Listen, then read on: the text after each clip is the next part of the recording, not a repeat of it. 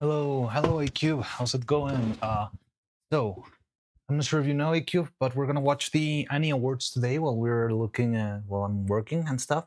But I didn't realize it already started, so I'm gonna go straight into that, like straight up. I have it right here. Let me press play. So you're gonna have listen it. But there you go. And I'm trying to see how to set it up. And I'm already gonna get blasted with that song. But dressed in such a hurry, tear off your sleeves. Yeah, well, what can I say? I was in a hurry. I made this as a very quick scuff thing. But yeah, it's also to show off my muscles, my guns. Not really, but hey, hello. So stuff is going crazy. Let me try and set it up so you can actually see.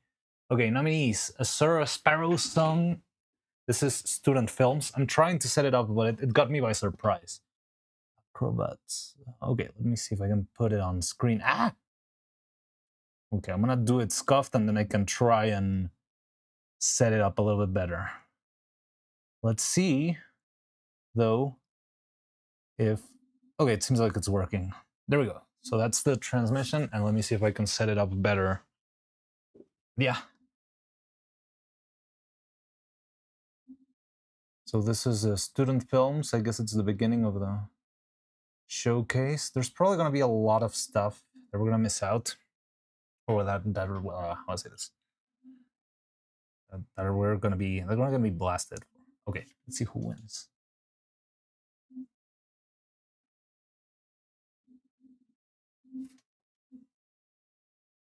What, buddy? That you were watching. Hey.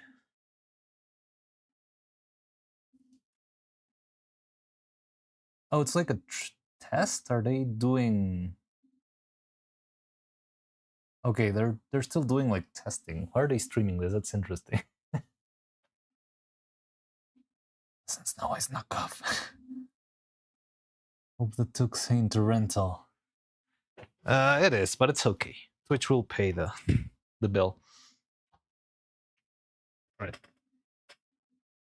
Good thing that I can actually stream. How's the sound? Oh, you can hear it. Package. Can you hear it there? 5, 4, 3. It's gonna be too loud. How's that?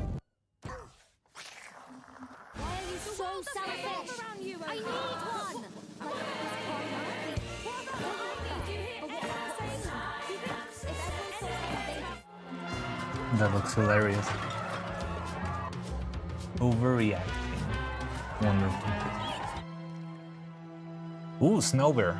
I mean, Snowbear, I feel like it has to win since it's like... It's legacy, it's Aaron Blaze. I haven't actually seen the full thing, but... Magical. Anyway, let me see if I can set it up. At all Disney look... Well, it's Aaron Blaze. It's one of like the legacy Disney animators. He was the... I think he was the lead animator or something for Brother Bear. Goes to... But again, this is like a test. Zappity Chow. Yeah, like they're testing things out, oddly enough. I don't know what they're doing right now. It's weird. I thought we were late, but we might be early. Okay, at least gives me some time to set stuff up. But hey, I got my champagne glass. Isn't that cool at least? I spent so little time making this. I thought I would have like a very easy day, but no, a lot of things happened, so I ended up having to redo a bunch of stuff. Okay, so this might break a little bit, but maybe it's okay since nothing's happening right now. Did it get stuck? Did I get banned? They know I'm restreaming this? Missing the top hat. Top hat would have been a good idea. Maybe I can still scuff that in. I was thinking of a monocle, but I felt like using a monocle on top of glasses would be weird, and using a monocle without my glasses would make me look like Slender Man. And this thing got stuck. Am I getting banned? Or are they having technical difficulties, maybe?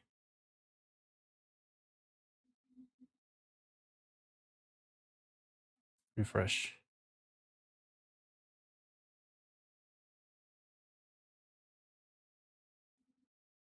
Do they know I'm re-sharing this somewhere? You're aware that the more ridiculous you look, the more people will remember it. But it's not about being ridiculous, like looking ridiculous. I'm okay with looking ridiculous. It's more like I'm not sure if it will translate properly, like having a monocle. Well, I mean, the monocle on the on top of the glasses could look a little bit ridiculous. Okay, I can try to set that up. But first, I need to make sure this thing is working. I'm not sure if the stream went down or if they somehow detected that I was restreaming this thing. Can somebody try and join in to the stream themselves? I'll try on my phone. Because I thought it would start at 7, and at the same time, I think 7 is even later. Were shades on top of safety glasses at work. But my boss to lose shit. That sounds really fun. Why isn't it working? I mean, the good thing is that it's public stream, and I apparently can watch it without. It seems like it's kind of down. Oh well.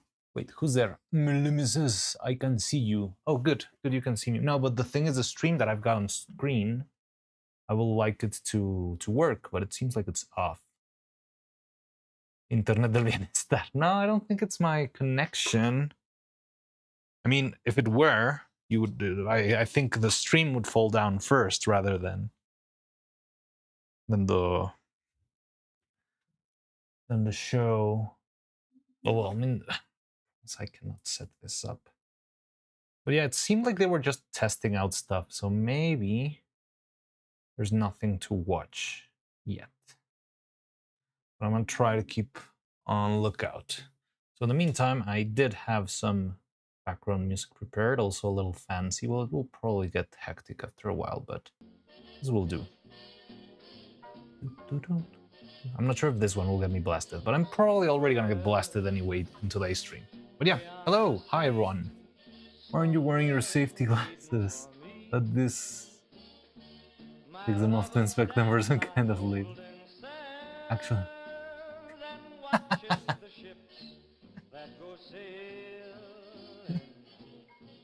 Hey, Zivagvagan, how you doing? So yeah, for those of you here who do not know, today, while working and stuff, I want to check out the Annie Awards because there's a movie that I worked on that's actually nominated for the best indie animation feature of the year, which is really cool. So I've got the stream right here. Hey, Mr. Mann. I've got the stream right here. I'm waiting for it to show up. I'm not sure if they're having technical difficulties or not. Most likely they are. But I don't know. What time is it in LA? Oh wow, it's very early. So maybe I did catch them off guard with wait, what am I doing?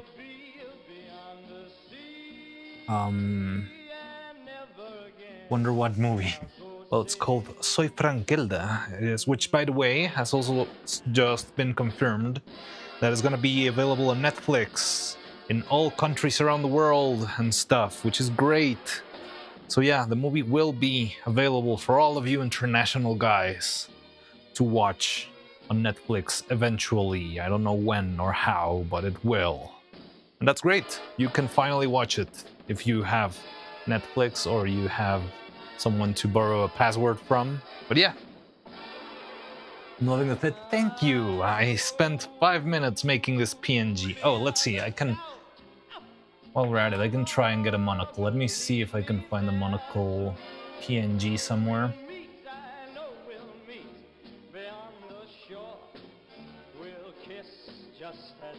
I'm not sure if this song will get me blasted, but I'm already ready to be blasted anyway today. Anyway, so yeah, how are you guys?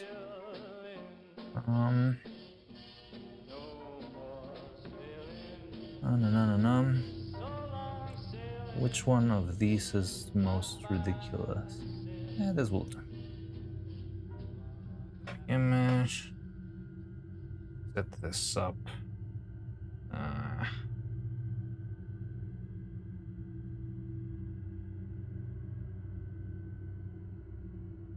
So yeah.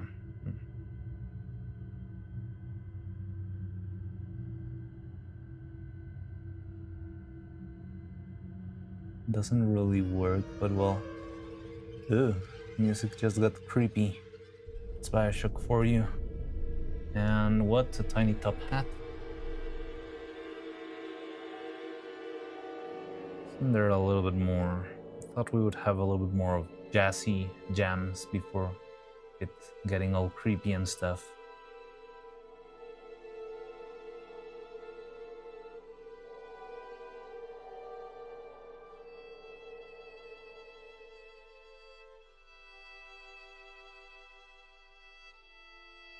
Trying to get the things.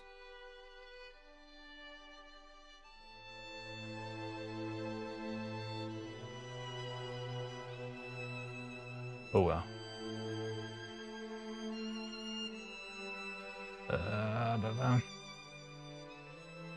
Scuff. The scuff is everywhere.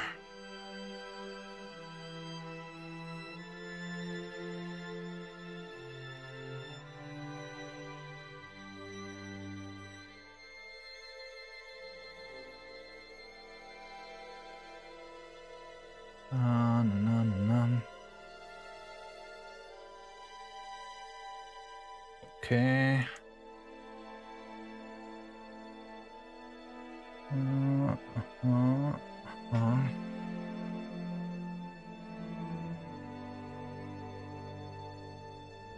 Sorry, I'm not even looking at chat right now. I don't know what's going on.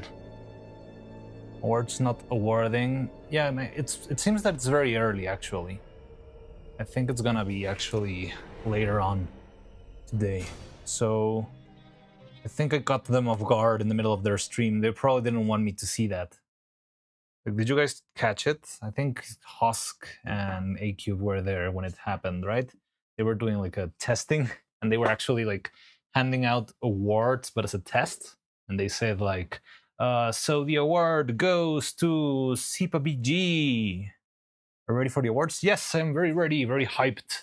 Seems like the awards are not ready for me, apparently. But I'm trying to get dressed in the meantime. I'm trying to make my sprite look even fancier with your suggestions.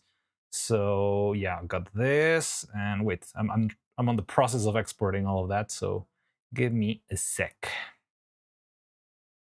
I need this one. And where's my champagne glass? It's here. And here. Oh, there we go. Awesome. Now all I need to do is move this guy around. So I'm putting on myself a monocle on top of my glasses, of course, and the top hat. And I'm struggling with that right now. Move! Stupid Photoshop. I want to switch you for Affinity as soon as I can.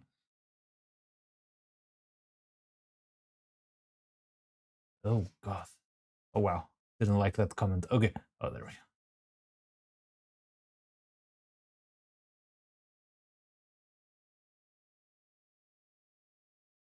There we go. Now all I need to do is export this. It might change the composition of my sprite, but we'll see about that. Okay.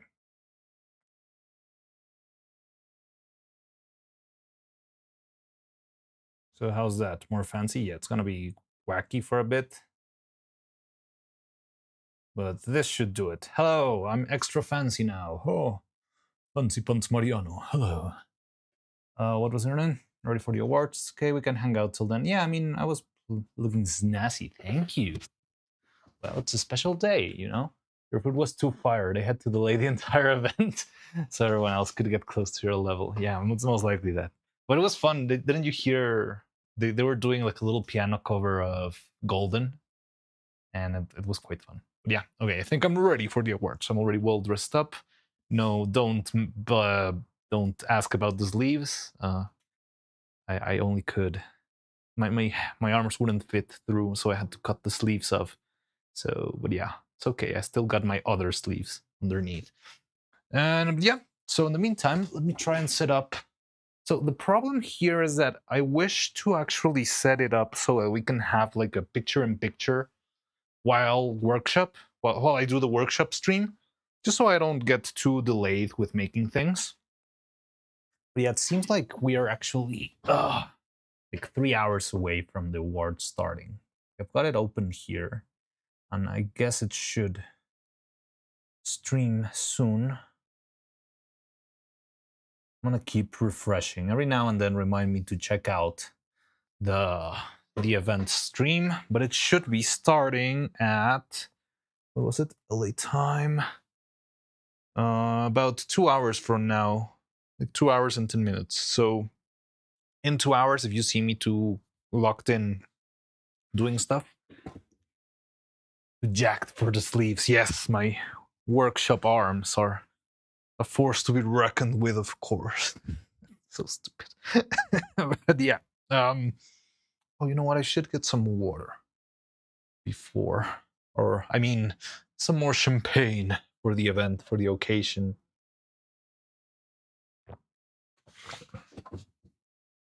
True height of fashion. Cottontail would be proud. Okay, so let me go get some more champagne. I'll be right back. And yeah, we can like put on the camera and keep working, because even in special events like this, I still keep working. But well, okay, I'm gonna go get something to drink, and I'll be right back, gentlemen. So, like, okay, so I'll be right back.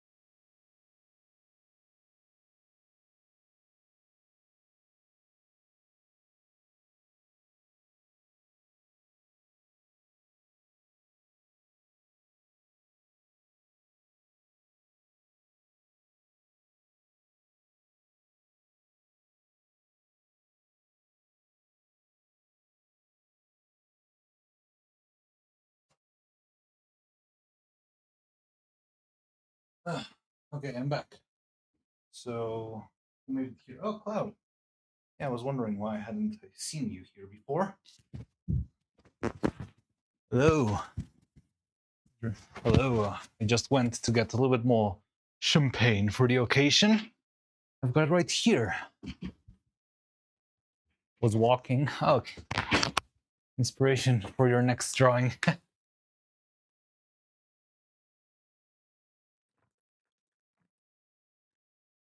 Oh, refreshing. Feel the hints of polyurethane and just a little bit of solvent. Magnificent, beautiful. Anyway, so yeah, I wanted to see if we could set up the workshop screen. Oh, what is going on here? Oh, I know what's going on. There we go. So yeah, got the stream open right here, but it should start in 2 hours. We did get a little glimpse of what it's gonna be like. I think someone screwed up and started streaming before they should have. We did manage to catch like a glimpse of the not the testing, the what's the name? The rehearsals, apparently.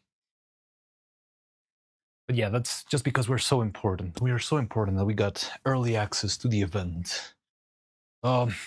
Anyway, back to I myself prefer some sodium bicarbonate with hint of ascorbic acid for taste. I've got some sodium bicarbonate right here. Ascorbic acid, isn't that like just lemon? Lemon. Or are you wearing both a monocle and glasses? Because if I don't wear glasses, you'll see my empty face and it will be disturbing. So, I'm wearing double glasses, even if it makes no sense, because I want to be fancy, but I don't want you to be creeped out by my lack of eyeballs. So yeah. Become a cycle. Let me see, can I try that out? Wow, my top hat is really blocking the view here. I mean, I could give it a shot, but I think it would be a little bit of a hassle. Let's see. Cyclops are so cool. Wouldn't even be a Cyclops. I mean, it would be like a no-clubs. Like in the end, I have no eyes, and I must see. I always make that very stupid joke. Where's the... Let me see if I have my glasses in a separate layer in my file. Because if they're not... Oh yeah, no. It's horrible. It is quite haunting. Okay, I want to export it so you can see it, but then we'll go back to regular, because this is not... This is very ungodly. Wait, I'm preparing the sprite. This is harder than how people make it seem when they use... VTuber Studio. Like I'm opening Photoshop and I have to re-export the image and it's like very slow. But we'll get it. We'll get there. But yeah, it's kind of slow.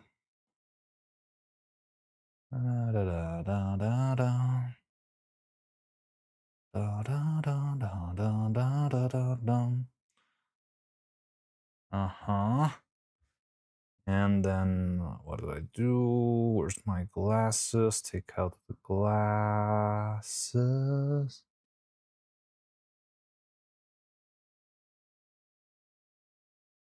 Ah, god damn it. Yeah, I have the glasses in the same layer. Okay, I can tweak this out. It's gonna take some extra work, and I don't like that.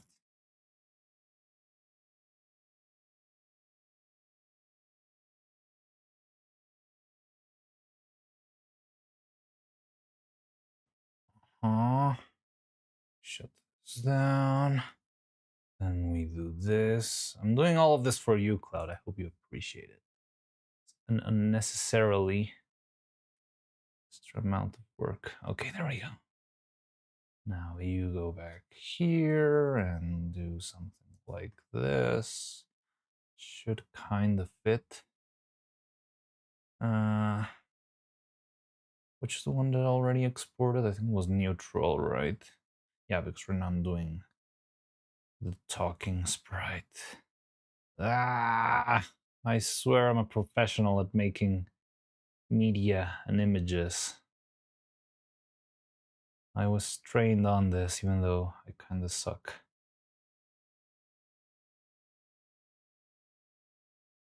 I'm nominated to an Annie Award, for freak's sake. Well, not me exactly, but I've I worked on a project that is nominated to an Annie Award, so it has to count to something. But I still don't know how to use Photoshop quickly enough. Anyway, here's your freaking Cyclops stuff. It's gonna be a little bit. Yeah, it's horrible. I don't like it. Ugh. Look, I look all dead inside. See, it's disturbing. But yeah, this is what you get. This is what you get for asking. Look, you can I'll give you a closer look. Is this what you wanted?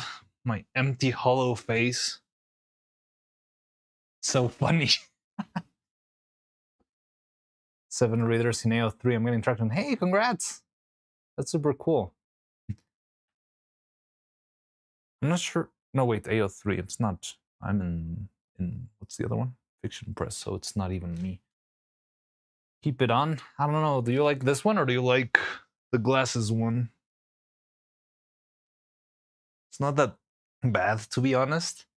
I mean, that's okay, but I feel like it's weird. I'm too used to having somewhat of a semblance of eyeballs, you know? But well, if you like this, I can keep this. Maybe I can adjust the monocle a little bit.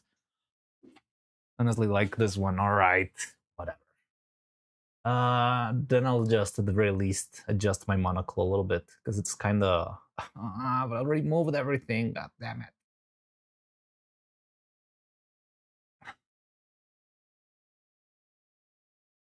Already got 4 variants of this thing. Okay. And now I'm going to put this and this and this and this. And there's a floating head that I gotta get rid of, which is this one. And then, oh, where did the glasses go? Huh? I'm not loving this playlist. I expected more of a jazzy, chill vibes, but it feels like a murder mystery.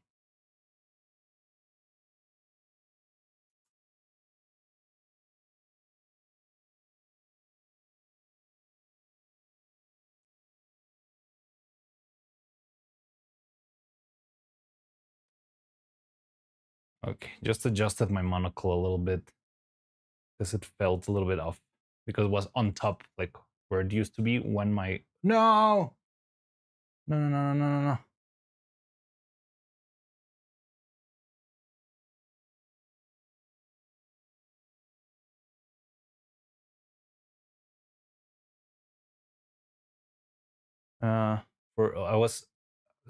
think I pressed the wrong hotkey and I was about to close OBS for some reason.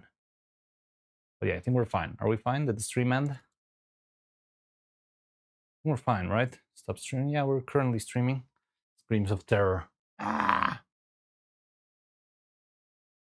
Okay, I think it's done. Oh, I died. Yeah, I got stuck. Well, at least I can set it up then while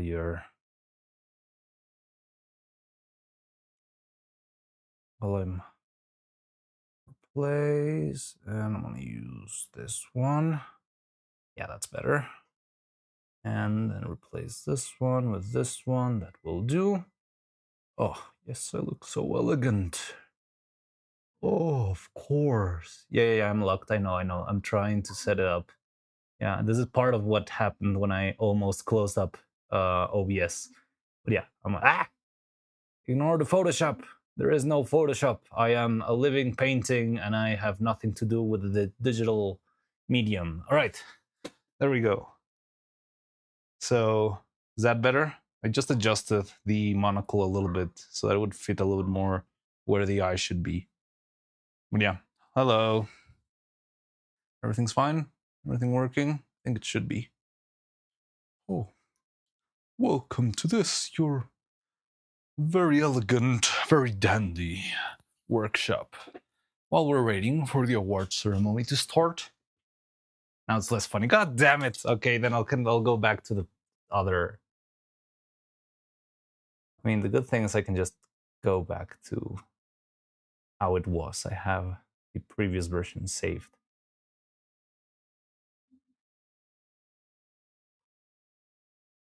All right, there you have the crooked monocle, whatever. What's with the pirate music? Yeah. Right. You happy now? Fine.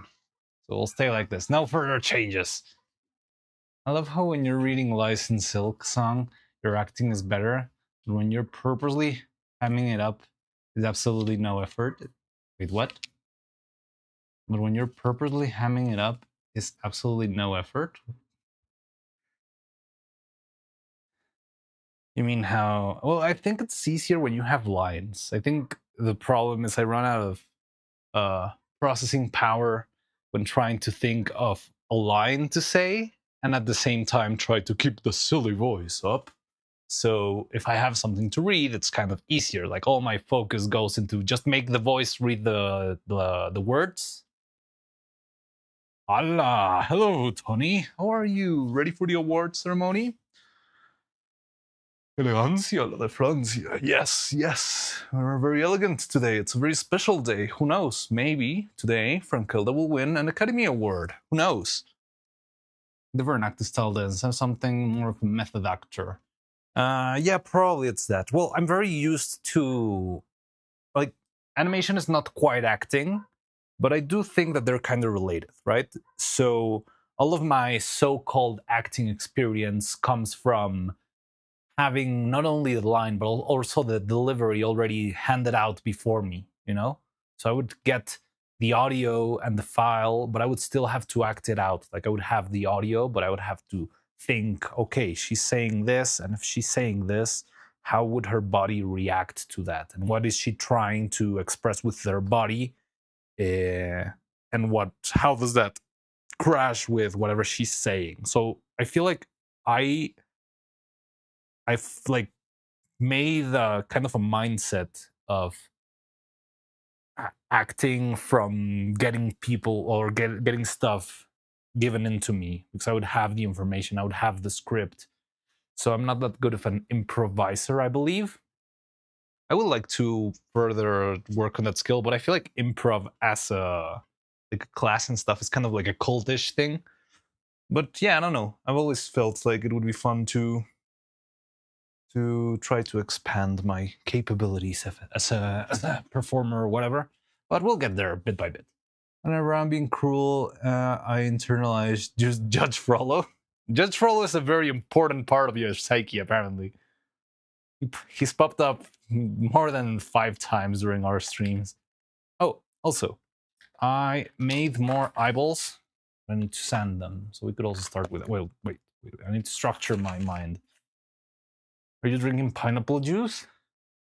No, it's perfectly elegant champagne, all direct from the mountains in Reims, France. Yes, very elegant. It's okay, right? I can have a Sprite with a cup of champagne, and Twitch is not gonna ban me, right? Can I lick them? The eyeballs? I mean, you can, but it's not very healthy. You're probably gonna get bad stuff in your system. I think it has a word limit. My chapters are too long. No. So fancy pineapple juice, fancy grape juice, maybe. It could be pineapple juice. I could say it's tepache, which is like a very low budget alcoholic, very light alcoholic drink that you'll get like in the market here. So yeah, let's say that. It's not champagne, it's the most elegant tepache that you can find.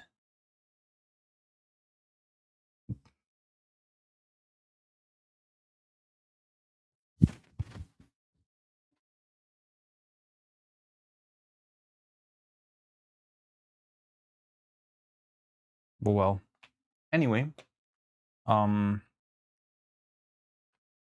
mouth tepache. Tepache is made of pineapple, right?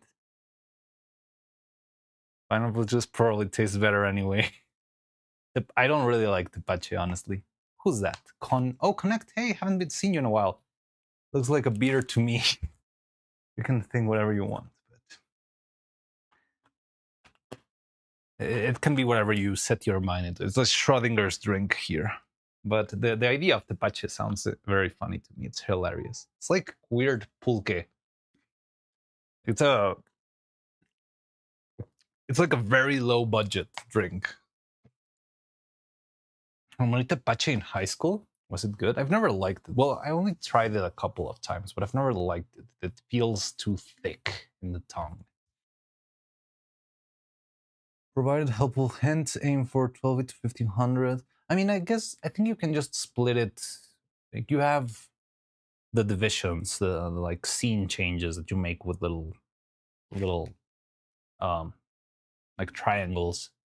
So maybe you can find one around the middle and just split it into part 1, part 2. You can do an Attack on Titan kind of thing and make it part 1, part 5, part 6, part 3. And that way you can pagers, I call them. Well, yeah, I mean, there's no pages in fiction press, which I kind of hate. I don't know why it annoys me so much that there's no pages and it's just like a big honk of text. But yeah, you can always pull off an Attack on Titan husk. Anyway, so what were we up to? I actually wanted to tell Faye, but I'm not sure if she's gonna end stream early today. Now, this is the music I wanted. Something like more old-timey vibe.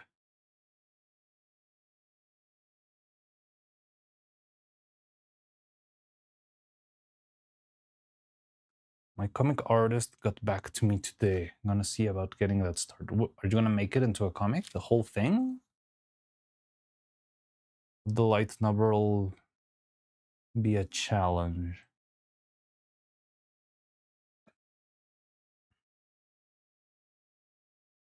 Interesting. But are you gonna make it from the Consequences of a Hero? And they were interested and they passed my tests well. All right, that sounds good. Sounds promising. But yeah, like, well, it's a long story. Are you gonna condense it in order to make it a comic book, or are you gonna like do a full One Piece here? Make 10,000 episodes. Sup, Saturday? Looking fancy. How are you today? I'm doing great. I'm doing great. Yes, I am very fancy today because today there's going to be an award ceremony. There is a non-zero chance that a movie I worked on actually gets an award, which sounds very promising, very exciting. But I don't know. The awards is going to take place in a while. 7 p.m. I'm guessing it's LA time because everything Hollywood related is always LA. So that's my baseline. But it doesn't seem like they are streaming anything yet. So it's gonna start in like 2 hours. And yeah, I want to watch it with you guys. Who knows? Maybe we get an award. And that would be very crazy.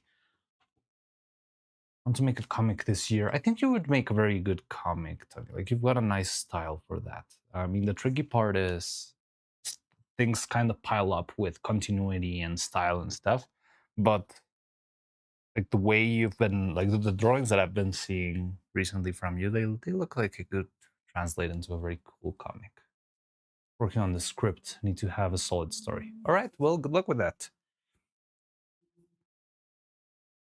But I'm gonna look forward to that. Now, it changes a decent rate for 16 pages, so I'll be at pace she deems appropriate for my guidance. Is it the same artist that was making like the concept arts for Madeline and all of that? Okay, so what do we do now? The eyes. I think I'm gonna start by just making another set of eyes. of closed eyes. Well, I mean, I can do it. It's just, look at this horrible thing. This is what I hate about. Polyester. Good luck. I hope you win. I have family lunch soon. I'll be back afterwards. All right. Yeah. Good luck with your family. Lunch will be here. It's probably gonna run out fairly late. But I'm willing to stay for a while if I can watch the award ceremony. Yeah, like look at this. Look at how well this face fits. And then look at this freaking rhinoceros. Polyester! Yeah, this drives me crazy, man. Someday I'll have like proper materials. Laura Pico reference. I don't know that reference. Like I know Laura Pico, but I don't know what you mean with it. Look at this freaking rhinoceros. What the hell is this? Polyester.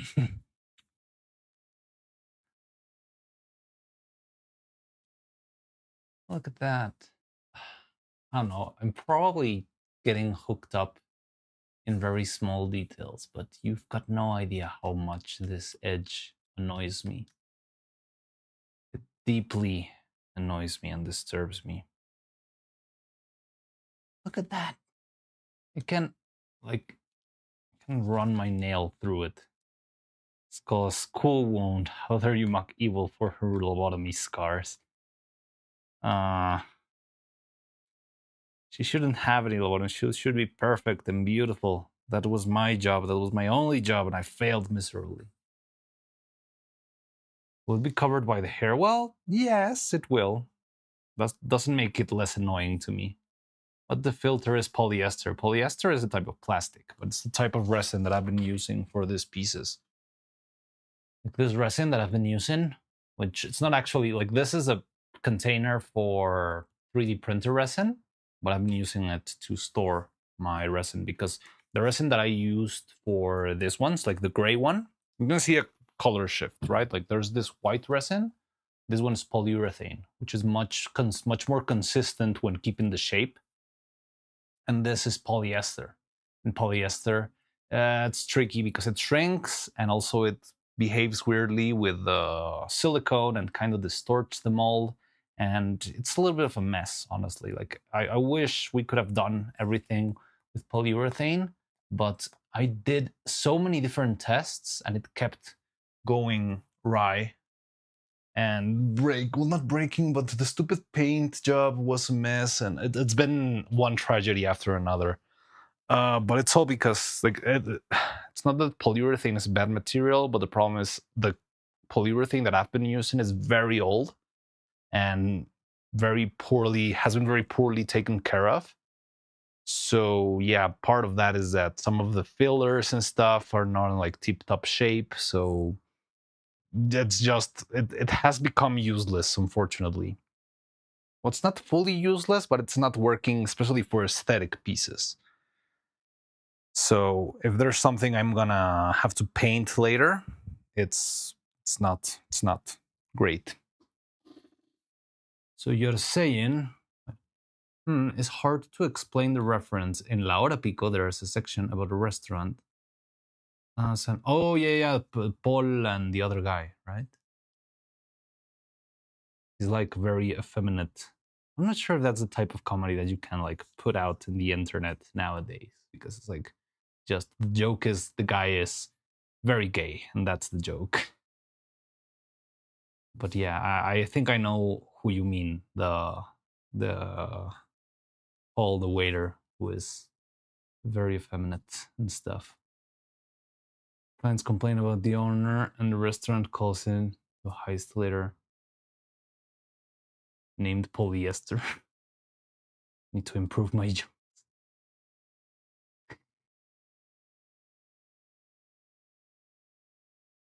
You're suffering the consequences of your action? Yes, I am suffering the consequences of my actions. Why so elegant? Well, Jose, you see, today is a very special day. Today, it's going to be an award ceremony. That award ceremony is going to be none other than the Annie Awards, the most prestigious animation awards of the year. It's like the Academy Awards, but for animation. And guess what? The movie I worked on, Soy Frankelda, is nominated for Best Independent Movie of the Year. So it feels a little bit like a fat chance, but there's a non-zero chance that the movie wins like a worldwide recognized award. And that's very, very, very much a big deal. So I'm looking forward to that. But yeah, I don't know. But I have the stream open here, waiting for it to start. It's gonna start in like 2 hours from now.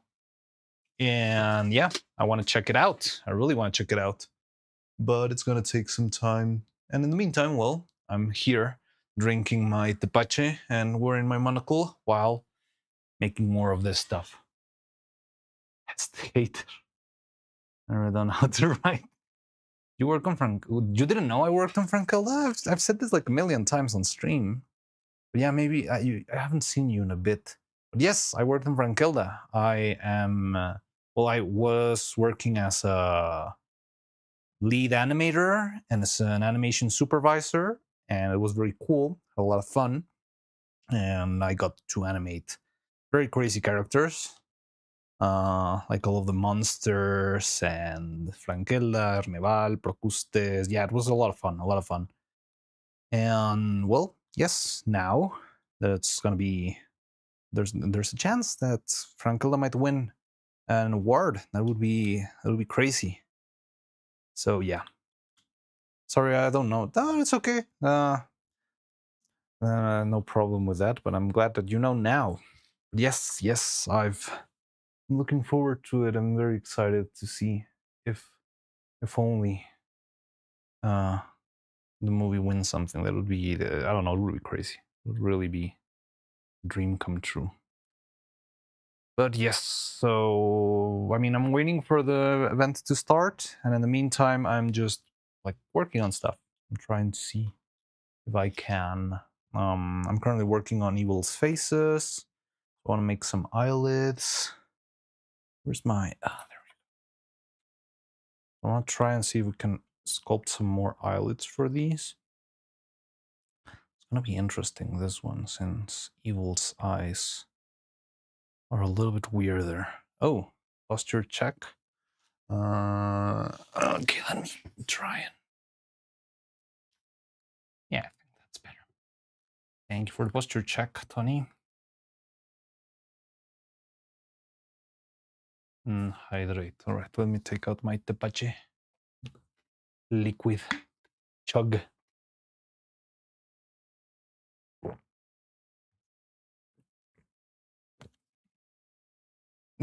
Turn this out. You're gonna keep asking from Frankelda. Yes, I did work in Frankelda. I worked in the original TV show, which you can find on HBO Max, and I also worked on the movie. And yeah, like that's been pretty much all of my animation career. I was just checking, and I think 2026 is the year I'm going to like how to say this? English, not Englishing. I'm gonna turn 2026 marks 10 years since I started animating, or since I started working in stop motion in general. Why, Frank? Shut up, Tony. You know what's Frankel. I've seen your Instagram.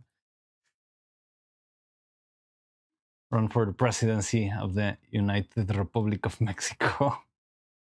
That's not the official name of the country. Her moving is crazy. You did that? Her moving of what? Yeah? Of Franco? Yes, I did that. 10 years, my Oshi is old. Hey! Yes, your Oshi is old.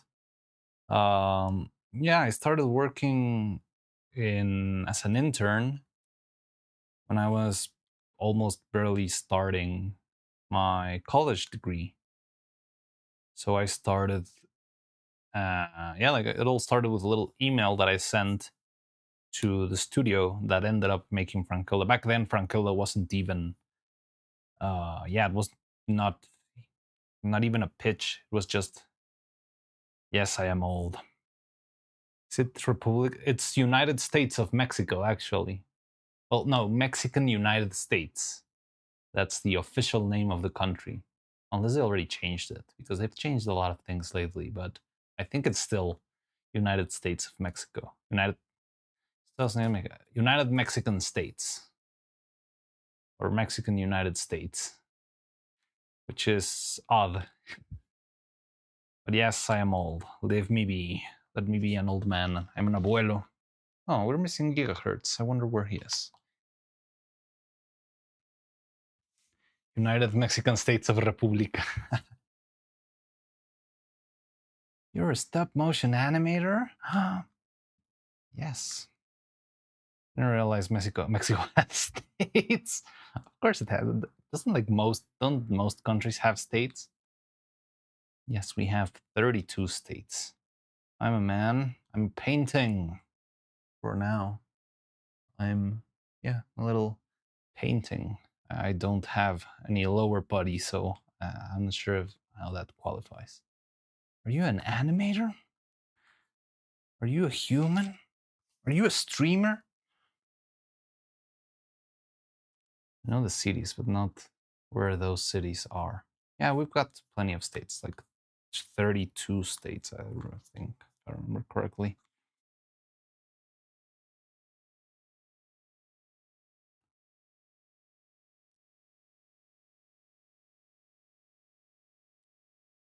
Yeah, I expected more chill music from... I don't know why I expected more chill music from the... I thought he was a mannequin. Marihead Evil. Why does... I've never managed to make that show in stupid. Like in my multi-chat screen. But multi-chat is such like a hidden science. I've tried to figure it out over and over and I just keep failing miserably. Some countries have provinces. Yeah, I mean, that must be like a technicality. It's just like prime minister and emperor, well, not prime minister and president and that sort of stuff. I really wouldn't know what the difference is, but there probably is like some difference in paper. But does it really matter? Like, oh, it's not a parliament, it's a senate, and that's very different.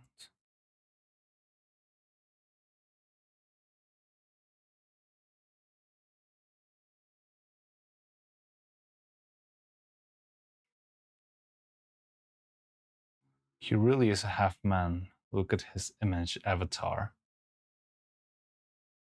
Oh yeah, I still got my...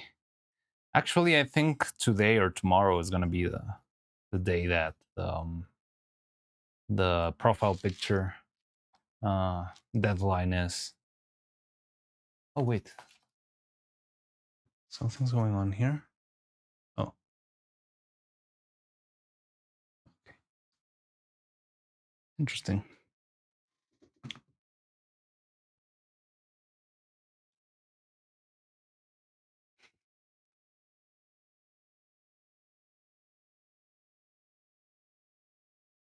He really has a half man. Look at his image avatar.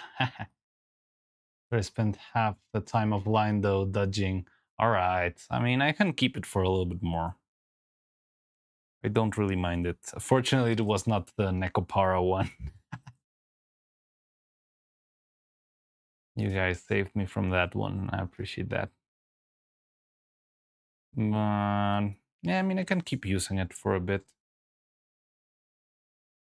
Maybe until we're close to release like a new video.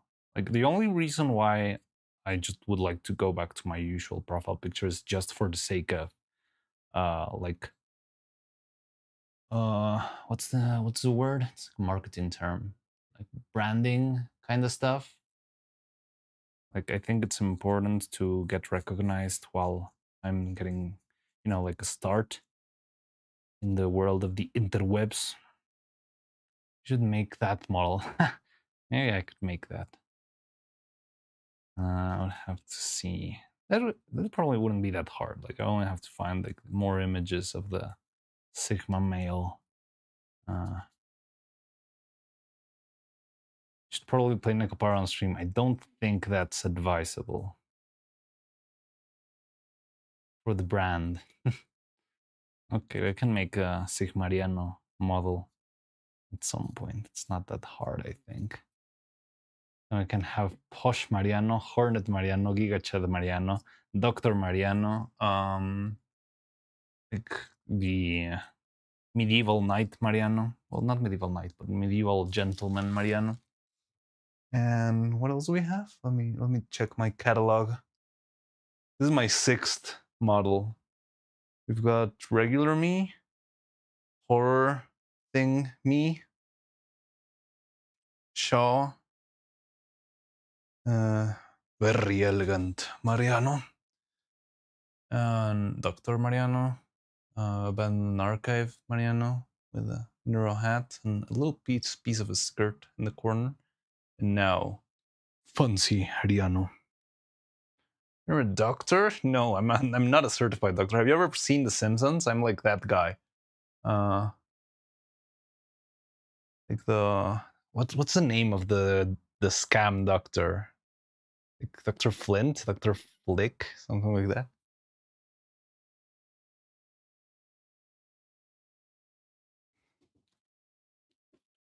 Anciano. Should put the elegant one in this. Nick Riviera, yes, Nick Riviera. That is that one. Anciano. Anciano. Adriano.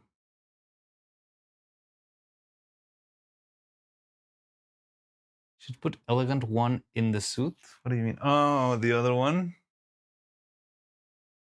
It would probably work. The only thing is I don't have. I don't know. I feel like the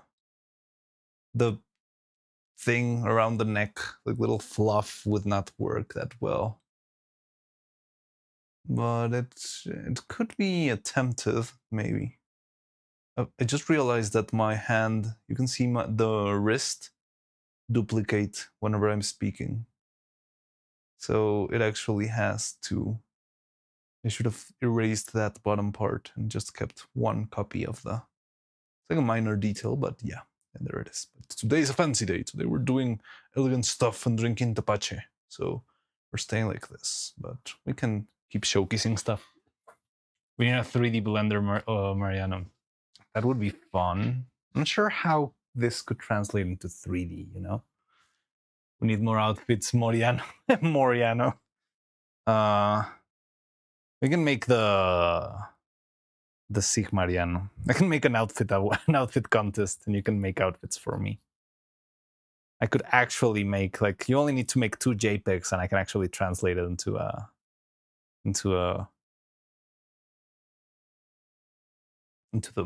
full outfit. So you could actually, that would be fun. Maybe we should do that. Maybe we can try and make an outfit contest. All right, I'll think on how to structure that. Just, I wonder how could I. Well, the thing is, I'm not sure if it should be like even a contest where I can just turn each and every one set of images into an outfit and just like randomly switch between them. Fanciano? Dronchiano? How would you make Dronchiano?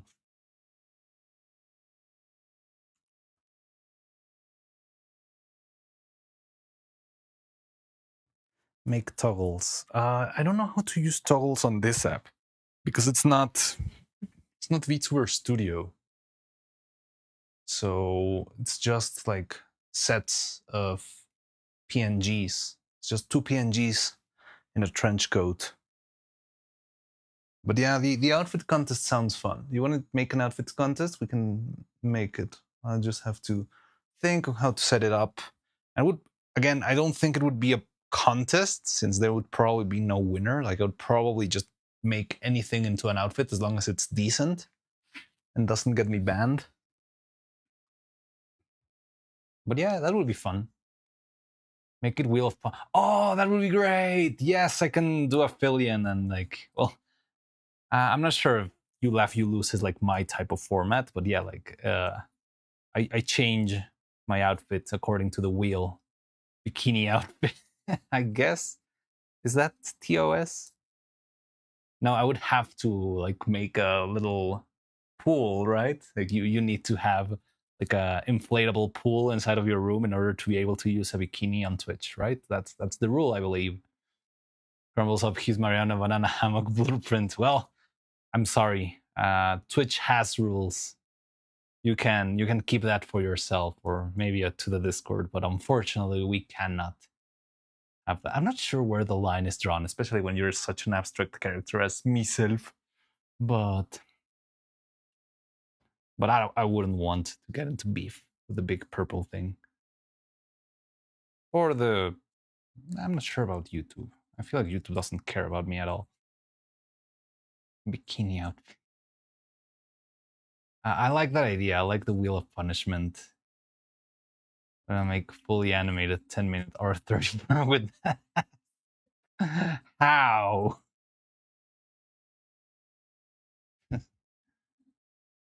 Oh yeah, there's some. I'm gonna be making that with Sora AI or something. Like those sin sack men. I don't know what that is. Just draw him as a muscular, shirtless, ancient Persian GigaChat, guys. I mean, that one probably doesn't bother Twitch, right? For some reason, I guess a guy can stream without a shirt on. But if you stream in a banana hammock, even though technically you're more covered, you'll probably get into more trouble. Mariacho? Macchiano? That sounds like more like a cappuccino. Macchiano. Caramel macchiano. Cappuccina assassina. I don't know. I'm not quite sure, but it does feel like that's the way it would be ruled somehow. So you can cosplay pirate software? Oh, not that kind of machoriano. That sounds fun. I want to do that. I'm even gonna tell Faye so she maybe can come up with something.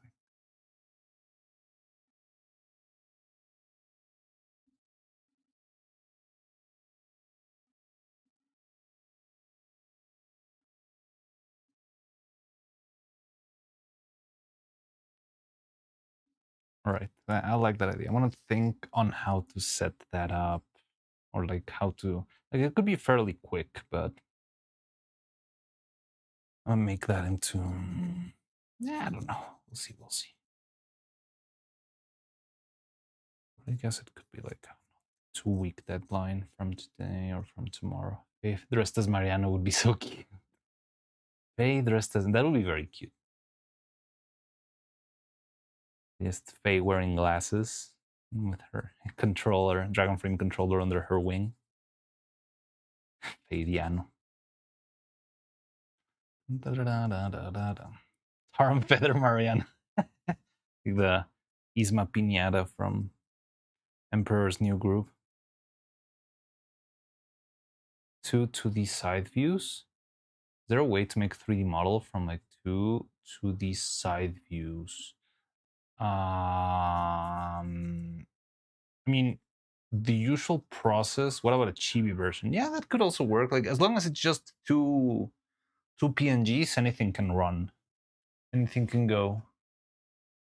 Like just think that it's gonna work with my same app, so it's just like talking image and not talking image. Chibiano. But yeah, generally in modeling, you can put like the 2 images, you know, like one like this and one like this, and you can switch views in order to model it. That's how I learned to model in Blender. But if you mean like automatically do that, I think you can try it with some AI tools, but as all AI tools, they usually screw up here and there, you know? Switch views. Yes, I wouldn't know how to advise you on that with the thing you're using, but on Maya, you might have seen how I can like switch the camera from being in the front to being in the side, and it's perfectly orthogonal. Did I hear Blender? It's not quite Blender. It's did I say Blender? No, I said Maya, right? But Cloud is working on what was it? It's not Fusion. I forgot the name you said.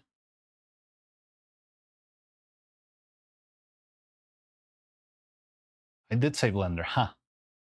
No, I really don't know Blender. I used Blender once. I actually just used it to open a file and export it as an OBJ to send it into Maya. I do need to spend some time on Blender. But again, it's one of those things that I feel like if I spend too much time just learning new software or learning to sew or learning to, I'm going to be the guy learning channel and not the guy making stuff channel. Might switch to something more art oriented. I mean, Blender could be useful. The good thing is that Blender is free. I know all the ins and outs of Maya, but Maya is pretty pricey. Phase Lever now playing Public Playtime. I know she's playing. Actually, she switched. Like she was playing Public Playtime in English, but I think her audience started asking, "Oh, I love this song." Dun dun dun dun dun dun dun dun. Ah, this song is such a banger. Has anyone here played BioShock? This song is literally the masterpiece of a mad composer, and it's so beautiful. And is the audio not working? Have you not heard 20 of them? Oh god damn it! There's been no music for all the stream. God damn it! Never has. How come there was sound for the stream and there wasn't sound for the? You can hear it now, right? I've been talking about music for a bit.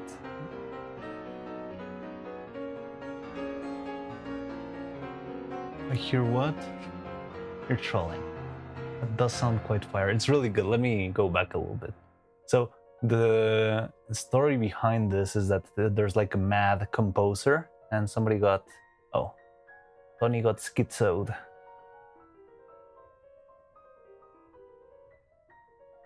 So it's a mad composer that wants to have like his masterpiece be played properly. So he grabs like a professional pianist and straps him to a piano and straps like a bunch of dynamite to the piano. So he has to play the song the right way, or else he's gonna blow up the piano.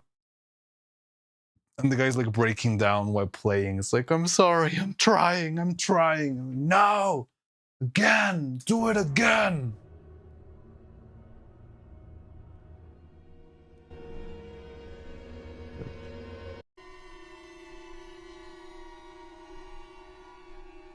When does it start? Did I go back too far? There we go. No, it's not yet, but it's gonna start soon. Piano time. I can hear you over the obnoxious piano player. Now let me lower that then. How's that? So a Looney Tunes episode with the same event.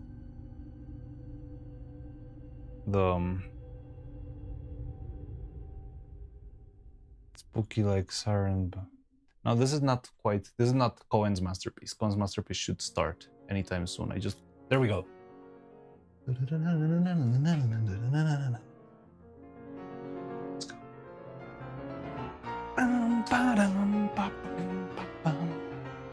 I can take top today. Box versus the opera. Dude lives in. That one is really good.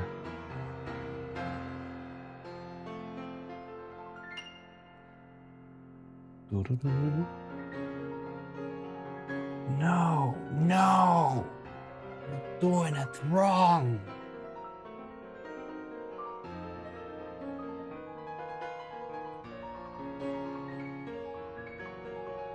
That real low note always gets me. I haven't seen that short in a while. I have to go for now. Hope to be back in time for the award. See you guys later. All right, take care, Roman. I'll see you later, hopefully.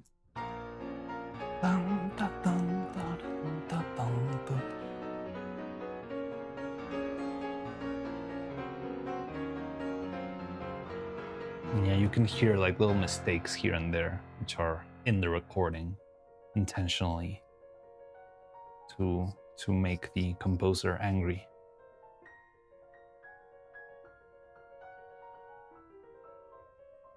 Or you always watch at dinner time? Like your go-to comfort animation thing? Why is this thing falling into pieces?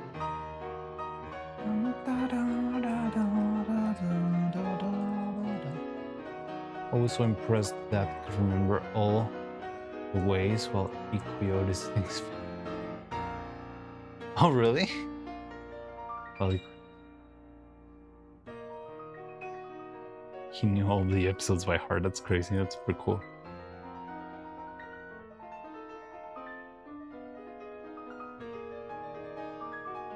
He also knew of the scenes that got censored between his time and ours. Oh, really? I didn't know there was a lot of things censored in Looney Tunes. Yeah, like I really don't feel like I haven't heard of the censorship in the Looney Tunes. I know in some of like Goofy's cartoons and yeah, I don't really know. What I do know is that there's like an animation, well, not really an animation mistake. There's like a sound design oversight in like the opera episode. I don't remember what the name of the opera is.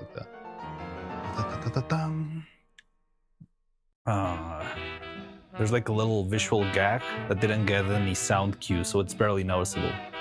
And Chuck Jones, whenever he saw that episode, he would like clench his fists because he was annoyed that they screwed up that. Yeah, they recall when Bugs shammed Elmer for hunting rabbit with an elephant gun and tells him to go find out. No, I don't remember that at all.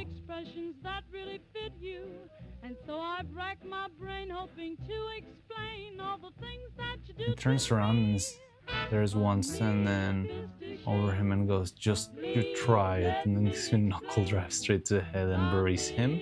That sounds very funny. But what would the problem with that be? I think there was an episode of Bugs Bunny doing like some variation of blackface, right? I think that one that could have probably been censored at some point. I have this vague idea that sometimes I saw, or like one of the, or maybe it was like Bugs Bunny was gonna be eaten by cannibals or something. I have no idea why that summoned me. Not even good at piano. It was Looney Tunes that did it. Hello, Dagger. How's it going? Welcome to our fancy stream today.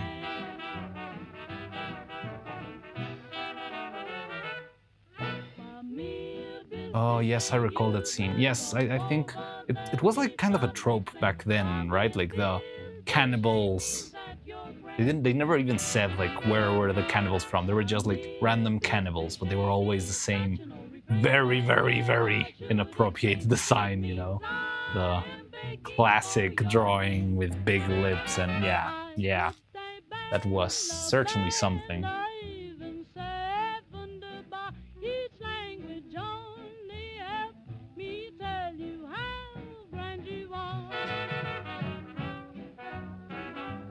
So I could see how that got censored. But no, wait. Please elaborate. How... Wait, really? It was comics that promoted hunting elephants. That's...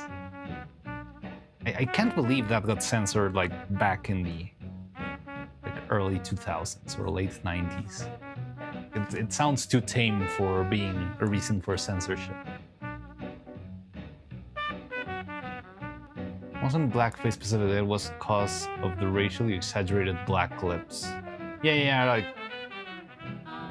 well, again, was like kind of a stereotype that you'd find in a lot of cartoons and comic books back then, right? Like the savage cannibals always had the same consistent design, that it's very not okay in this day and age.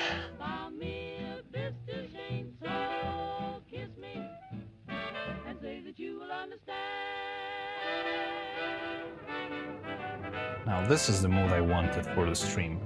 Well, so that means you didn't get to hear all the like disturbing, creepy music. Oh, there we go. Disturbing, creepy music, a la carte. Like the mood of the stream in my end that I've been actually listening to the music has been very weirdly like jazzy, poppy, like happy-go-lucky. Gatsby kind of vibes, and then this creepy, horrible, whatever it is. I mean, I get the mood, it's the Bioshock mood, but it doesn't fit the stream. Turning the trees on his way. Remember the giant, muscly Native American? No, I don't remember that one. Native Americans were also like a very touchy subject with how they were portrayed in those ye olde cartoons. Why do this? Need some. I don't find the Google game.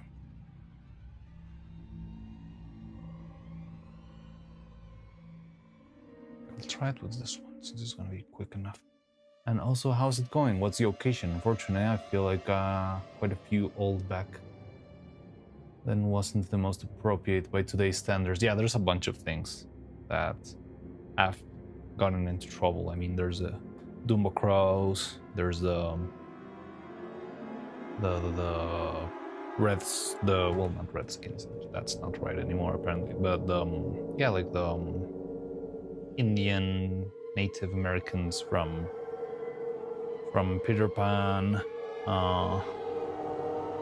There's a short of Goofy like being a teacher, and for some reason one of the kids brings a gun to school, which was outrageous and funny apparently a long time ago, but now it's not a joke anymore.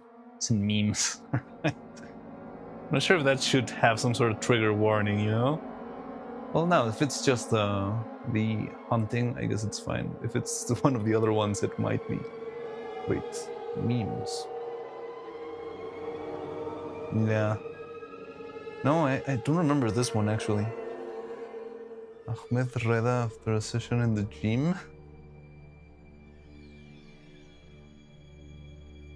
Yeah, it does give out the vibe of those old time. Yeah, I can see it.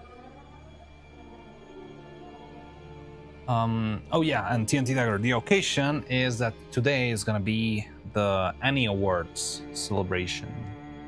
And the Annie Awards is like the Academy Awards for animation. And guess what? I have, well, I mean, the movie I worked on, Soy Frankelda, got nominated. So there is a non-zero chance that the movie wins an award tonight, and that would be absolutely wild and crazy. Joliver, stop reacting. I know you're just pretending. But yeah, I'm just filling in TNT Dagger. Well, I don't know if he is into the inside joke with you guys or not, but I think he isn't, because I haven't seen. Well, I mean, TNT Dagger pops in and out every now and then, but it's not like I think I haven't seen you in the like last 3 or 4 streams. But yeah, so the movie I worked on could very well today win. What did I just do? Did I screw up? No, I didn't. Okay. Could very well win Best Independent Movie of the Year, which would be absolutely huge if it does. And yeah, like I'm looking forward to that. So I've got the stream open right here in a little window. It hasn't started yet. I think it will start in about an hour from now. I'm still like popping in and out. Maybe I should do a little pop in to see if it shows. Any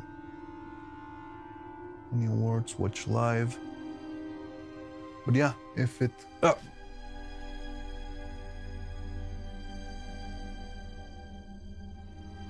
It doesn't seem to be showing anything yet. But I'll show you. I want to put it on screen while I'm still working on stuff. I'm probably gonna be kind of distracted and like split, because I actually wanna enjoy the show a little bit. I've got my tabacha here. But yeah, I think it still would be fun to check out.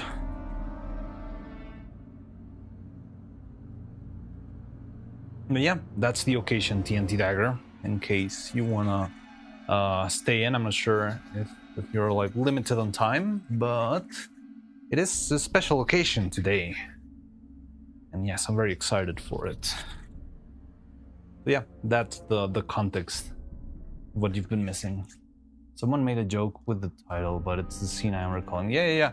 I get it, but I'm not sure if I can show it. Well, I mean, I guess I can show it on stream, but I don't know. I don't want to get into trouble just for...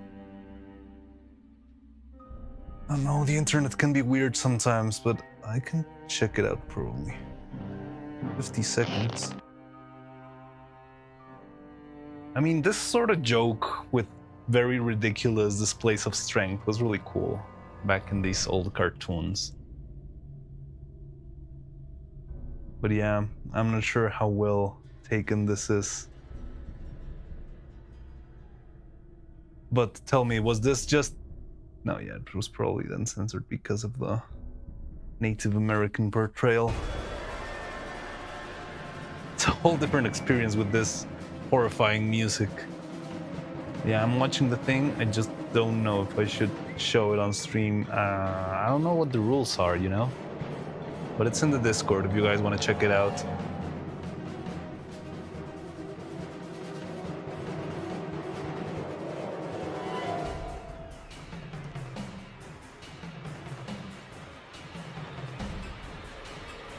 Oh.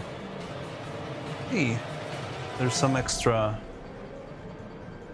What the hell is the Anywhere's 2 hours from now still?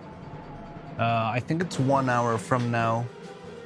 Like, we did manage to catch a little glimpse of it. I think somebody started streaming in the middle of the rehearsals and didn't realize. So we did get to see like I don't know, a couple of minutes of the rehearsal. But it seems like they're not online yet. So I think it's gonna start in like an hour from now, they'll think. And after that, it would probably take... Can't read the time today. Okay, should be all right then. Yeah. Well, it's 7... It says 7 p.m., but I think it's 7 p.m. of LA, since LA is the place where... I'm not sure if that's where the awards take place, but I'm just guessing it's Hollywood time. So, yeah. That's why I'm guessing the starting time is 1 hour from now. Right now, what's the LA time right now? It's not 4:40. Yeah, it's 5:54, so it's still 1 more hour until 7.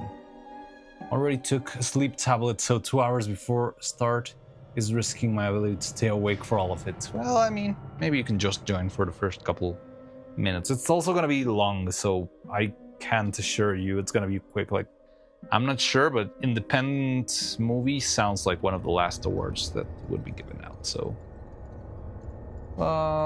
one will be fine. It's okay.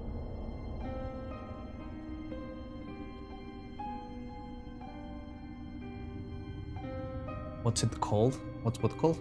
I think I like the song. Oh, sorry, I didn't catch which song it was. How long ago was that? I'm sorry, and I'm not even sure because the thing doesn't have timestamps, but I can send you the... Okay, I'm gonna go back and let's see if we catch the song that you liked. And tell me again and I'll put it. Popeye and Tom and Jerry were my favorite of mine, and Pink Panther. I don't know, which was my old-timey favorite cartoon? I think I liked Wile E. Coyote a lot. The Roadrunner and Wile E. Coyote.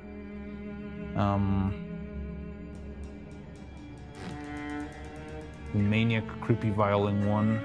Okay, I went back a couple of minutes, so if you hear it again, let me know. I'm sorry I missed it before. Need to try resetting my sleep. Either haven't been able to fall asleep or stay asleep the last few days properly. I've also been having like sleep issues. Well, not sleep issues, like I've been sleeping well. But here's the thing. I had become very proud of the fact that I was able to sleep decent amounts of time without too much effort, so to speak. So whenever I just like put the I was used to just not putting an alarm clock and falling asleep and still waking up like after 8 hours very naturally, right? So I got into the habit that if I don't have anything to do the next day or something like that, I'll just not put an alarm clock, because I feel like I'm gonna rest whatever my body needs to rest. But actually, lately, for the last, I don't know, since December or something, whenever I don't put an alarm clock, I feel like I oversleep too much. Like, not like 15 hours or anything crazy like that, but I do sleep 9 hours, which is more than what's healthy as far as I know. And yeah, that's starting, well, it's not really concerning, but it's like, I don't know, I expected more. I was very used to being able to naturally sleep the right amount of time. Maybe now I'm gonna have to start actually setting up alarm clocks even during the weekends. Maybe it's cold? It's not cold. It's actually warm.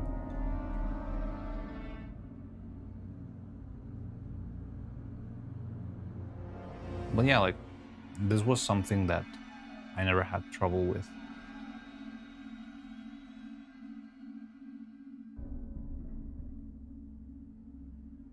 Wait, what?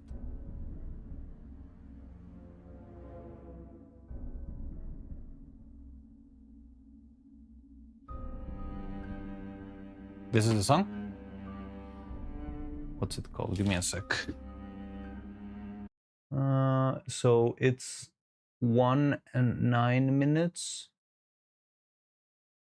Oh, unfortunately, it doesn't really have timestamps. But I can send you the video, and you can go to the, or maybe I can share it with the actual timestamp. I'll send it in stream music suggestions.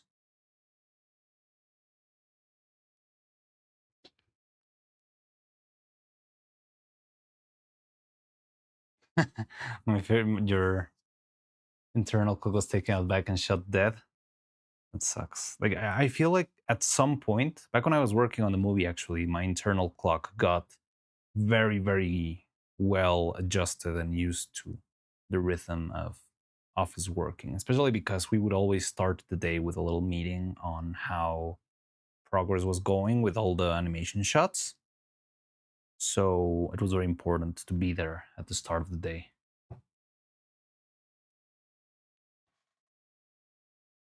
And yeah, I was very well attuned to that, and I liked that a lot. Like, I was just, even on the weekend, I could just like fall asleep whenever I wanted, and I would naturally wake up well rested and like at the right time, right? Like, I could sleep, like go to sleep late, but I would know that I would always sleep 8 hours without a problem, right?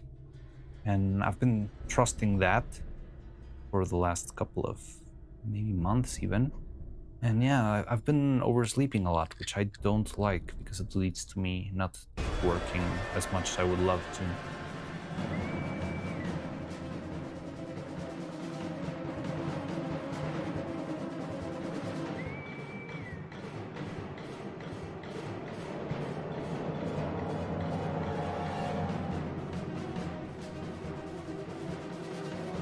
Oh, this part is good. Oh, that sounds like a Persecution song. Walkage. Is this playlist too much? I just wanted the jazzy vibes of BioShock, but in the end I ended up getting freaking everything. So BioShock just has good music, huh? Yes, it does. I do think it has very good music. I don't know about the other games. Well, the thing is, actually, I had never sat down and listened to the soundtrack only. Like, I did play, I think I only played one, an Infinite, but I don't really remember paying too much attention to the music. But it's been good. Although, yeah, the mood is kind of hard to figure. Like, sometimes you'll have very nice chill pieces, and sometimes you'll have this freaking schizo paranoid music, and yeah, it, like, comes and goes. Kind of crazy. But yeah, I'm liking it a lot. I still don't know if I'm gonna get blasted for it though. Just my style.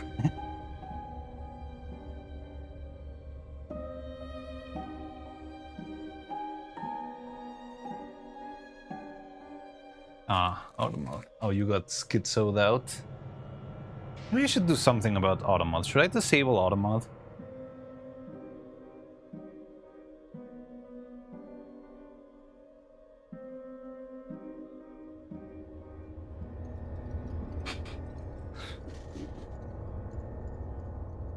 It's so hard.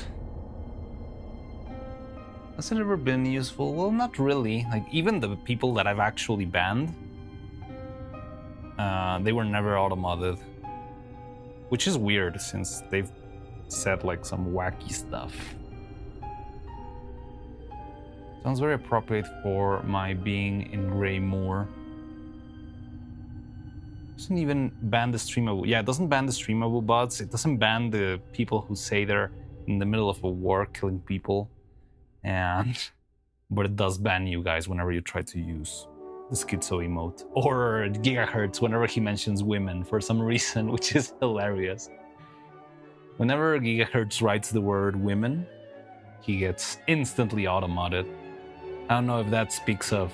I don't know, maybe Twitch already has an eye on him from other from other interactions. And it's very funny. This sounds like I'm gonna... Someone already just heard in the list, it seems.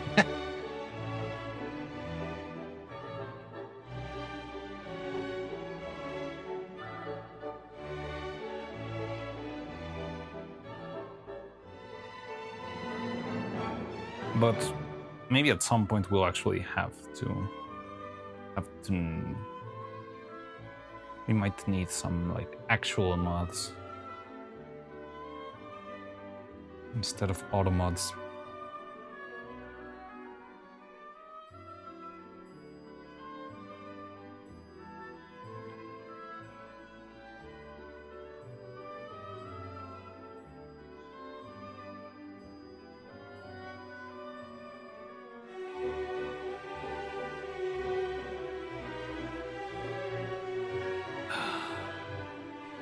The gap between the eyeballs is what really makes this feel like it's gonna be useless. But what can I do? This stupid face is so... polyester! Wait a second. Oh no, it's okay. Just the way. Had a colored past. 90s dating advice apparently made me... Like, what? I once found, like, in my attic, like, an old book on... It was like something about, like, a handy manual for the, like, traditional wife, something like that. It was very weird. Like, looking at the blast from the past, like, a good wife should never say anything bad to her husband. And that sort of stuff. I don't know, older literature can get wild.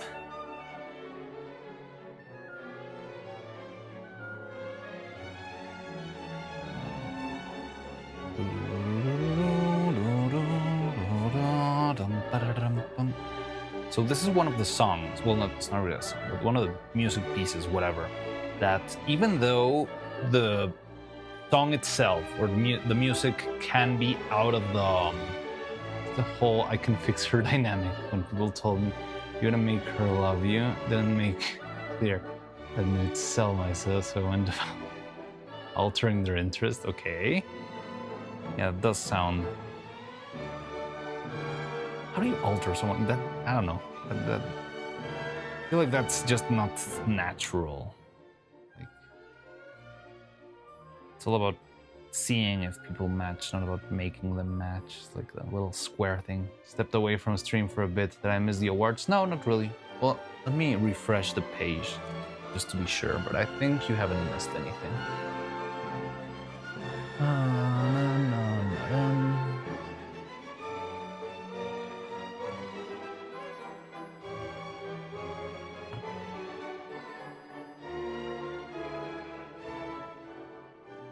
Yeah, it seems like the stream hasn't started yet.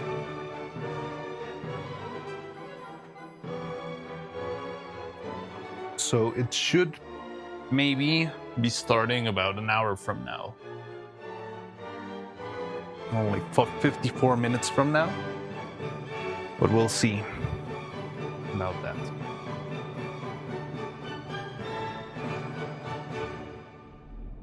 Neuro has a solution for Crowley sinus infection. Hold on. Oh well, I'm liking this face. Does need some sanding, and I know this gap is gonna be an issue, but I can sand it down. I sand it down, I can sand it down later.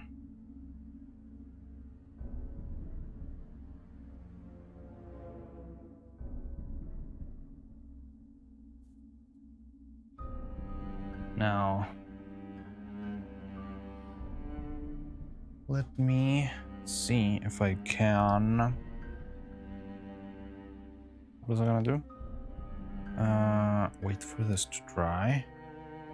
Check the awards. It's okay. No, wait, I had something else. Oh yeah, I want to see if I can disable auto moth.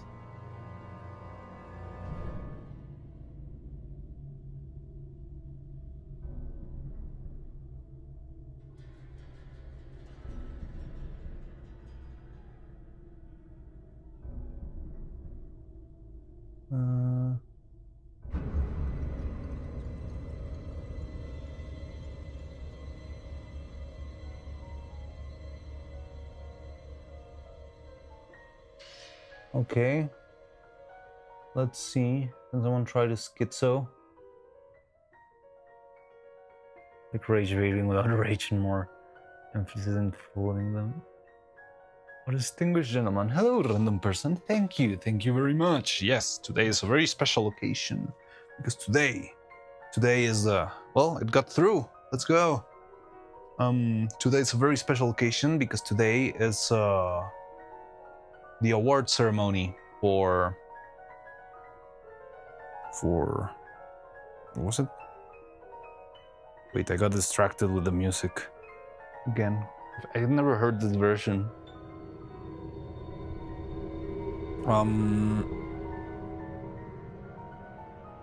But yeah, what was I talking about?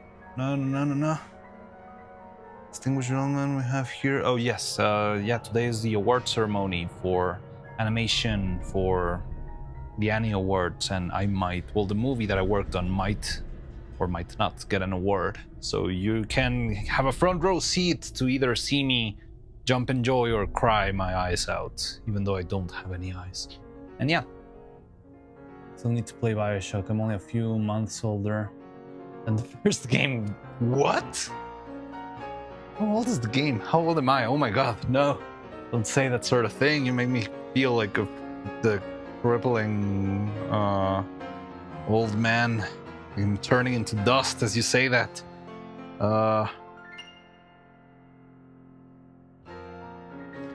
Wow. Damn.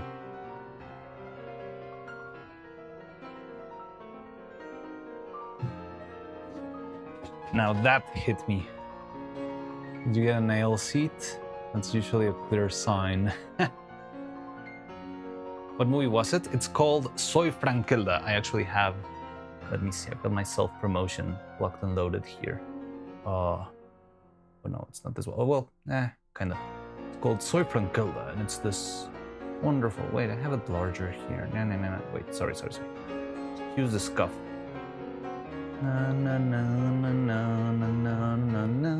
Ah, no, I replaced it with freaking nopales. Oh, there we go. All right, yes, it's this movie here. It's called Soy Frankelda. It's the first stop-motion movie. This year I'll be 19. No, stop saying that. You're making me feel old. You're doxing yourself while you're at it. Soy nopal. Yeah, I've got the nopales right here because we were talking about this before. Nopales. No, didn't work on Nopales. I worked on Soy Franquilla. And this is the first stop motion movie ever made in the Mexican United States. Yes, that's the actual name of the country. We just talked about that earlier. But yeah, the movie is nominated to an award for Best Independent Animated Film of the year 2026. So yeah, I'm very excited for it. It could change a lot. Well, not change a lot of things, but it would mean a lot to have worked in a film that actually won like such a huge award. So yeah. And I was working here as an animation lead and as an animation supervisor. So I got to work in many very interesting scenes, very complex animation bits. Yeah, it's been very cool. It was a very cool experience. I liked it a lot. And that's how I learned all the things that I do. It's because I've been doing this for a while. Hello, Daikirit, how you doing? I'm just, giving more context. Well, yeah, giving some context on the movie and the awards and stuff, and at the same time, I'm making eyelids. Stay there. If I'm correct, your soul is ink. Write your own story. Yes, that is exactly the translation. Yeah, that's the little tagline at the top. Tu alma es tinta, escribe tu historia. It means your soul is ink. Write your own story. And yeah, that's the tagline of the movie. I don't know. I get lost in those sort of like marketing terms. Which one is the tagline? Which one is the copy? Which one is the whatever? They're just sentences.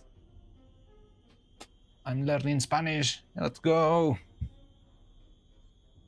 And yeah, that's why I'm also so elegant today. I want to see if we can like show the stream on stream so you can watch with me the awards. I've got it open right here in another window, but it's gonna start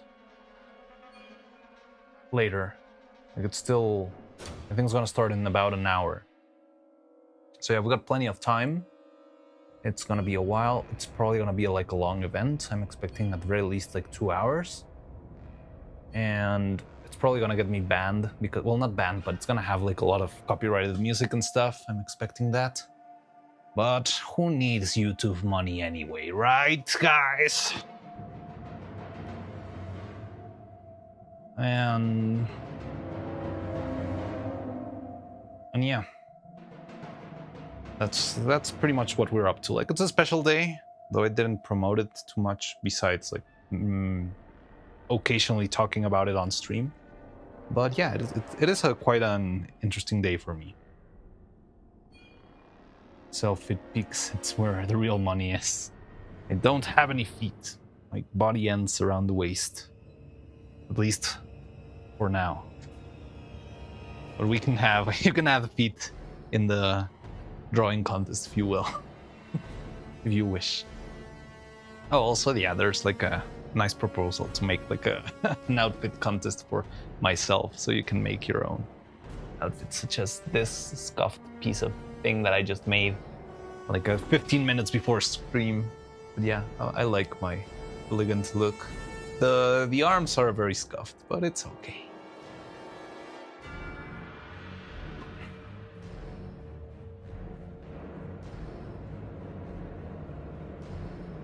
Yeah, that's what we're up to today.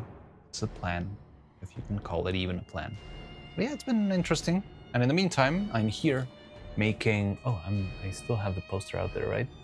Let me take that out. I'm working on Evil's eyes and probably her mouths and stuff. But yeah, it's like I feel like I'm taking things a little bit slow because I'm more focused in the event.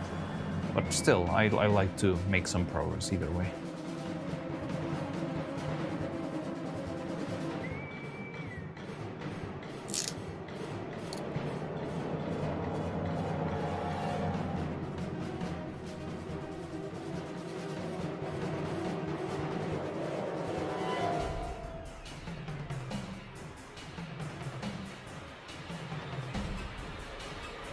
Don't forget the buttons today. What do you mean the buttons? Oh yes, yes, I'm planning to paint the buttons. So I could do that. I think that's a good task to work on while watching the event. Because it's not that distracting, it's simple enough, it's quick. But yeah, thank you for reminding me about that.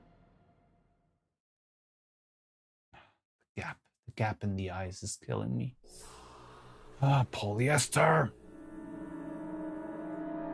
Anyway, we've got another set of closed eyes. These ones will be evils, but we're gonna have to leave this to rest for a bit.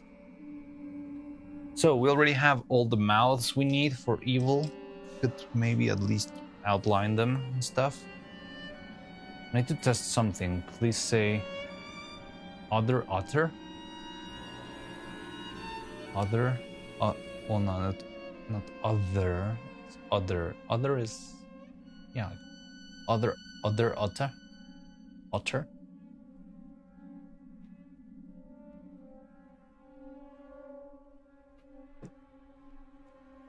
Okay, just a coincidence. Oda. I don't know. When you tell me to say something, I might be a little bit self-aware and try to pronounce it extra. But I'm not sure. You pronounce buttons. Buttons? What is FTT? Interesting, yeah. I don't know. Buttons. Well, isn't buttons kind of too hard? I sometimes try to like soften most of the letters because I feel like what gives away that you're a Spanish speaker when you're speaking English is that you actually mark many of the letters because you're actually like reading the letters in your mind. So like for what I've seen, I feel, well, I'm trying to like, yeah, the way that like what I feel is like a kind of like Spanish coded English is making a lot of sounds much harder. So maybe I overdo that, and some of the words that actually need a hard sound I avoid, because that's how I try to bypass the. As a Canadian, I speak the soft T's almost all the time. Yeah. So, yeah, well, when I try to think of how people that don't speak too much English try to speak English when there's like Spanish speakers, yeah, it's a lot of hard letters and very strong. Yeah, the words are very harsh and straightforward. See how else I can make you feel old? Coraline is 17 years old. I mean, after that other one, that one didn't hurt me as much. But what? How old was I when I was? That means I watched Coraline. Wow. I was quite young when I watched Coraline. I thought I was older. No. TNT making me feel old now. Yeah, he's having a blast making all of us feel old. Saying, he just said that he was born a couple of months before BioShock released, and that was a hard hit to my liver. But yes. So all of these mouths we're gonna make into nice little evil shapes. Let me open up my document. Fortunately, Cloud made like a whole file documenting all of the evil faces that there are. Memory test. What are the steps and conditions needed to summon Misigno? What even is that? Misigno? I don't know what that is. Is that bad? Or are you gaslighting me? Shoot this little AI. Yes. Where is it?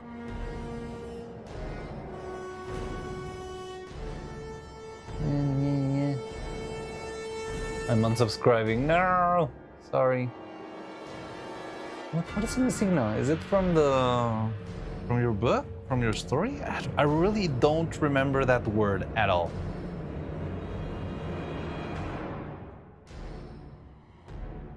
Evil faces, here's the file. You're gonna force me to Google it? Can be hanging out with a non-Pokemon player. Pokemon player? Is that a Pokemon? I really don't catch it.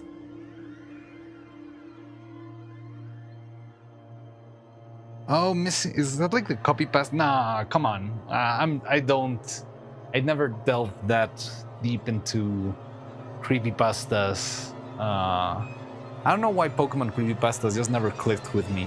And I did have like my little creepypasta face. Yeah, I just Googled it and now I know what you mean, but nah. Sorry, man. Like, I don't know why specifically the Pokemon creepypasta just never clicked with me. I can't recall the middle part, but I remember two ways.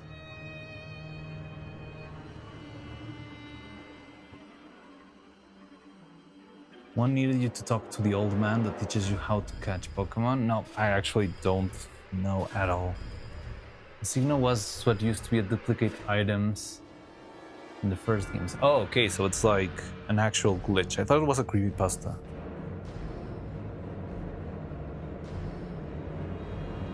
Wasn't there a creepypasta of the like cursed Pokemon cartridge, whatever? And it does look like an actual glitch, like just data missing, system null, whatever. Safari Sons somehow. It's not a copypasta, it's an actual glitch. Oh, okay, so it's an actual glitch. That one is probably Lost Silver. Actually, I never played Pokemon Red and Blue or Yellow. What was the one that released in America? It was Yellow, right? But I never played those original. My first Pokemon game was Platinum. Just like Nudo. She's just like me for real.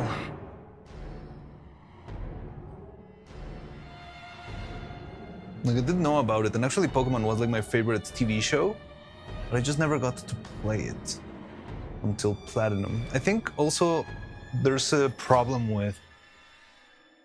here's a surprise. John, are you gonna make me regret disabling Automat? I mean, that wouldn't have even been, but I can already expect, like, people beware of John's Sora AI stuff.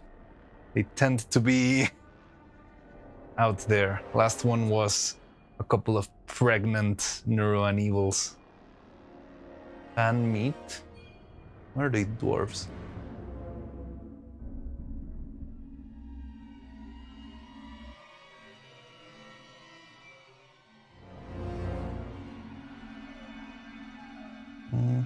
Oh.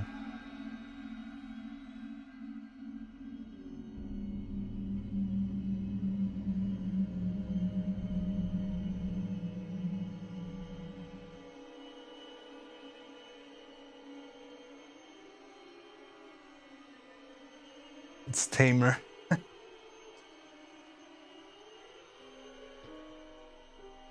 Red, blue, green, Japan, red.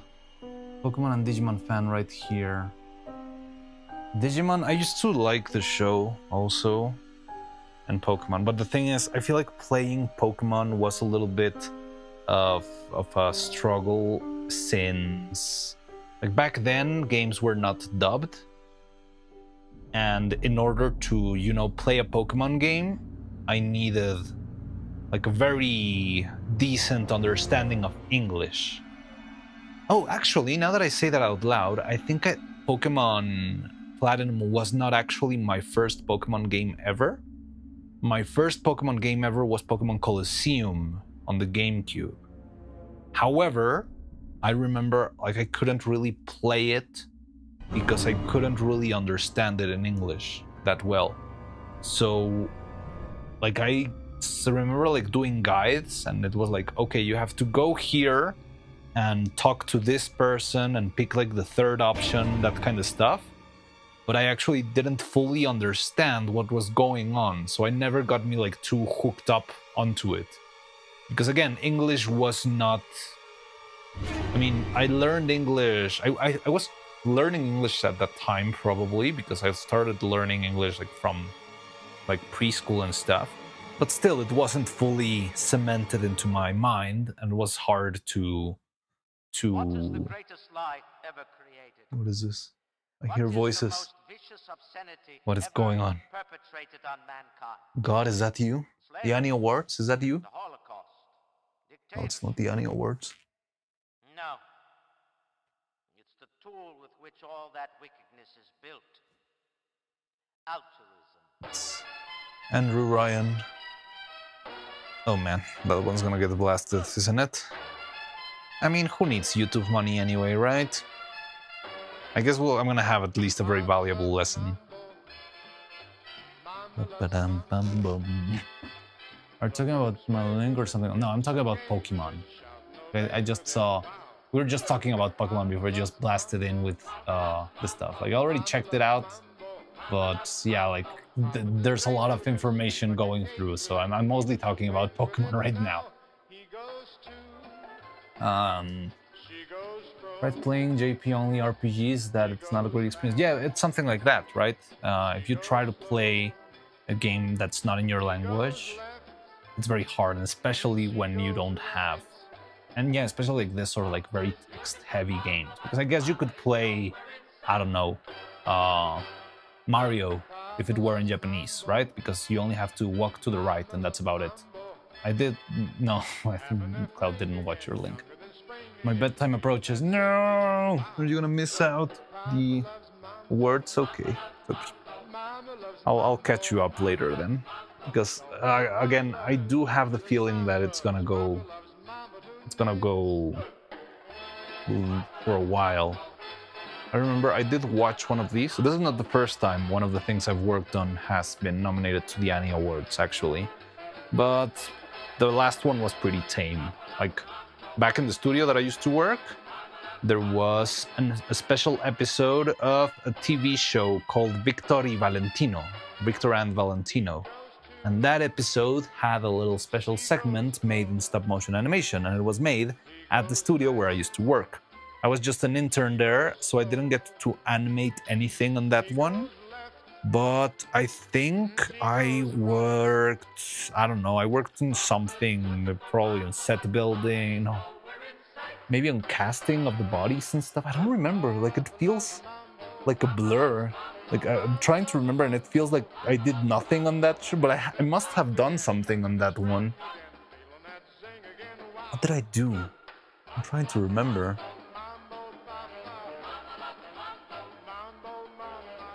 So half an hour left, you can do it. Me EP. Okay, it's okay. You can play Japanese-only games. You can, but it's certainly a challenge.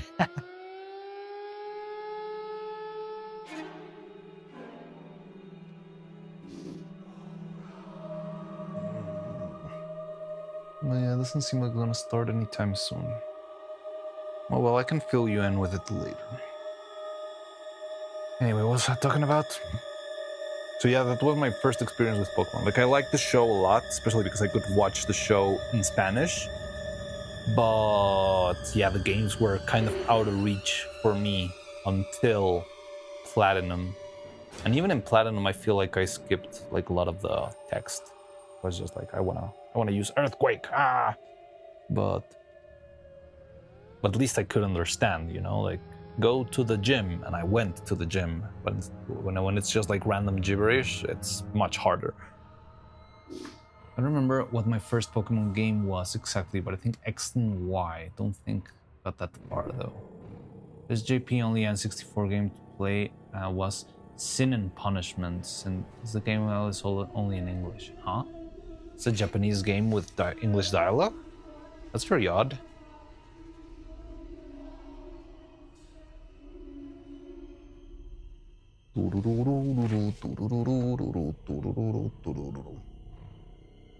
There's still plenty of a playlist going on. Okay, I want to have some more debate.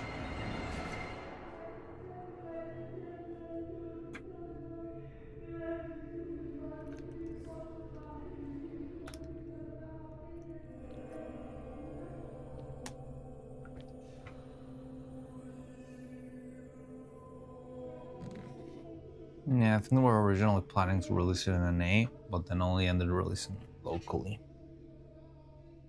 Trying to think if I've ever played a game like that, like fully in Japanese or something. Maybe Toho? Like, I think the emulator of Toho that I got in my laptop way back was only in Japanese, but I mean, Toho you can play without reading, right? It's just shoot, don't die, and you're fine, you'll be fine. So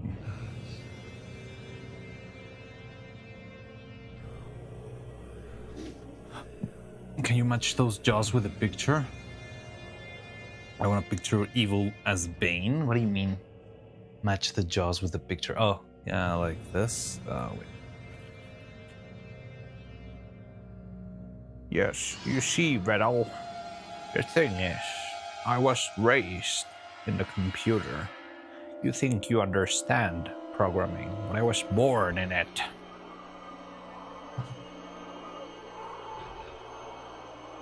Toho is 80% shooting. Exactly. You can play Toho and just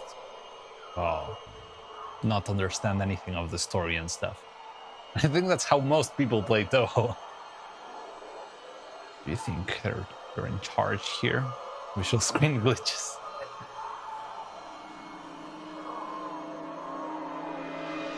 Without text translation, you'll never know Remedia's motivation for making Scarlet Mix a lover of Genshin. Yeah, exactly. I actually don't know any.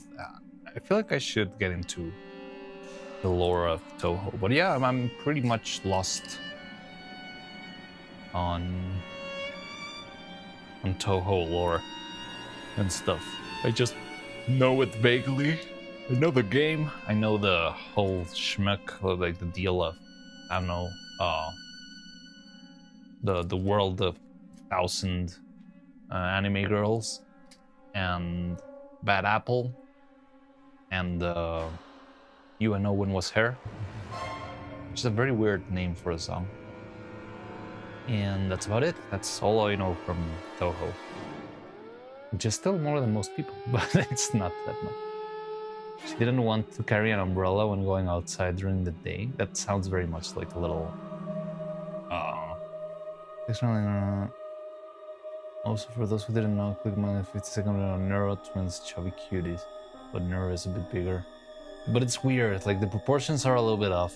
Like they don't feel chubby, they feel dwarvish. They feel with oddly proportioned. Dwarvish is in a fantasy sense. Please don't cancel me on Twitter.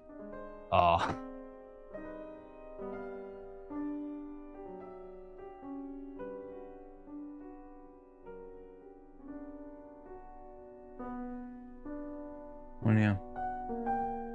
I know nothing from Toho outside the Hata no Kokoro, green-haired chick in Light. It's because she didn't want to carry an umbrella when going outside during the day. Best story ever. That's good. If this was Twitter, then it would be a different story. But well, so let's start. Well, we're still waiting for the awards to start.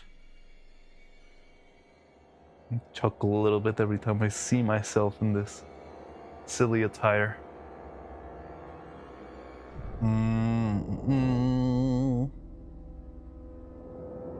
Where's my file? I have my evil file of mouths. Okay. Where is neutral mouth?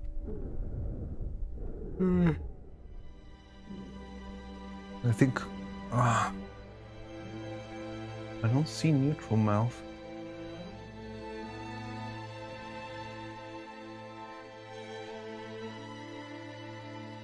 There we go. Her name always escapes me, and my visual sources are some artistic liberty on her design. Yuka? Is it weird to you guys that type? No, I like that type of stuff. I think it's weird that you bring it up so recurrently, rather than the fact that you like it or not. I think everyone can like whatever they want, but it's weird that you bring it up so frequently.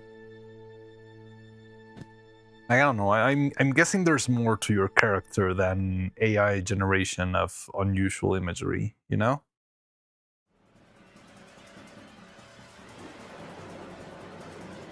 I grew up watching Pokemon anime when I was younger, and thank you, Returns Netflix, for allowing me to watch the first season of Pokemon and Digimon when I was younger.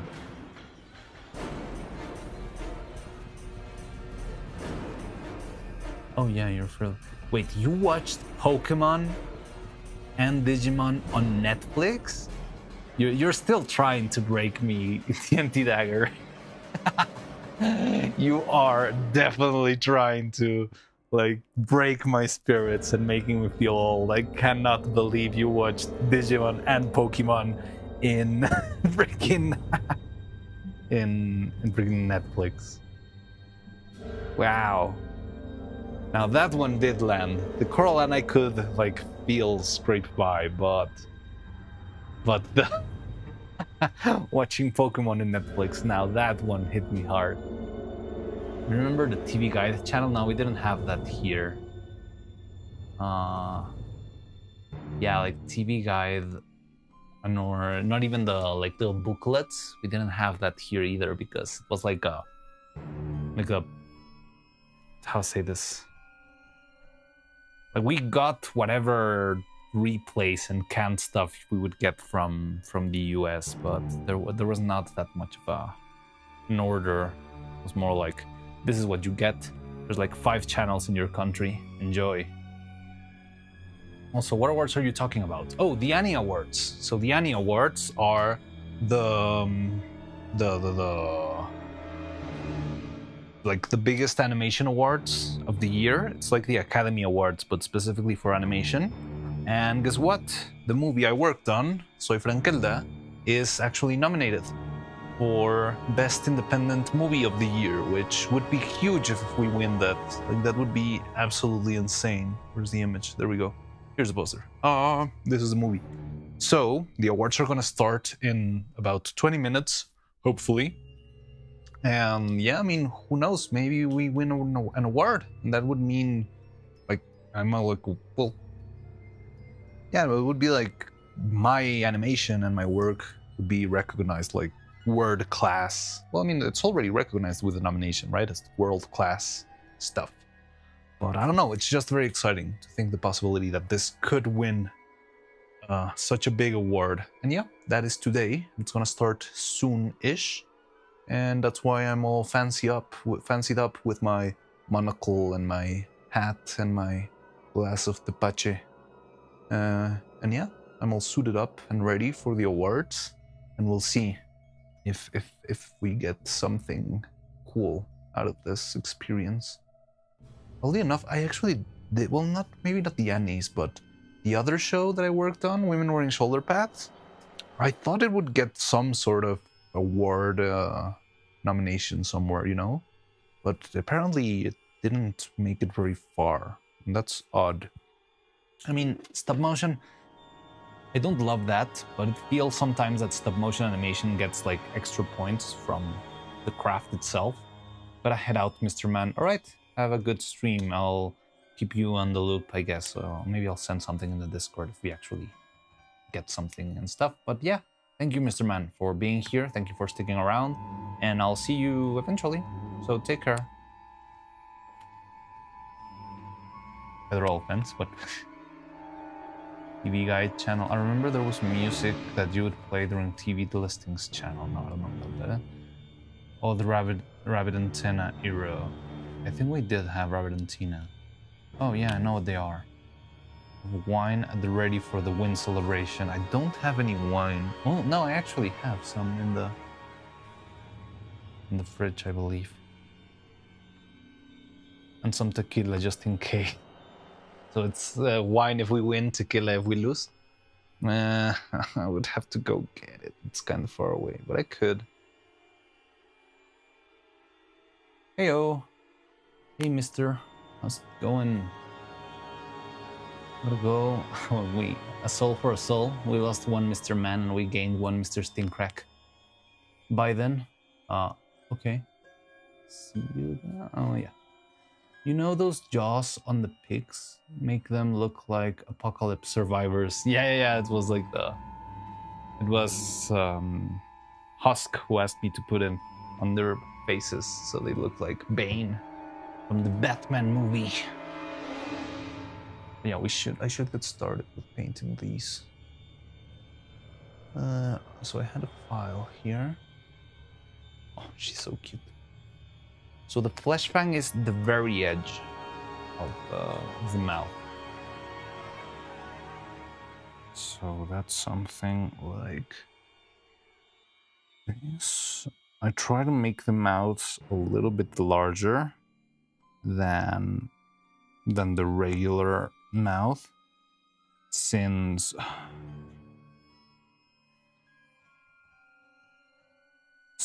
like you guys are used to watching Neuro and Evil in a medium shot, right? Like it's very uncommon to have them with the camera too far away from them. But since we're going to be doing animation, it's likely that we'll have many different framings of the characters. So I try to make the mouths slightly bigger than the standard. I mean, their mouths are usually very, very tiny. So I try to make them a little bit bigger so it's readable even from a distance. Don't want the mouth to be impossible to see if it's too far away. Take care. You know those jaws in the pig? Yes, they do look like apocalypse, like Mad Max kind of stuff.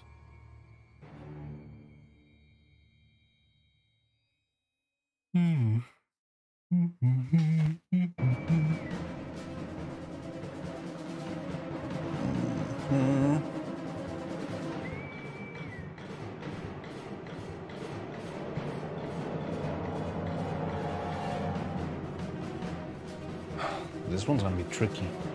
The 3D view and the sleepover is the only times we saw Neuro in full body. Yeah, exactly. I mean, I think there's been a couple of times, maybe like in outfit showcases and stuff, that they actually show the whole body. But yeah, usually you don't get to see that much. It's mostly, like this kind of framing, right? You don't even see below the belly button. And I mean, it works. It's like the usual VTuber framing. Yeah, you never know in animation what we're gonna be needing, so that's why I want to push for something a little bit wider.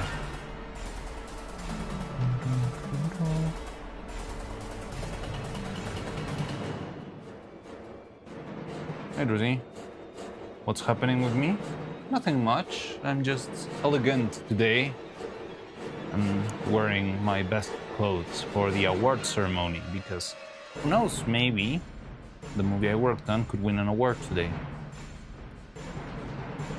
Are we getting any fan service when you animate the puppets? I don't think we'll get too much. Like, whenever I try to animate something, I try to make it like purposeful and try to tell a story rather than just, I don't know, do any weird shots just for the sake of it.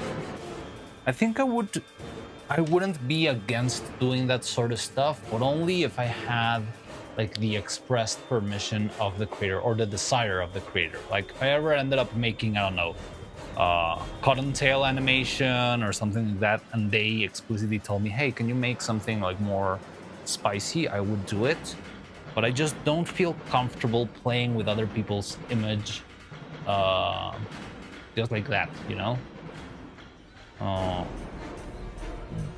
mean, Neuro is particular because she isn't actually a person, but I feel like I have to just set the standard because it's the first one I ever make to, try to be mindful of whoever I work with. Like again, Neuro is specifically not the case, but if I made, I don't know, like a Vettel puppet or a Fillion puppet or any sort of that puppet, I'm not only working with the character, but I'm working with a little bit of the image of a real person. So I wouldn't feel very comfortable, like, I don't know, doing stuff if I don't know the other individual is comfortable with that. And also I probably wouldn't feel comfortable like approaching somebody and say like, hey, insert VTuber name here. I have a puppet of you. Is it okay if I animate some weird, over the top, like anime scene with your likelihood? It doesn't vibe with me too much, you know? Hello, new guys. Wait, what?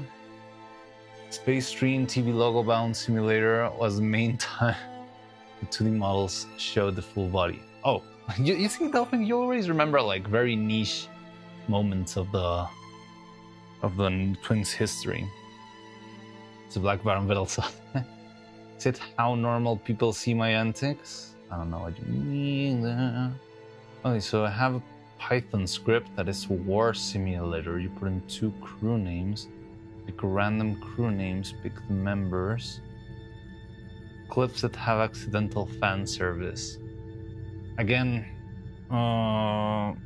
it would depend. I would have to see on what works as a storytelling. Like if you're saying, for example, like those clips of Beatles' Child and stuff and that sort of stuff, I just think it wouldn't click. Like it doesn't work that well. Even as a funny bit that it is, it would not work without, like, I think it's actually funnier if I did that with a Fillion puppet or a Vettel puppet, because I can have the reactions. I think the value of the interaction there is actually on the reaction of being shocked of whatever is being said.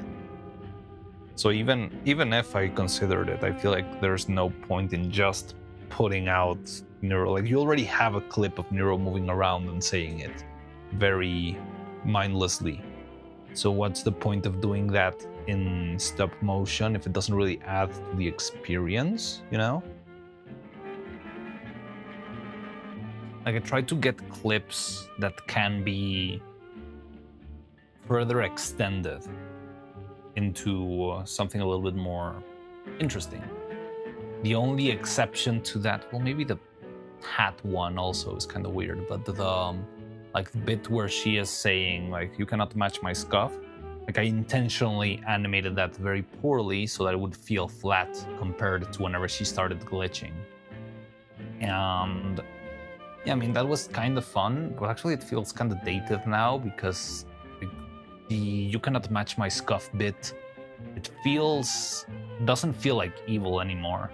Like Evil doesn't act like that anymore now, I believe. She's much more, you're a better man than Mariano explaining your way out of the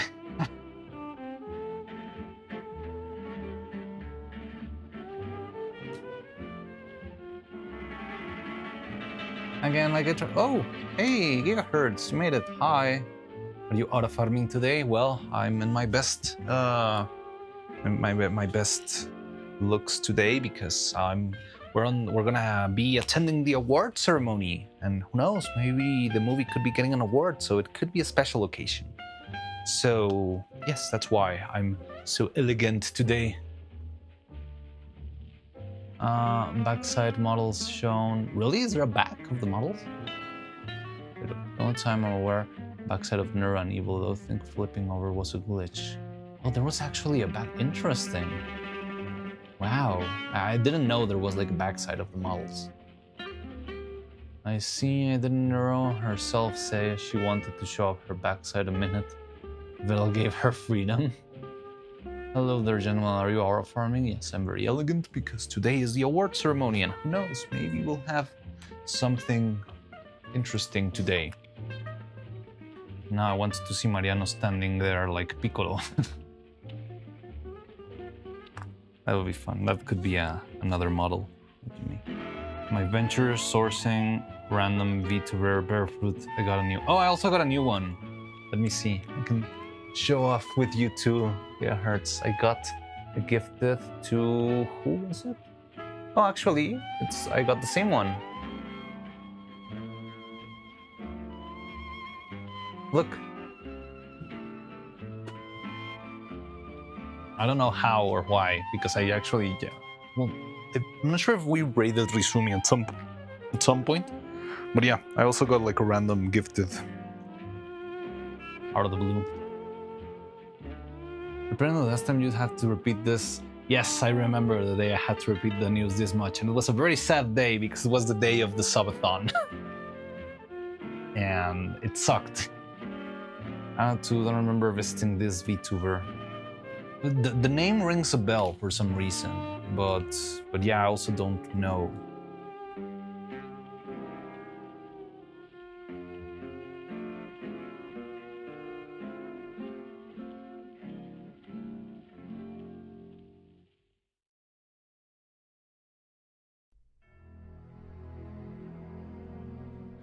Mission accomplishment. The nerve has been touched. Wait, what? What did I say now? Wait. Let me go back.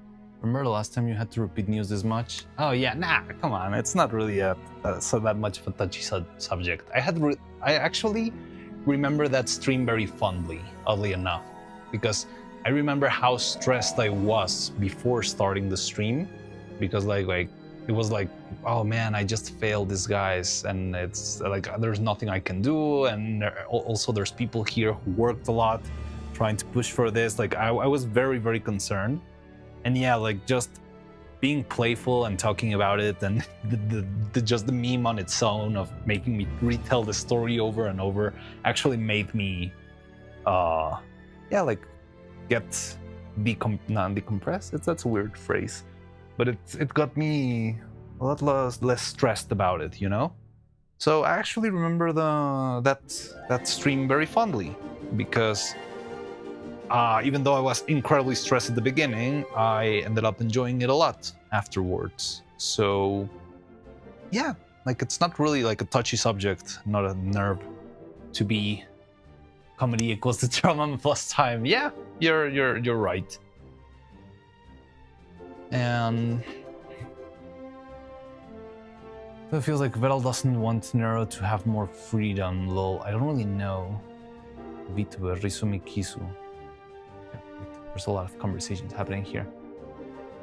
Yeah, I don't remember rating her. Well, I'm not sure. I have this feeling the name rings a bell. I don't know why the name Rizumi Kisu sounds so familiar to me.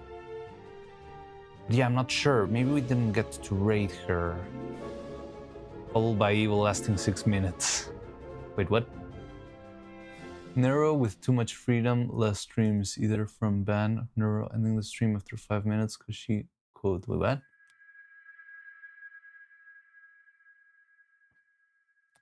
Well, it was less streamed, like when she could decide at some point if she wanted to stream or not. I think of Vettel and Neuro like you're Dorothy of God and Adam and you're the of God and Adam and Eve. What does that even mean? Like the story of God and Adam and Eve. Oh wow.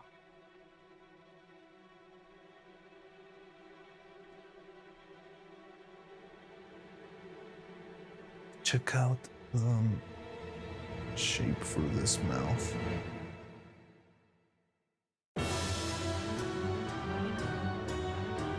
What is this? This is Hollow Knight. Hollow Knight has never gotten into trouble, but lately Silksong has actually gotten us into trouble. My personal mission is to make up for the time I wasn't here for the past stream. Alright. Well, I mean, it's a very interesting stream to be on today. Hopefully, if the awards start soon.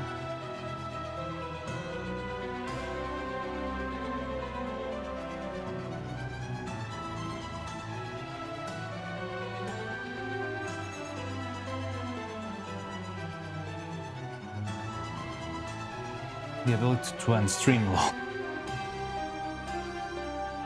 I mean, there's a lot of work to be done with whatever. Like, I feel like designing all the work behind being able to give either of the twins the ability to do something must be a lot more than just writing one line of code. Must be tricky, but yeah, I mean, I don't know. I don't know what they're gonna be up to in the future. But what I know is that Vettel's always cooking something.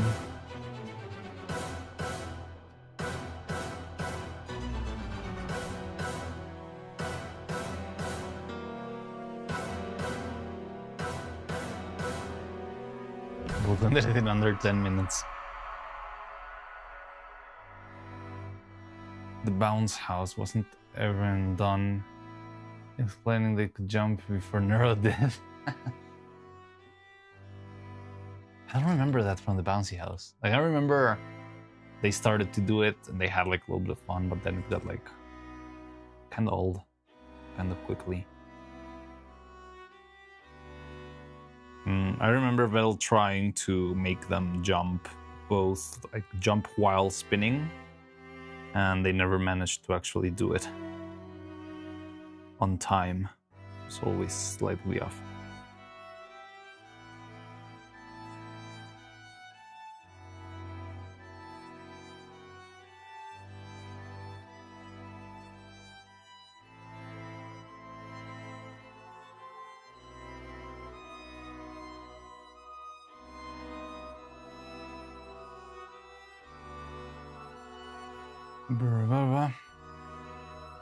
Evil's tiny fang, yes.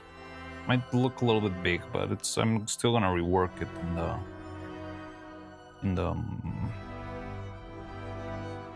like after putting it down with a drill. So don't worry too much about it. I think also the outline is what makes it look big. So I'm actually just using 3 mouths.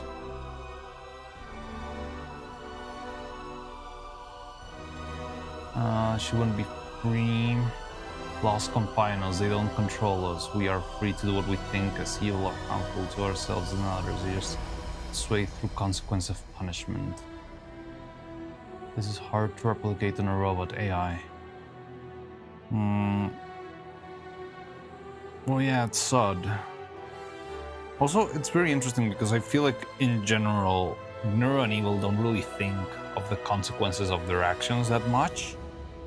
Like, the Minecraft stream is a very clear example, right? Like, Neuro never really cared that if she killed herself or killed Krelly or anything like that, everyone would have to start over from scratch.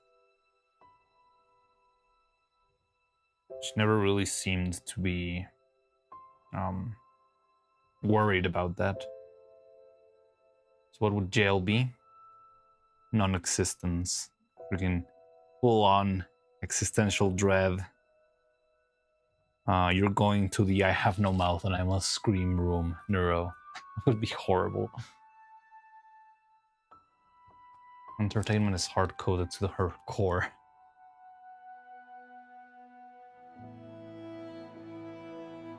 Condition her to think her time turned off as sleep.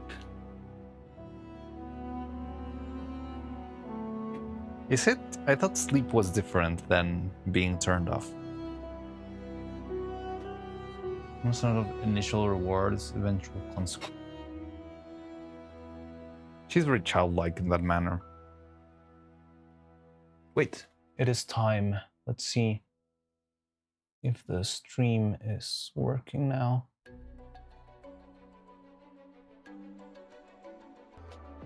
Yes, it's starting! Okay, I'm gonna try to set this up, but I'm having a bit of a hard time trying. So, okay, this is as big as it gets. Can you hear it? You might even be hearing it double. Well, it just went silent, but I'm trying to set it up so you can see it. Janice, nice to see you. Hello, hi, how are you, Janice? We're just about to watch the awards, the Annie Awards, where I might get something. Yeah, it's coming on. Oh, God. Hurry up. It's an honor to be here. The most fantastic group I've ever worked with is animation. The most imaginative Is that and Guillermo most del Toro? incredible medium in storytelling. Asifa, Anis, thank you. It's just great to be together to celebrate the beautiful art form we all love.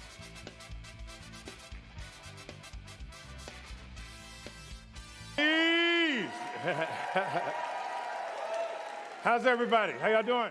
Okay, wait. Excellent, excellent. Yes, it's me, Shark, a.k.a. Baloney Tony in the house.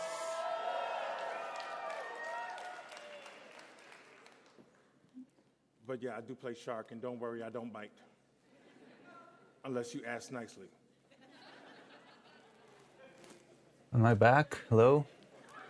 We have some amazing surprises Can for you y'all hear tonight. the stream? So we want you to hurry and get the show started. I told them I got a song for you tonight, if y'all don't mind.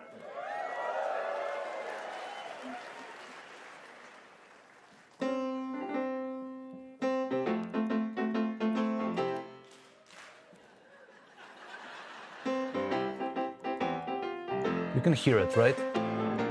Okay, we're done. Okay.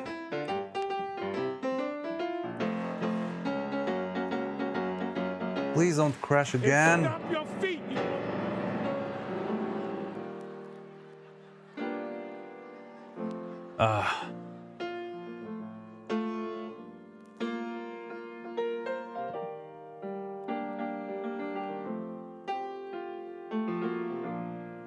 Everybody seated, come on. Okay, does that work? Gotta get everybody here so we can start the show. Yeah, I know. I just barely Start got the it. show. Gotta come up from the lobby. Show's already started. You don't want to miss the beginning. Okay. Give it okay. up for the first crew. You can see gigahertz in the back. They're the stars of tomorrow. Gonna be famous. Hey, yeah. Now, I want to see if I can pick up the. And the nominees See. for OT Best now. Student Film. Working on YouTube. Yeah. Okay, so it's all working. Sparrow's Song. Acrobats. I like the style of this one. I always love that colorful, cheerful style.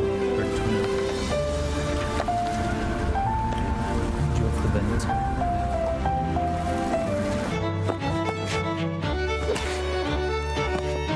That does cool. It's very cool. Design pain of existence. Crash.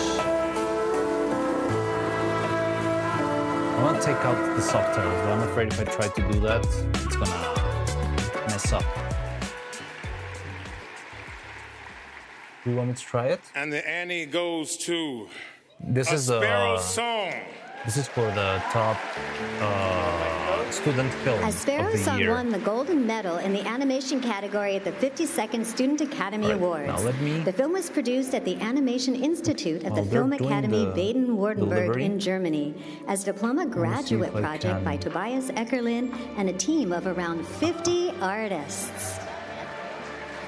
Okay, I think I took off the subtitles. I think that's gonna be better. All right, so is everything fine? Can you hear me? Can you hear the show? Yeah, thanks for this incredible honor. I first of all would like to thank might be too all the loud. artists and all the people who work with us on this project. Want to especially thank my lead artists here, How's volume? Vincent and Lily, and the ones who stayed at home, Everything seems to be Rebecca, Shiro, and Elias. And of course, we Tiny want to and thank hard our to school, see. the Animation Institute of Film Okay, I Academy can make Baden-Württemberg, our mentors, our families, like all the people who supported us along the way. And finally, of course, I want to thank the members of ASIFA for recognizing our Mm-hmm. work and, yeah, giving animation the spotlight it deserves. What else can I say? I mean, thank you, enjoy the evening, set up and hope to see you in the future. Another one.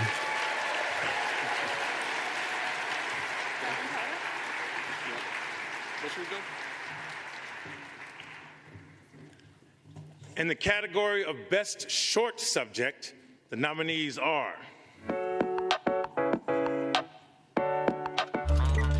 Five,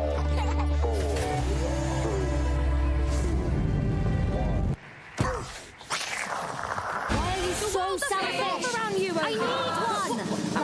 Overreacting. I love the name of that. Okay, I can put it like this then.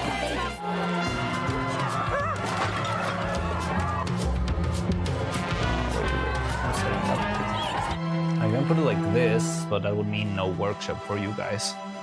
So if you like this, we can stay like this. Maybe I should flip it, just for the sake of not getting banned. I don't know. Magical. Not like you're working. Well, yeah. Best short. And the Annie goes to Ice Bear? Come on, Ice Bear. Snow Bear. Snowbear. Oh, Snowbear. Yeah, let's go, Aaron Blaze. I mean, it's Aaron Blaze. Come on. Aaron was awarded the Windsor McKay Award in recognition of So his Aaron Blaze remarkable is like a career in legend animation. Before writing and animator directing from his short, Snow Bear, Aaron from directed this like the Disney feature, era. I Brother think. Bear. Yeah, he We directed get Brother it, Bear. Aaron. So- You love bears. Yeah, he loves bears. That one's so smooth for stop motion. I mean, you can do stop motion in 24 frames per second. It is possible. Have you ever seen a Leica movie? The last one. I didn't check it, honestly. Sorry, I didn't see it.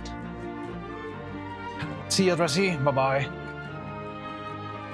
Like this more. All right, all right. Wow.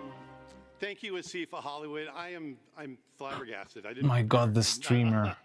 I want to thank, first of all, I want to Sorry, thank my what did wife, I do this Jonatha. She's time? sitting in the back. She and my business partner Nick Birch, both of them, he handled the business and she handled the house, so I could sit and draw my cartoons. And there were many days that I was sitting there drawing, and she was out mowing the lawn and fixing the house and doing everything else. So. I want to thank Mark Mancina and Marlon Espino, who created an amazing score. Okay. It carried, there's no dialogue, so, music was. Is so the audio all incredible right? for It this. feels like it could be a little soft. I'm nervous. It was just an amazing experience. It comes from the heart. It's not The just girl a who story something. about a bear making a snow bear. It's my Sorry, I life. didn't And, see it since I I've always was had a like dream setting of up the creating my own scene. film, and I got to do it because of these great people. So, thank you so much, and I appreciate it. Yeah.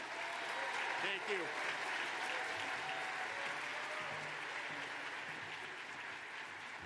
So smooth, it didn't look like stop motion. Take note of that. Could you Please send it in the welcome to Discord? stage Maybe we the can try and directors of look it K-pop up. Demon Hunters, Chris Girl Applehans and Maggie Kane. Okay, I'll see if I can find it. K-pop Demon Hunters. I wonder if K-pop Demon Hunters is really gonna like run off with all the awards today. Hello, Annie. So smooth, let me check it out. Craig's version of Golden was. It was kind of beautiful and soulful, actually. So I loved amazing. it. Oh my Please gosh. continue, Yes, if you could, Craig. Very, very special. So, of course, all of you know, I think all of you know that I'm Korean. I was born in Seoul. I made K-pop Demon Hunters, but with Chris. But also, I'm Canadian, and there's a lot of Canadians out here.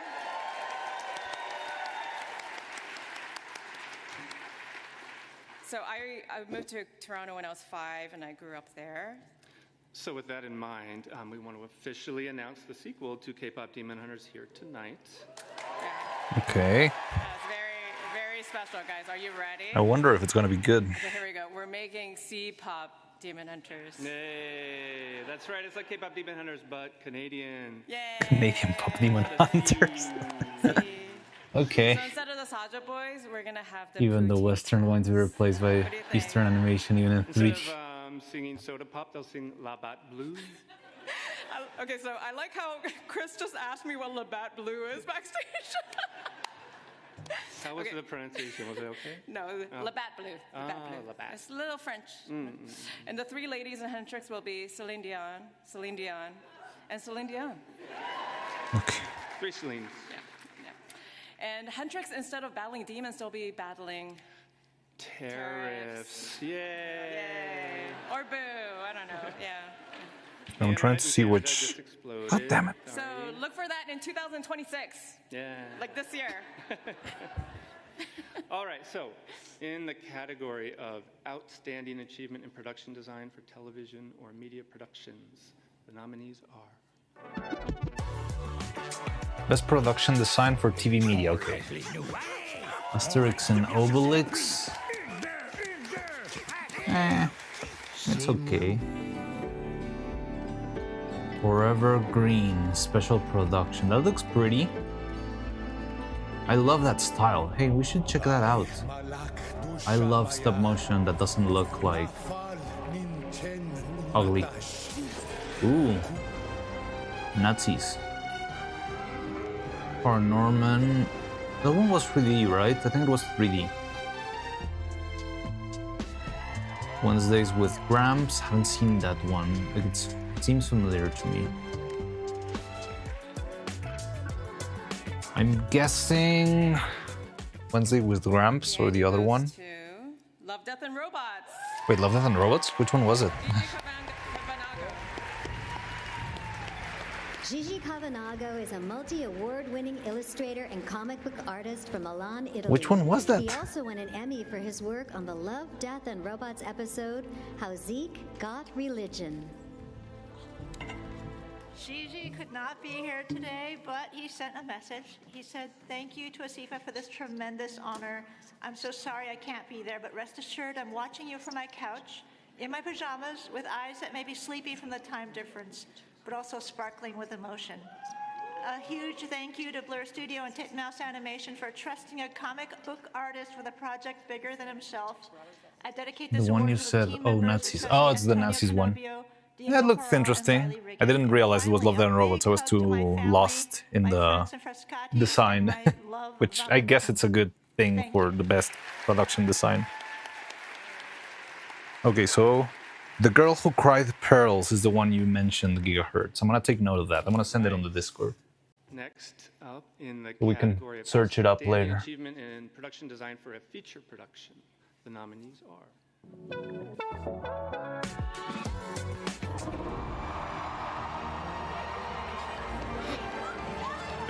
Elio, what is it? Production design? K-pop Demon Hunters.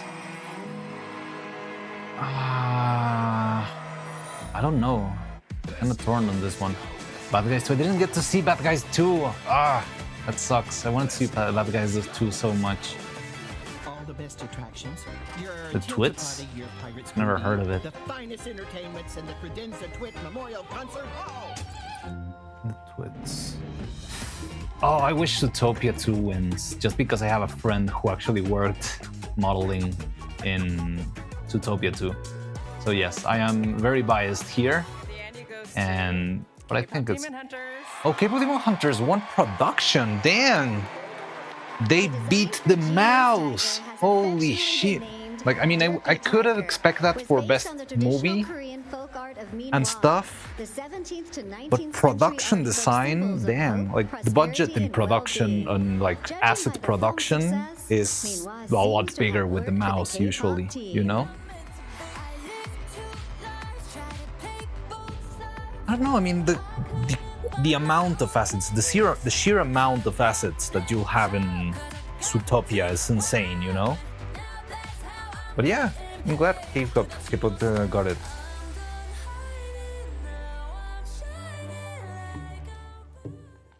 At least when I saw it.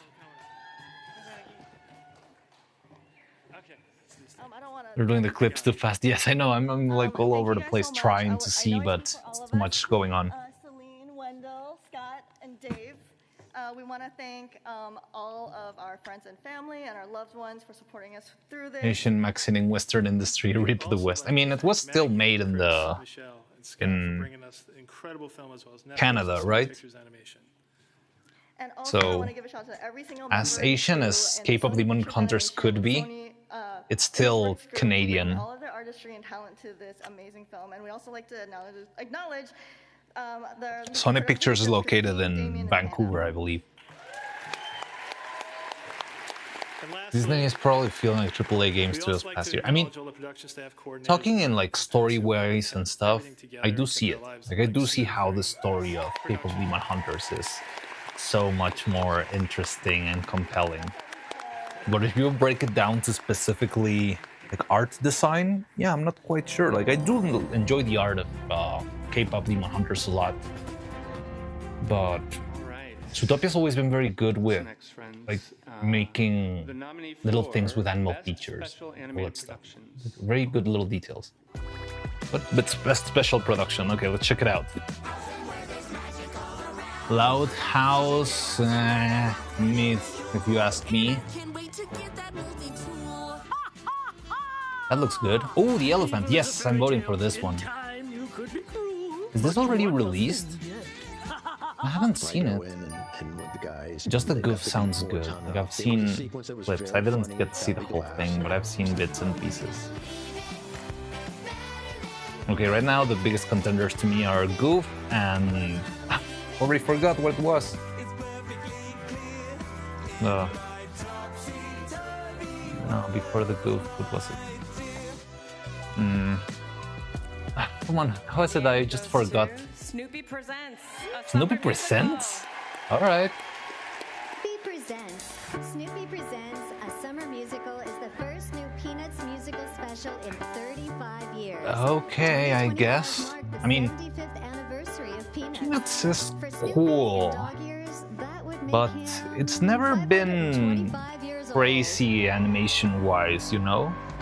It does feel to me like they might just be giving the award for the legacy of the IP, but I'm not sure. I haven't seen the thing, so it could actually be good. But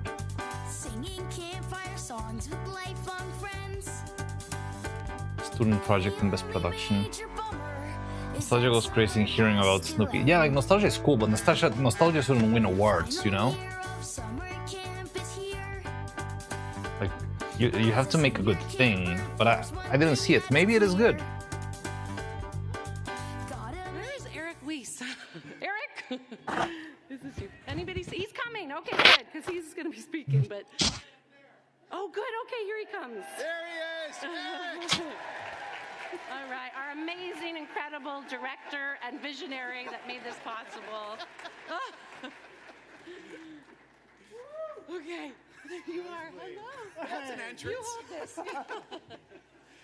Okay. Wow, it's happening.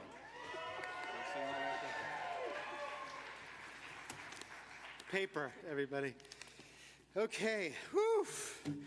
So first and foremost, I have to thank.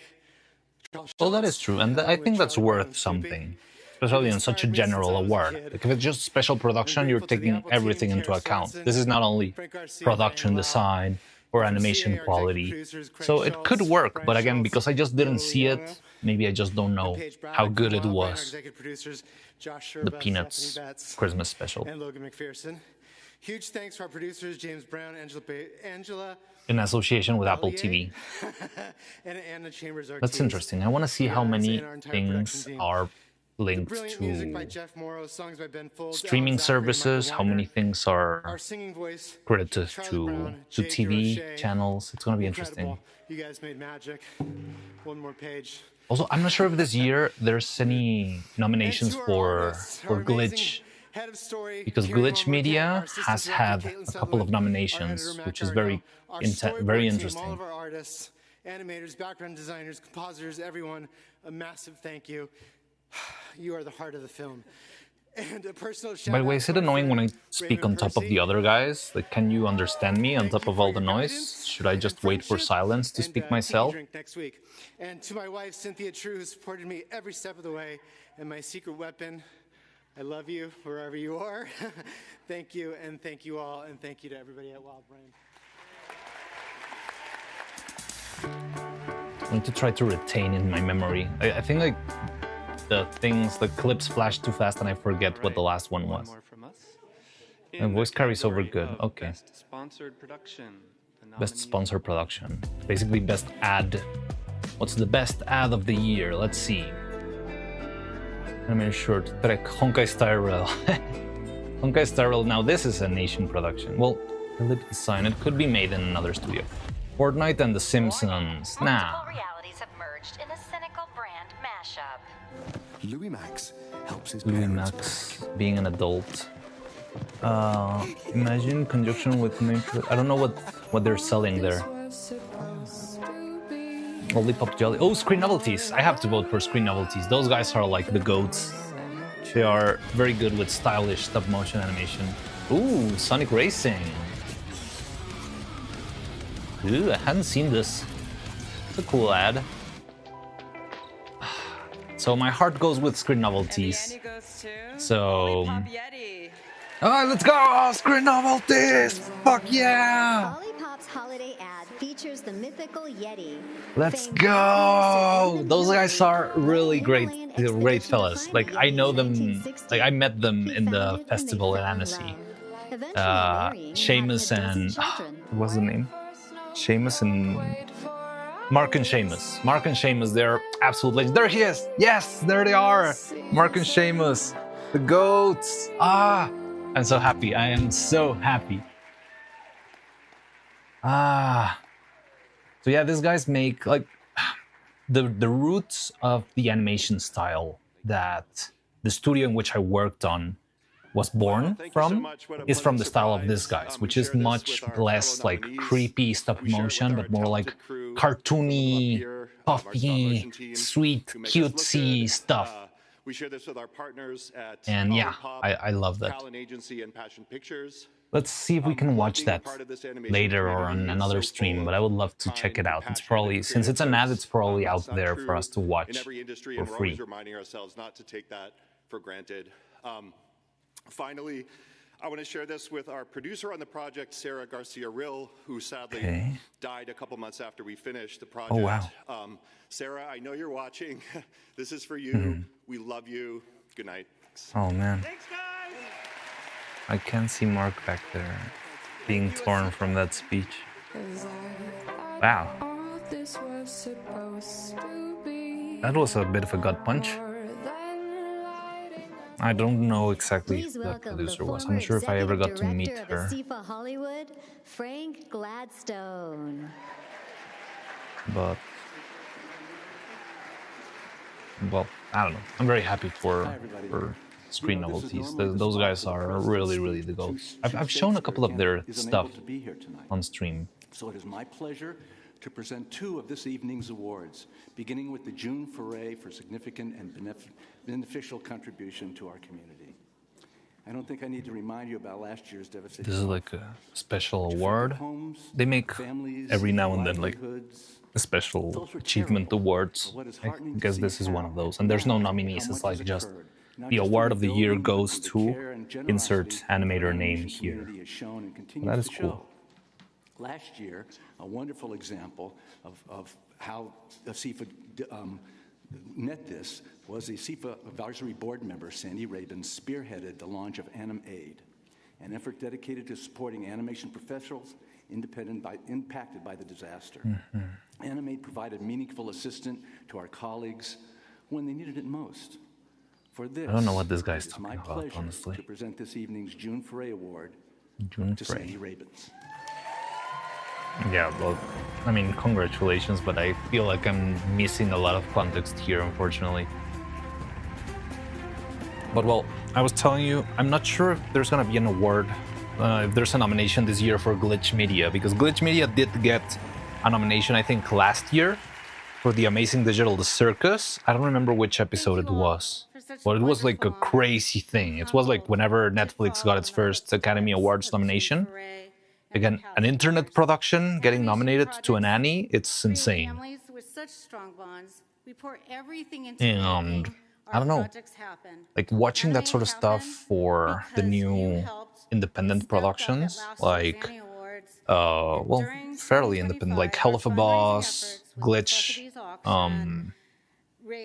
all of that. I feel like that sort of recognition could mean a lot for the path of the industry, you know? It's listed on the nomination page, so they're not in here this time. That's interesting, because they did get one for the Amazing Digital Circus. And one of the first calls I received was from Paul Lassane, a past Annie winner. He wanted to make sure everything was okay, but he also let me know about Ron Lucas. Ron Lucas lost his home, his artwork, he barely made it out of the house.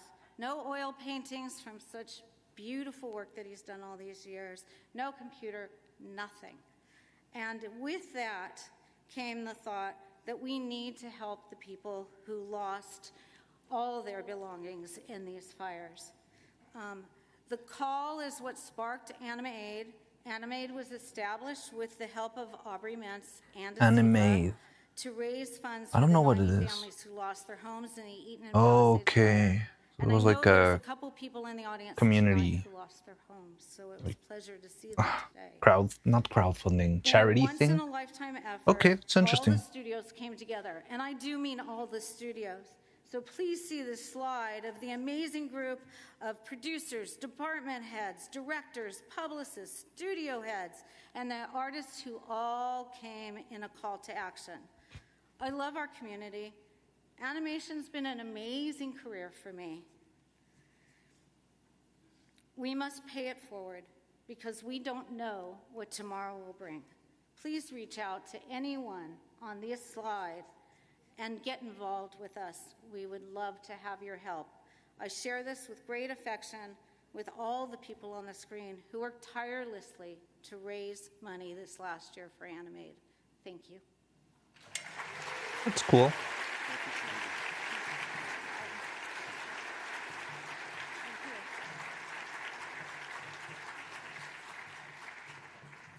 Thank you, Sandy. That's really nice. I have the honor of presenting our Special Achievement Award to an organization that has transformed how artists connect, Lightbox Expo. Founded... What is that? When was it founded, Frank? Well, it was founded in 2019 by artist Bobby Chu and director Jim Demonakis. Lightbox Expo began with a simple but powerful idea: to create a convention that respected artists first and foremost. In just a few short years, it has grown far beyond a convention. It's become one of the world's premier gatherings for animation, illustration, and visual development, bringing together thousands of creators, students, studios, and fans from around the globe. Let's take a quick look.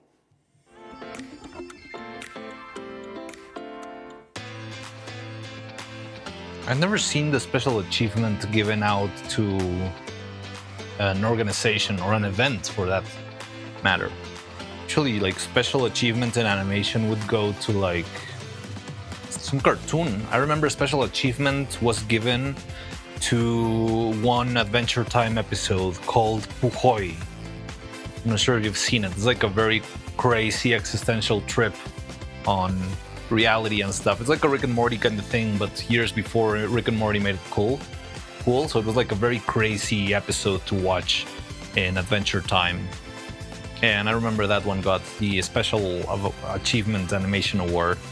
I'm not sure if there's like two different categories, one for like in the IRL kinda, and one for special achievement in, you know, animation on its own. Hey buddy, how's it going? How you doing? Is Faye still playing? I want to see if Faye wants to join in on the call or something. Vuelve. Does seem unique award events. For its extraordinary success and lasting impact on the creative award an event on an event. Yeah, it's interesting. I mean, they're awarding the organization that makes the event. Lightbox Expo. To accept the award, please welcome Bien, bien. Estamos viendo los premios de Annie, los Annies, porque puede ser que Frankel gane un premio. Y si sí, me voy a volver loco. Okay, what's next? Thank you. When Bobby and I first started Lightbox Expo, the goal was very simple. We wanted to build a place where artists and creatives could be celebrated, connected, and treated with respect. A place that truly fosters community. So to stand here tonight and receive So this did recognition they stop streaming already? from all you incredible, beautiful people that I admire, and I'm immensely grateful. This award means so much to us. I'm honored and thankful to everyone who supported No, us she's from live. the very beginning, and of course along the way. We share this recognition with our team who pours their hearts into the show year after year. Thank you to my beautiful genius wife, Kay Asadera, who is also nominated tonight for character design. You know, she's been everything since the day we met. I love you, Kay. Your support and talent are a huge part of what makes Lightbox Expo what it is today. I'd also like to thank my amazing wife, Andrea, for her brilliant mind, her guidance, and her unwavering belief in me. I love you so much. Without you, there'd be no Lightbox. Lastly, thank you so very much to Asifa Hollywood for this recognition. Thank you. Thank you all. Sorry, I missed out this part. I was sending Faye a message to see if she wanted to join at some point. Very good. But But wait, there's still more. okay. Everything Asifa Hollywood does would not be possible without our volunteers. This year we want to thank Yeah, two there's always individuals who recognition. always The go above and volunteers. beyond, generously giving their time and energy to our efforts. Therefore, our board of directors is very pleased to present Asifa Merit Awards to Haley Miran Dohit and Jeffrey New. Stand up, you guys, and get Was it some that applause. beautifully animated episode with the birds and the caterpillars? The Adventure Time one? No, I don't know which one is the birds and the caterpillars one. No, it was one about like a world made out of pillows. Thanks, everybody. Like Thanks, guys. Finn got into Thank you all very like a much. pillow fort, See you at the party. and he got lost inside of the pillow fort, and he made his life inside of the pillow fort. Like he got old, and he had children with a From the pillow, feature film Archive, and please welcome like nominated he lived his life director there, Hugo and he was like Bienvenu dying and the voice of old Arco, age. Giuliano And then he Valdi. decides to come back out, and when he comes out of the pillow fort, it's Foot Chain. Foot Chain is very good, but no, well, I'm not sure if it got any award nominations, but it's really good. But that one has a guest animator. It's by it's the guy who made Devilman Crybaby. What was his name? Such a pleasure to be here at the Annie Mr. Kurosawa, is it? Yeah, must be nice. How did I forget his name? Come on, I'm supposed to be an animator. Ladies and gentlemen, this young man is not only the voice of the main character in Narco, but he will be seen in the upcoming film Michael as the young Michael Jackson. Michael Jackson? Hey, interesting. You must be over the moon. Oh, there goes my... No, there goes my... Nah! I'm singing something else. No, don't listen to this music, YouTube. This is another thing. I'm speaking on top of the music. Please, don't get me banned. No, my money. Michael Jackson's gonna be blasted. No, stop, please, stop. Stop dancing. Stop the music, please. No, my monetization is going. It's leaving. Okay. We'll see if that helps. Hit mute. It is funny to. It's funnier to scream on top of it. Yeah. Mariana, louder. Present the Annie Award in the category of music. The monetization, the money, my $50 that I get from every stream. Oh no. Yeah, I was already expecting it to get blasted, honestly, but it's funny to scream on top of the music. Oh, Common Side Effect. Have you ever seen the show? The show's amazing. I love Common Side Effects. Devil May Cry. Interesting. Wait, what is this? Best song or something? Is it music? Edu short film. Cartoon Saloon? Oh, Cartoon Saloon made a short? That's crazy. Summer musical, special production. Okay, so now it's like the full production. I mean, my heart goes with the Common Side Effects. I haven't seen Win or Lose, but it looks really cool. Like, it looks well made and pretty and stuff. Best music. I guess Peanuts, maybe? Win or Lose. Oh, interesting. Haven't seen Win or Lose. This is Ramin Djawadi's first Annie Award nomination. He's no stranger to award shows, though. He's won 2 But Win or Annie Lose is Awards for pretty his composing cool. work Like, I've on seen... Game of Thrones. I think I just saw the first episode because it was free on YouTube. And the idea of it looks very cool. I think it's a cool concept. But yeah, I mean, I don't know. I don't know anything about the music of Win or Lose, especially that episode in particular, I guess. But yeah, interesting. Very, very interesting.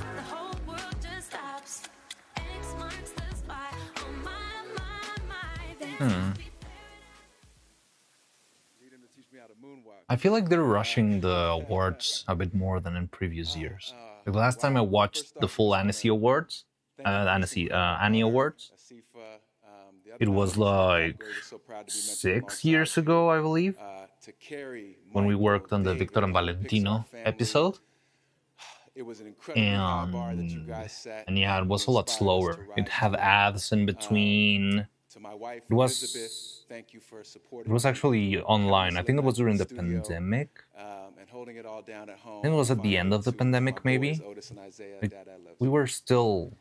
We didn't have as many cautions, but I remember the event was taking place online. Collaborator and just a gem So, of a human being. Ramin, we love you. yeah, there was not like Thank you to a my parents for like the a endless event support when a in house. 16-year-old kid would convince them Did you that win anything? music We could haven't be a made real it job, there yet, but there's been a couple of interesting awards. One stop motion studio that I know very well won an award, and I'm very happy for that. Called Screen Novelties. They made like an ad called. Let me see. I wrote it down here. Olipop. Yeah, I just love Screen Novelties a lot. They really keep the flame of stop motion being charming and cartoony alive in this world of people who only make like creepy things. So yeah, I really look forward to. Well, I mean, I didn't know they were even nominated, but I'm very happy that they won something. Of outstanding achievement in music for a feature production. Oh, that's gotta be K-pop. That's gotta be K-pop Demon Hunters. Come on. Outstanding music. I mean, it's the new freaking Let It Go. There's no way this doesn't go to, unless there's like a separate category for songs specifically. But come on, music. There's no way K-pop Demon Hunters doesn't win. Yeah, it's done. It's done. Yeah. Okay. There it is. It's gonna get it. There's no way K-pop doesn't get this one. Hey, going up. Oh, probably should have screamed on top of that song, but well, whatever. And also that one. Don't listen to Shakira. Shakira, stop screaming. Stop singing. No, I'm gonna get demonetized. The mouse is coming for me. Okay, there we go. The Annie Award goes to. Come on. K-pop Demon Yeah, Hunters. of course, a freaking course.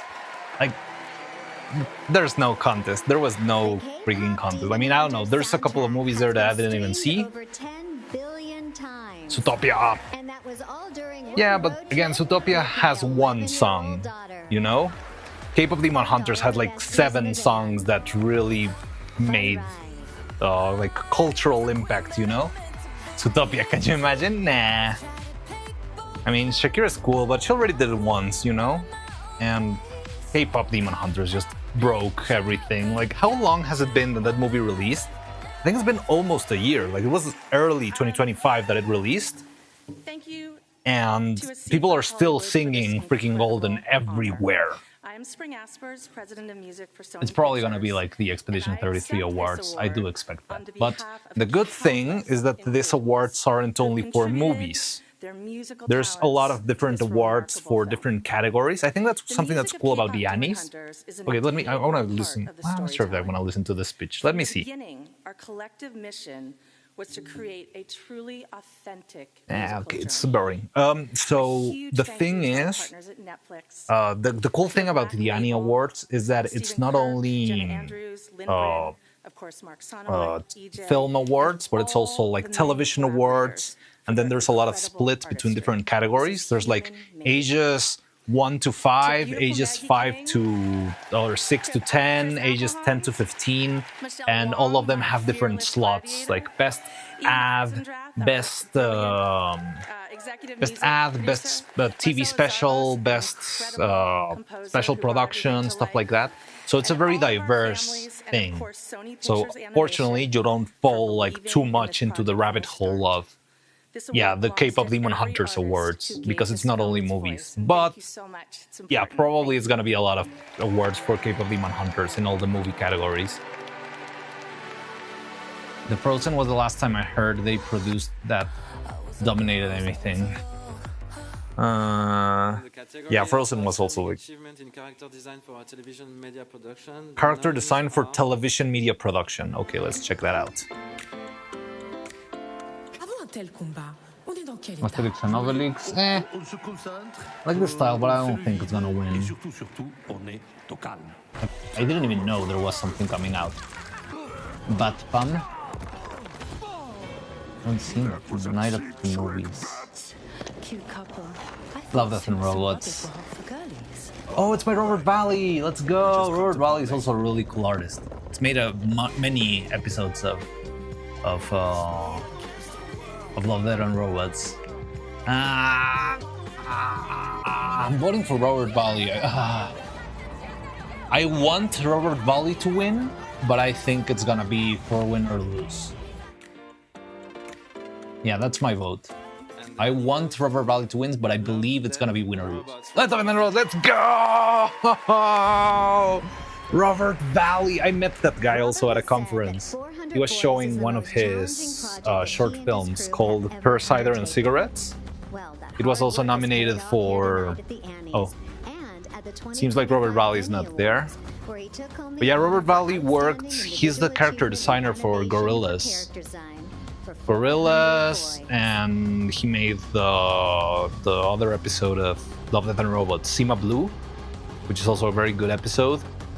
He has this short film called Cider and Cigarettes that's also freaking amazing. And he's got this very crazy, very edgy, well, like hard edges, thick line style. Like, he's just wonderful. So yeah, Robert Valley, a goat, another absolute goat. That's a girl. I think she's receiving it on behalf of Robert Valley. Oh wow, Gigahertz. Oh, it's because I deactivated Automat. Gigahertz can finally say the word girl. He'd also like to thank Netflix, Blur Studios, Passion Animation Studio. Gorilla's design is a huge credit. It is crazy. Jennifer Nelson. Thank you. Oh, I thought you were referring to her as he. No. I think she's receiving the award on behalf of Robert Valley, and Robert Valley is the artist that made it. I guess he couldn't make it to LA. For a feature production. Outstanding achievement in character design for a feature. I think it's probably gonna be K-pop Demon Hunters. Nah, Elio, I didn't love the designs, honestly. Not even the kid. Like, the kid is very forgettable. Fix would be fun if it won. It's Tartakovsky, and the designs are pretty cool, but Fixed is a very, very cursed movie. It is very cursed. If you've seen it, I'm sorry for you. It's terrible. Well, I mean, it's terrible in a good sense, but it's foul. It is a foul movie. I couldn't help but notice that gigantic. What's that? The twits. Oh, that's the second that one comes up, and I don't know what it is.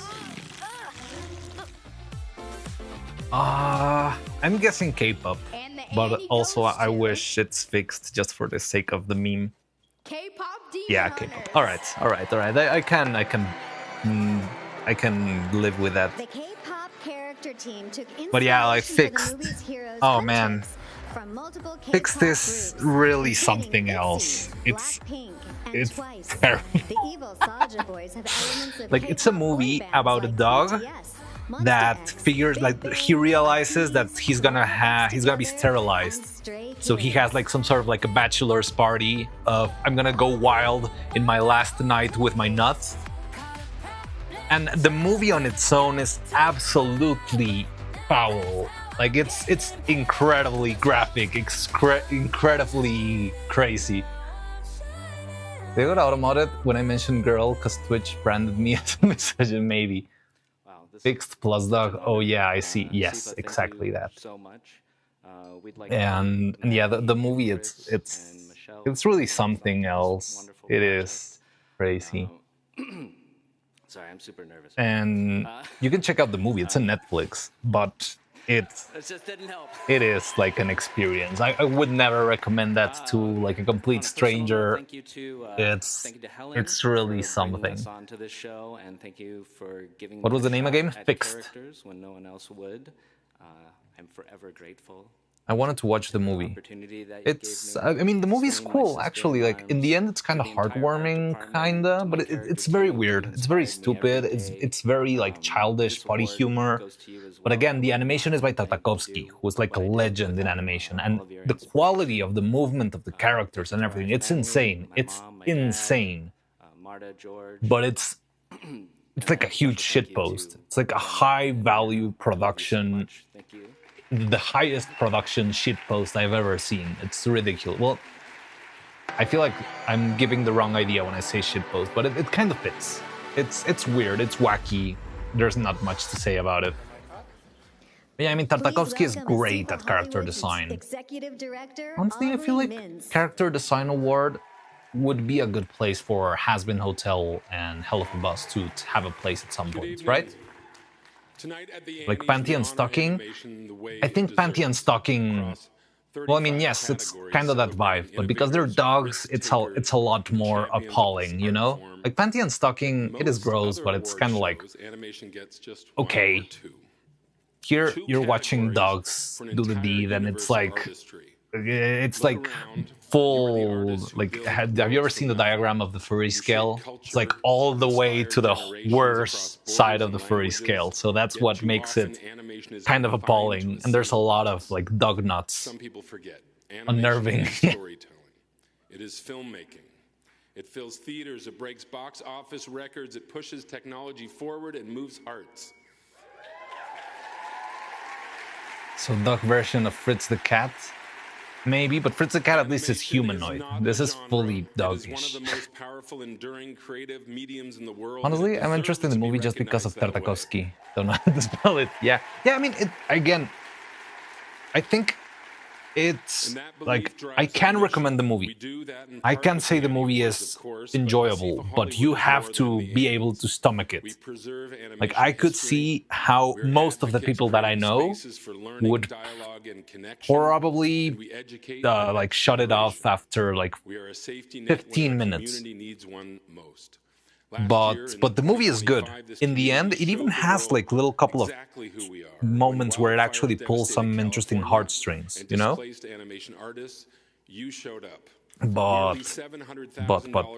yeah, in the end, it's a movie about a dog getting his balls cut off. So what can I say? Perfect movie to watch while eating. Then please do. I would love to know what your experience is after that. It would be so hard. So oh my God. I'm proud to share two yeah. initiatives Enjoy that Fixed. continue this work. First, thanks to the generous I may have experience in regards to Panty and Stocking. What makes it difficult to sell is the main character's non-standard problematic character archetype. However, Excellence in Humor Award, that's new. Okay, interesting. Problematic archetype, however, these people do exist. The behaviors, yeah, of course they exist, but and I mean, horny dogs do exist too, you know. But still, that doesn't make. Well, I mean, again, Panty and Stocking is a much more enjoyable experience than Fixed It. Our board of directors and it's less appalling. Advisory board have come together with a clear narrative. To sustain and grow our vital programs, we must invest in ASIFA So me for real. When you support ASIFA Hollywood, Advisory you are board. ensuring that animation is seen, heard, and You were valued. saying how it's more enjoyable because it's a dog doing it? Wait, what? No, I meant the opposite. It's more... No, not enjoyable. It's less... it's more... No, I meant the opposite. Maybe I screwed up there, but... No, it's more... Like, it's easier to palate Panty and Stocking since they're humans. ASIFA Hollywood will deliver with bold initiatives, deeper connections, and new ways of bringing this community together. And who knows, maybe even... It's more risque for it to be dogs. Yeah, especially if they're like full dogs, not humanoid dogs. Thank you. Then like that. I'm not gonna engage with that conversation anymore. You're gonna twist my words. I need a lawyer. One of the highest honors ASIFA Hollywood missed that is insinuation. the iWorks Award, recognizing technical innovation that fundamentally shapes how animators work. But we're not only honoring. I should watch more Panty and Stocking. I never finished it. We're also settling one of the oldest controversies in the industry. It's not. But I did love it. I did love Panty and Stocking. It's Wacom. Oh, thank you. Thank you. In 1983, Wacom began with a simple idea that drawing digitally should now that's a statement. That's an important statement to do in the Annie Awards. Their pressure-sensitive pens and tablets have become essential tools. Hello, Lawyer Evil. What? Features, Lawyer Evil? Television series to visual effects and me? For more than 40 years. Sorry, it's hard to listen when someone else has my attention. It's okay. Shit, it's really. I know, and I actually started watching it because you reminded me of it, Tony. Let's take a look. But the thing is, since it's so like wacky, I felt like I didn't have the need to keep watching it because it's so episodic. There you go. Of Iworks or Wacom. What is this? What the hell is this? What is this award for?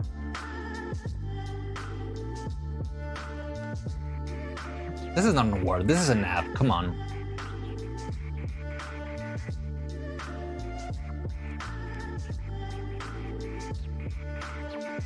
Wacom is a brand of digital art, as far as I know. Yeah. It's the it's the boards where all the 2D artists work. Also, the 3D sculptors use Wacoms, but it is an ad. Like, I don't see the award here. I just see an ad. No commercial. We would have sponsorship deals. It's okay. I think I'd rather that than the old commercials. Because the old commercials in the streams were kind of shitty. It was like, Nickelodeon wants to congratulate all our nominees. So congratulations to Ninja Turtles and to The Loud House and all of that. And yeah, you would have one of those for Cartoon Network, one for Nickelodeon, one for... Wait, they're giving the Wacom Award to Wacom? It's like Obama putting the medal on top of Obama? The last 2 episodes were actual peak. I've heard that and I want to check it out, but I cannot just watch the last 2 episodes, even if it's not episodic. Like, my neurosis pushes me to actually watch the whole thing. Wow! The Wacom Award for Wacom. Well, maybe it's not. Maybe I misunderstood. But this is very ad-like. Yeah. This doesn't feel... I mean, I've got nothing against Wacom. At least it's not like, I don't know, freaking ChatGPT or something. I think it's cool. Like, Wacom... Thank you very much.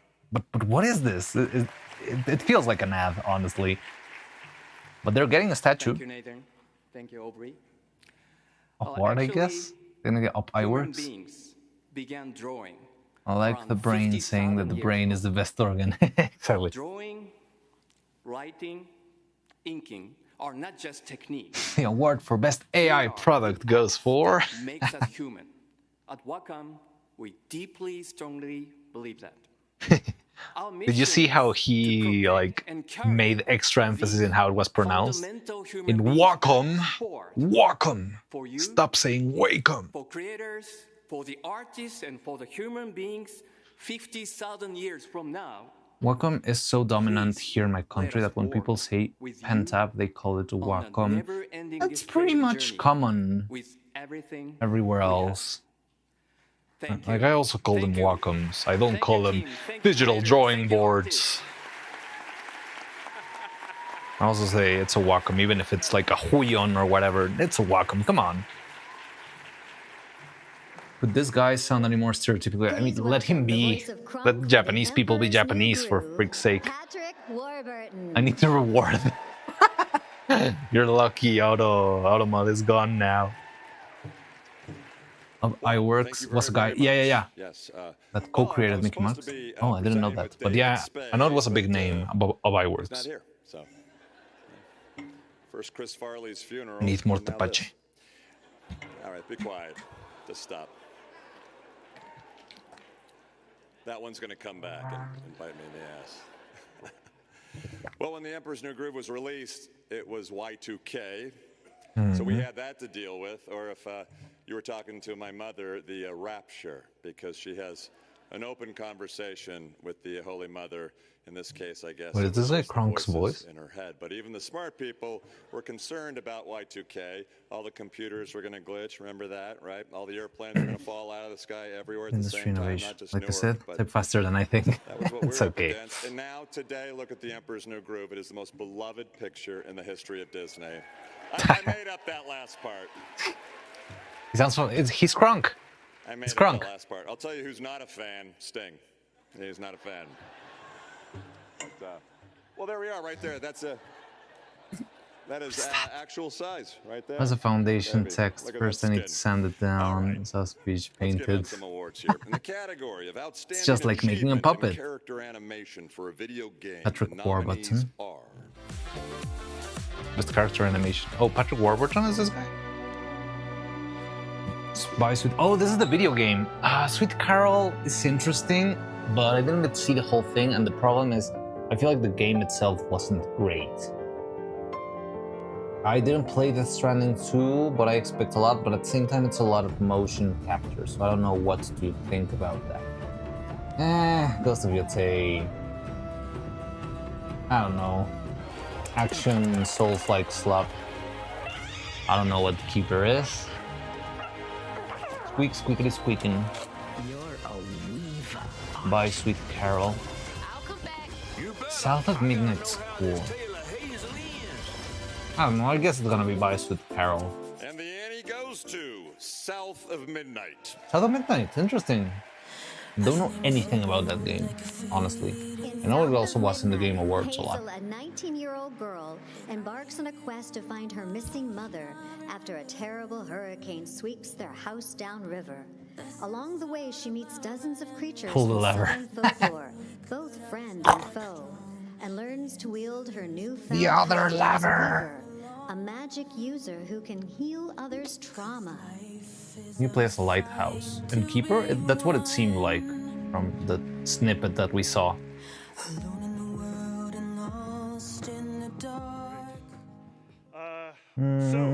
It is an honor to be able to accept this award for the entire animation team at Compulsion Games. This, required the support of the entire studio, as in giving a variable frame rate to a video game really made the entire development of the game more challenging for everyone on the team. Yeah, makes sense. Huge thanks also to our partners at Agora. Variable and frame rate Steamroller must have been a Animation, bitch. As well as our actors and Winning an character award, but the partners description at says they're Activision and victim of beyond. hurricane. Wait, We're what? able to reflect in the style and performance of the game the imperfect, but doing the best they know how, characters of the game. And being able to reflect that in the style, absolutely a fantastic achievement that we're really proud of. What was the narrator say? Oh, I This is didn't a bit hear that. surreal. Well, thank you to Compulsion Games for allowing Agora Studio to be their partners in this venture. Obviously, the cinematics are going to be done without the crew of talented animators and artists working remotely from across the world. They brought an amazing commitment to every frame and every detail. It was just beautiful to see. In their name, I just want to thank you for this fantastic recognition. And on a personal note, Ma, Pa, Alex, merci, je vous aime. Thank you all.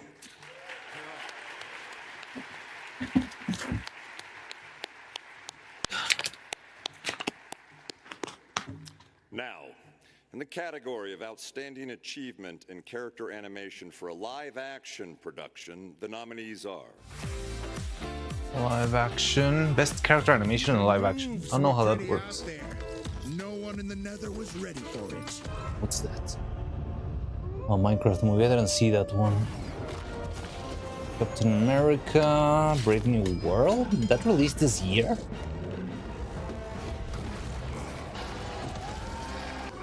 How to Train Your Dragon. It's a decent and interesting character animation, I guess. Prehistoric Planet Ice Age. There's no way that one's gonna win. There's just no way.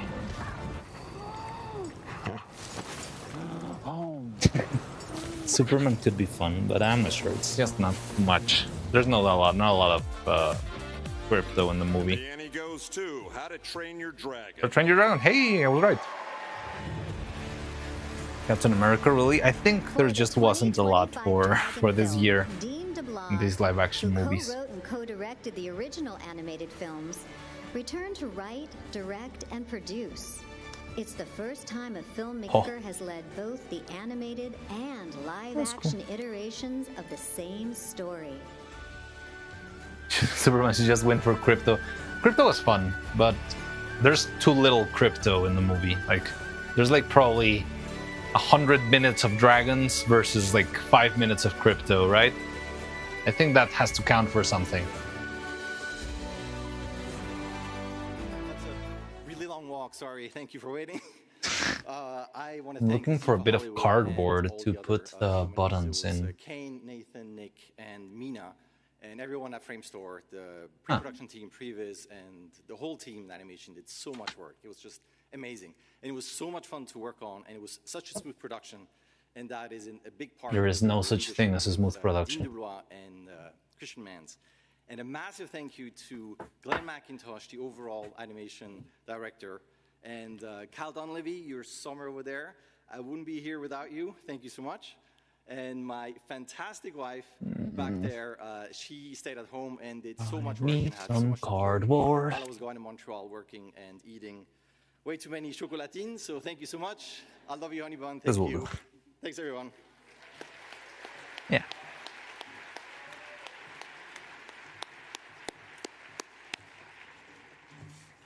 You know, just real quickly, if you noticed how David Spade's skin looked, I'm going to tell you why.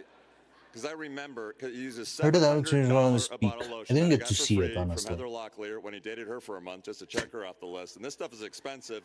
It's got like whale semen and what? placenta stuff in it. In the category of outstanding achievement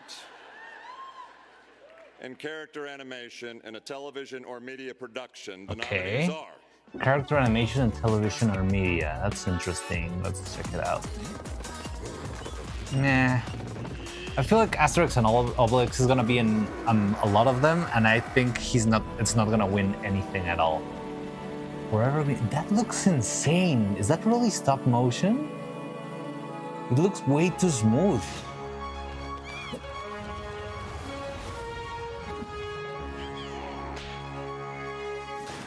How much Snoopy feeling I'm Prince. feeling.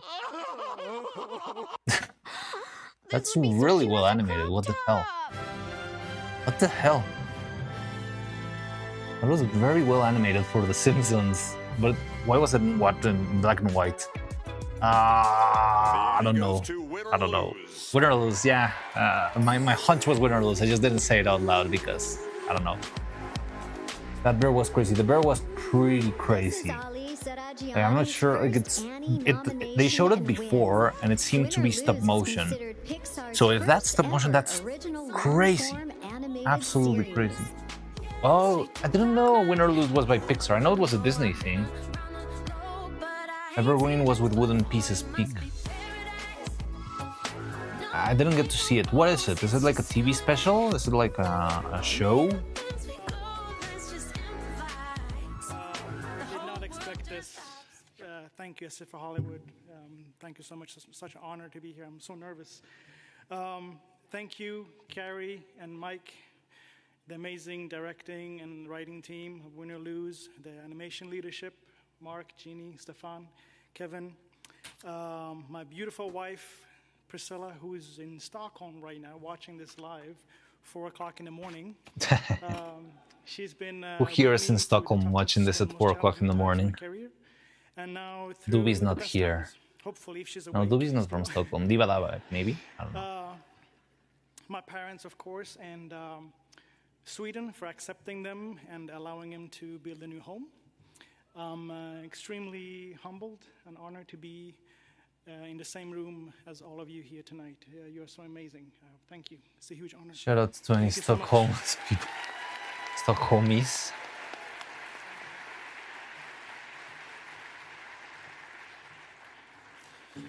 You know, the lotion I use comes out all chalky and shitty because my wife just buys it in the checkout line at Ross or TJ Maxx.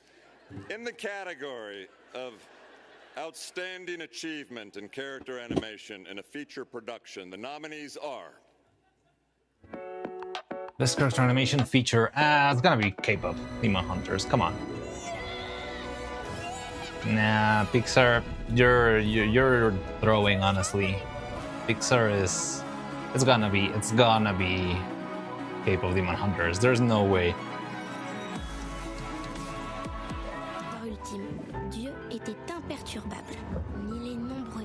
I'm sorry, random French beautiful movie. I'm sorry, Bad Guys. I love Bad Guys, but yeah, also not gonna make it. It is gonna be a Hunter sweep. The animation in that guy in particular was pretty good. I'm gonna say that. But now it's gonna be K-pop Demon Hunters. Come on, like that combat animation was insane. And he goes to K-pop Demon Hunters. Let's go. Yeah. Pretty obvious if you ask me. This is Ryusuke Furia's first Annie nomination and win. At last count, K-pop Demon Hunter has been viewed over 482 million times, making that the most watched title in Netflix history.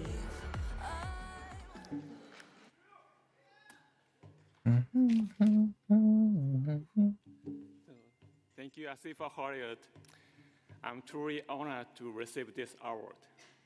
First, I want to express my deepest gratitude to Maggie Kang, Chris Apple-Hans, Michelle Wong, and our head of animation, Joshua Beveridge.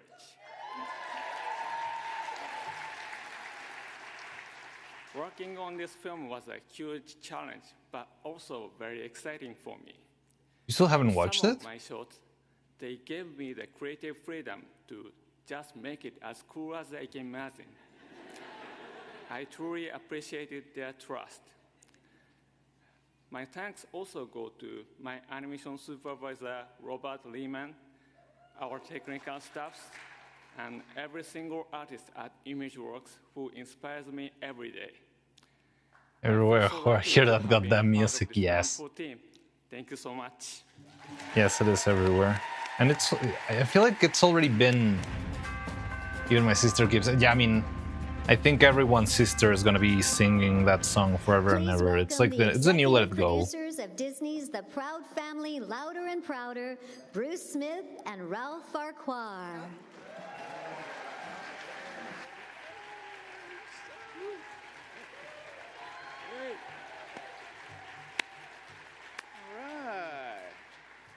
Hey Bruce, man, this is like the nicest award show I've ever seen in my life.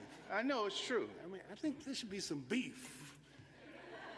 Lilo and Stitch should call out Snoopy, you know, start throwing up gang signs. That's true. There's not enough beef in animation.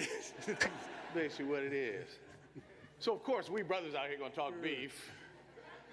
Throwing up gang signs. I'm not gang affiliated, that's him. I'm not.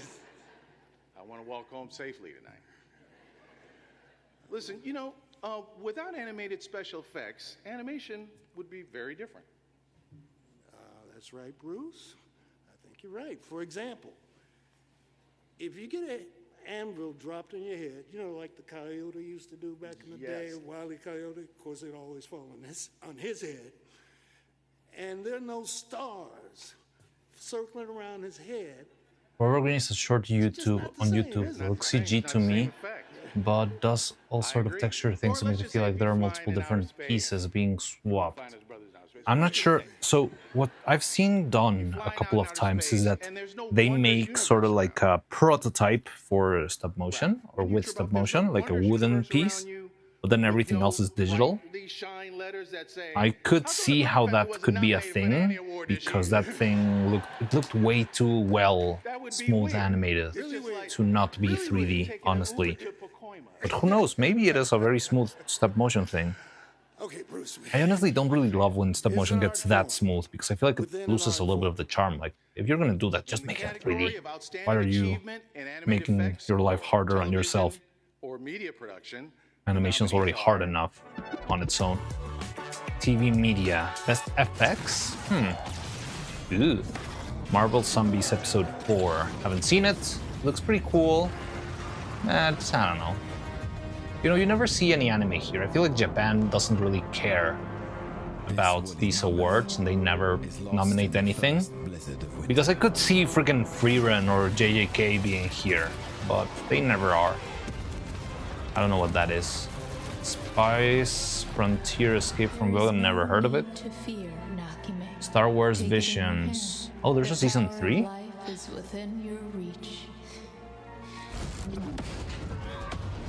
Wandla Lost. What the hell is that?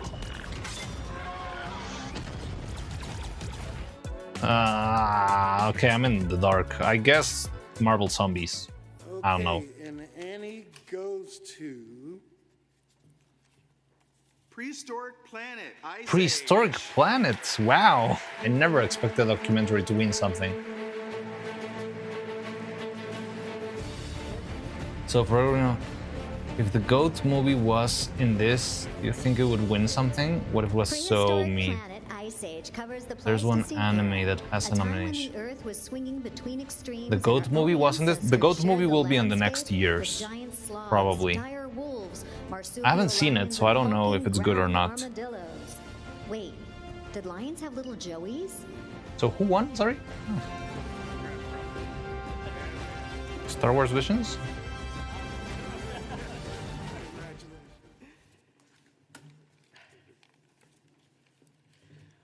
Wow. Thank you. Thank you very much. Prehistoric. Oh yeah, Prehistoric Planet. Yeah. Trusted us with this award. It's an absolute honor to stand here before all of you. Yeah, it's true. I forgot. Prehistoric Planet Ice Age was a long and very special project for all of us. In effects alone, we had more than 60 artists. What if it was so mean? Montreal, London, and Mumbai. Everybody who poured their talent and care into this show, far beyond what you see here. It took a lot of love, passion, and a lot of mouse clicks to get here. A lot of mouse clicks. This award belongs to all of you. I'd like to shout out Guy Schulman and Benedict Rutger, the other two nominees who couldn't be here today. I hope our work brought some joy and wonder to the audiences, because at the end of the day, this is why we do this. A special thank you to our partner at Apple TV, BBC Studios Natural History Unit, executive producer John Favreau and Mike Gunton, our production visual effects supervisor Russell Doxson, and Framestore for bringing us in this historic journey. And thank you again for allowing us to make stars, around the characters. First anime documentary got critical recognition since BBC's Walking with Dinosaurs. I wouldn't know. Maybe it's happened before. Like, nobody really is paying close attention to the animes in their day-to-day, you know? The only good character in What If was the Blade Moon Knight variant. They killed him. Haven't seen anything of What If.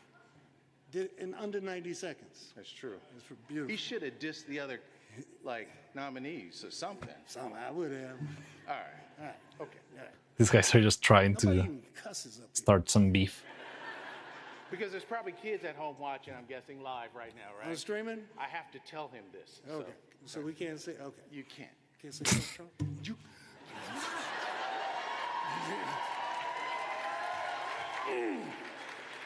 Okay, in the category of outstanding achievement in animated effects for feature production, the nominees are Effects for feature. Okay, let's see what we got here.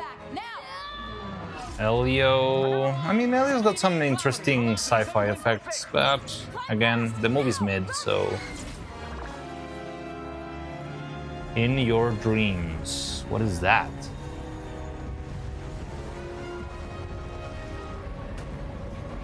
K-pop Demon Hunters. I wouldn't say the effects in K-pop Demon Hunters are anything crazy, but it might win just for being the movie of the year. I love the stylishness in that one, but I don't think it's gonna win. I would love to see bad guys win that one. Zootopia had interesting particle effects, but it was kind of cheesy and corny. I didn't like the permission to hug deal. See, and the award goes to damn, it's a bad year to be in the same category with that K-pop Demon Hunter. Okay. Not sure. I would have to rewatch it and concentrate on the effects. Many of the winners for this award tonight also won an Annie Award in 2024 in this category for their work on Sony's Spider-Man Across the Spider-Verse.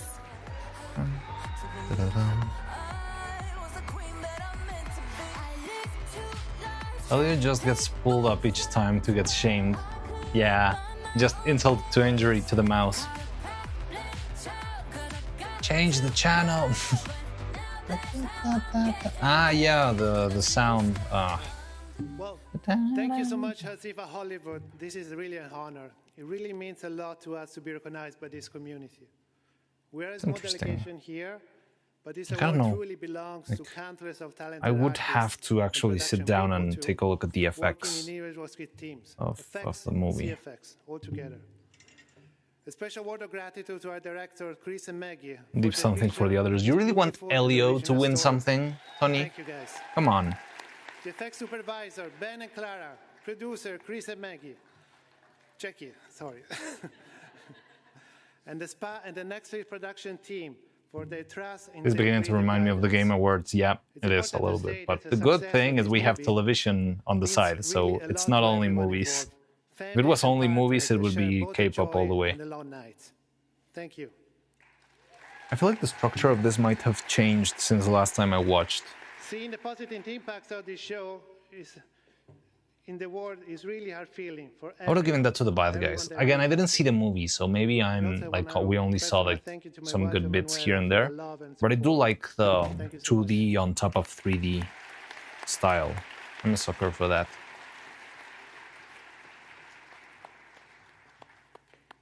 Yep, still here. Nobody cussed? Nobody cussed? No, again? they were. That was a Nobody pleasant even said, acceptance. damn, I'm glad to have this award. No, they were.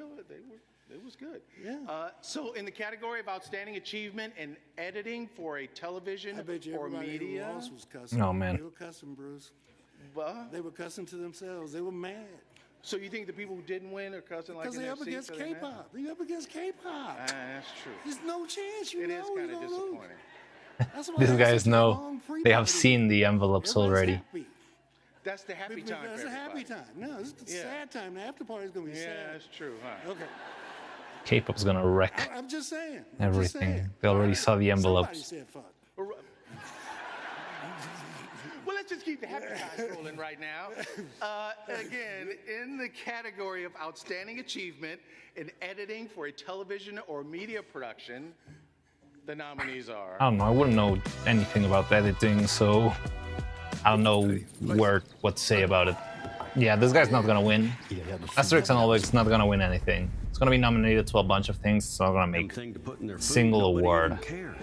Sparkle, a spray-on spice for your food based on the Common Side Effects would be nice.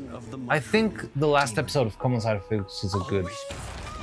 I haven't seen that one. I did see like the first couple of episodes of that. No, I think I only saw the first episode, but it looks so mid. Invincible, I didn't see Invincible either. But Invincible is good with its storytelling, so it could very well win. Do you have eyes on the target? Tom Clancy's Splinter Cell, nah, wouldn't know. Dandadan and Chainsaw Man, again, no Japanese stuff here. They don't care about these awards. You never see anything anime in this side of the world. Goes to Common Side Effects. Yes! Common freaking Side Effects! Yes! Yes, yes, yes, yes, yes! That show is really good. You should... Inservible. You should watch Common Side Effects. It's really one of the best shows that Adult Swim has put out in a while. Freaking amazing. Freaking amazing. 100% score on Rotten Tomatoes. 100% scoring Rotten Tomatoes. That's insane. Yeah, you should definitely look it up if you haven't seen it. Common Side Effects, it's something else.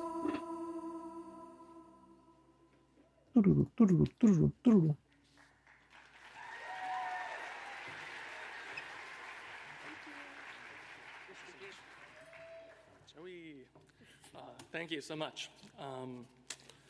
Just want to say That poster art, it's really good. Like it looks kind of ugly, has like this Family Guy ugly art style, but it fits really well with the story, and it's really something else. I would rather just not tell you what it's about than just go watch it.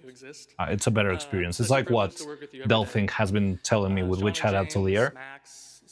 I would say the same with Common Side Effects. Like I would rather not tell you at all what it's about, not pitch anything. I'm just going to tell you it's a great show and you should go watch it. I think that's going to make the experience a lot better for you guys. We are so spoiled as editors to get to work with you all. Dustin, JC over at Bandera, our partners at Adult Swim, thank you for everything.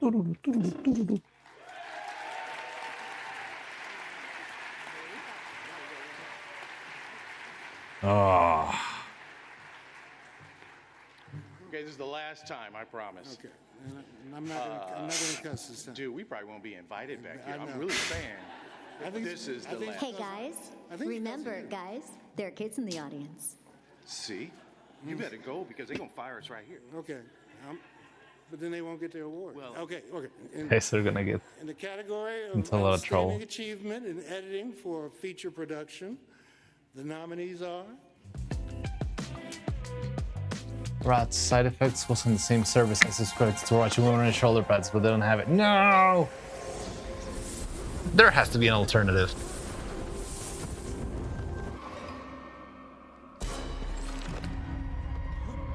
I don't feel so good. Wait, what was this? Special effects? K-pop Demon Hunters. What category was this? It's gonna be K-pop, I guess. Now, this is another movie that I wish would get at least one award, but it's probably not gonna get anything. Olivia Las Nubes! Hey, this one beat Frankilda once already. Best editorial. Ugh, I wouldn't even know what that implies. I don't know.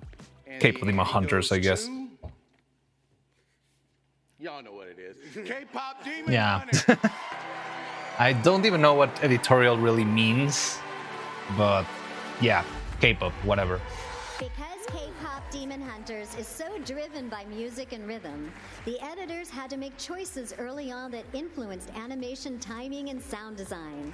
Music timing was treated as half of the edit. Editors had to think in terms of beats and tempos as much as narrative story.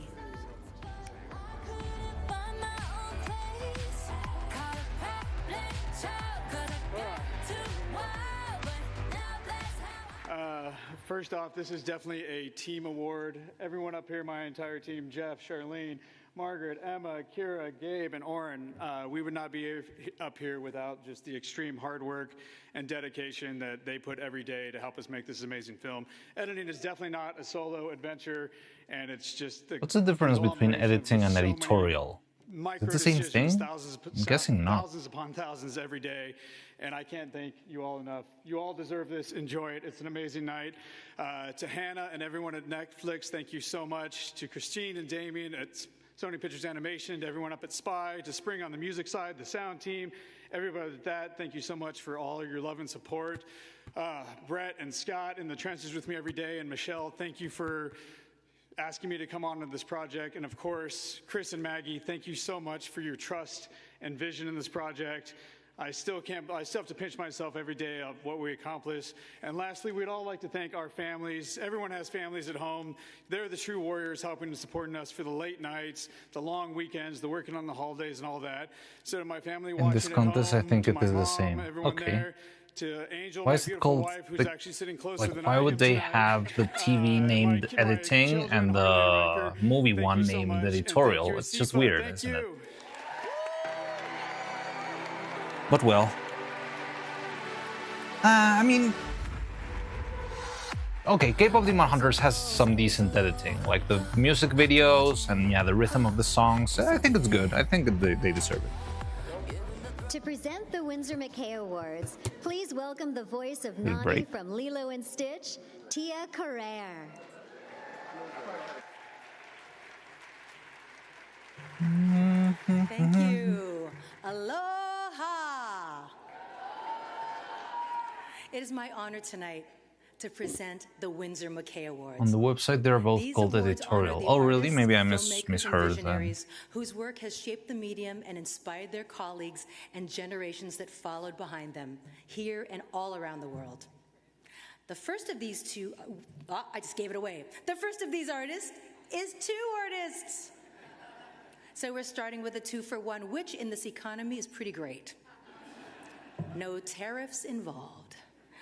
From the moment their first show, Clone High, debuted on MTV in 2002, it was clear that this duo wasn't interested in playing it safe.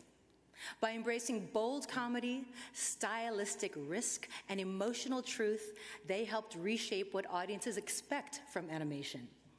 From Cloudy with a Chance of Meatballs and the Lego Movie, to the groundbreaking artistry of the Spider-Verse films, their work proves animation can both be daring and deeply heartfelt. Along the way, they've also championed new voices, shepherding visionary projects like The Mitchells versus the Machines. Asifa Hollywood is proud to recognize the extraordinary creative partnership of Chris Miller and Phil Lord. Lego Movie The GOAT. Winsor McKay Award. It's cool. Everything is cool. You're part of a team.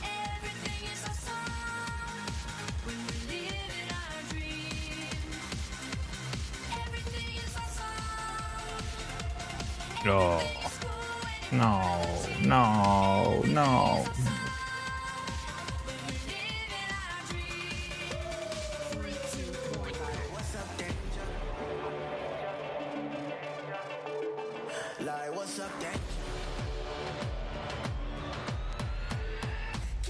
Stop me now.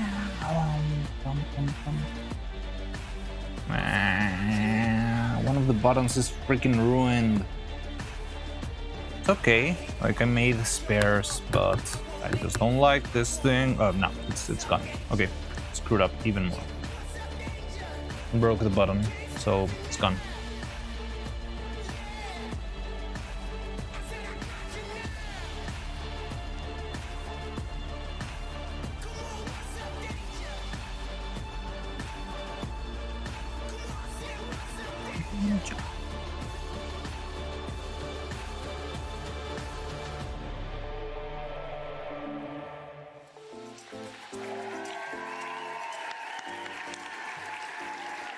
It is my pleasure to present the Winsor McKay Award to Chris Miller and Phil Lord.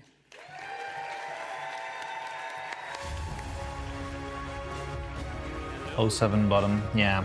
It's good, it's okay, I had spares. Like I made one spare for each.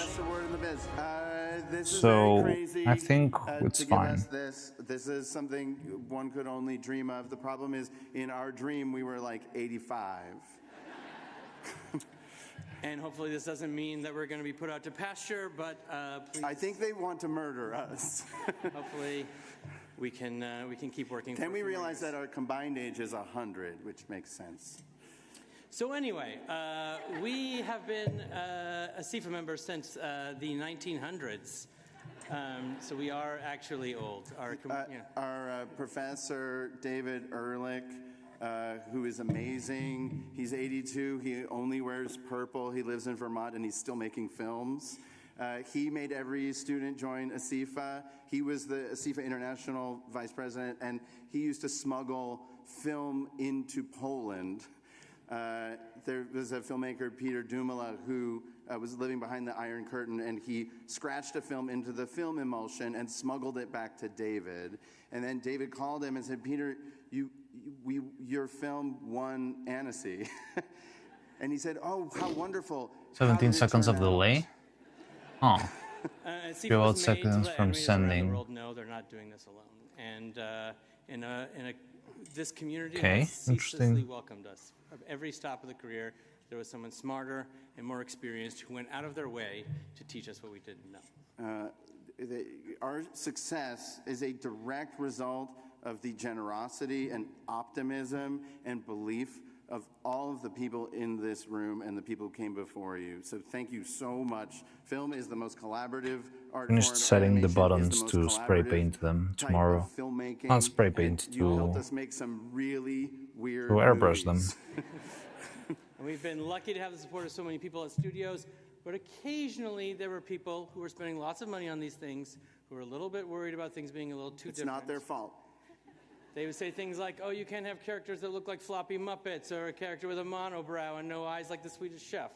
The eyes are the window to the soul, Chris. It is true. A lead character can't have little round minifigure dot eyes. It has to Sounds have better. big, 5 seconds and I can live with that. detailed, 9 fleshy, seconds Olsen delay twin for me. eyes. I mean, Because that's you can really tell what somebody's feeling by the photorealistic light pretty refraction much off of their insanely detailed like it's okay. It's not ideal, but But it's do you know who has functional. never worried about stuff like that? The crews. When we asked if a movie could look like a living, breathing comic book, you said, which one? We said, all of them? And you know that an artist's job is to say something that no one else could say, even if you're living in Soviet-era Poland. A studio we worked at once paid a bunch of money to study what made other animated movies successful so they could copy them. The evidence was unbelievably clear. All the successful movies had one thing in common: originality.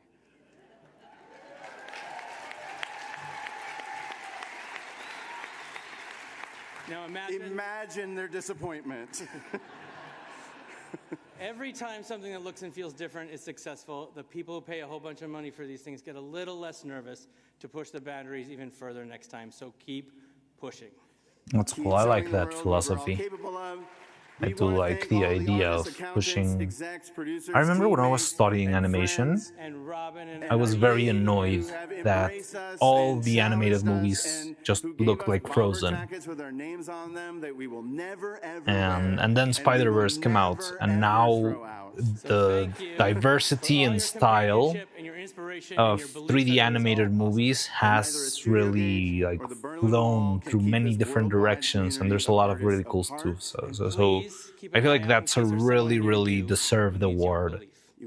They like set the stepping stones for, well, opening 3D into such crazy places, you know?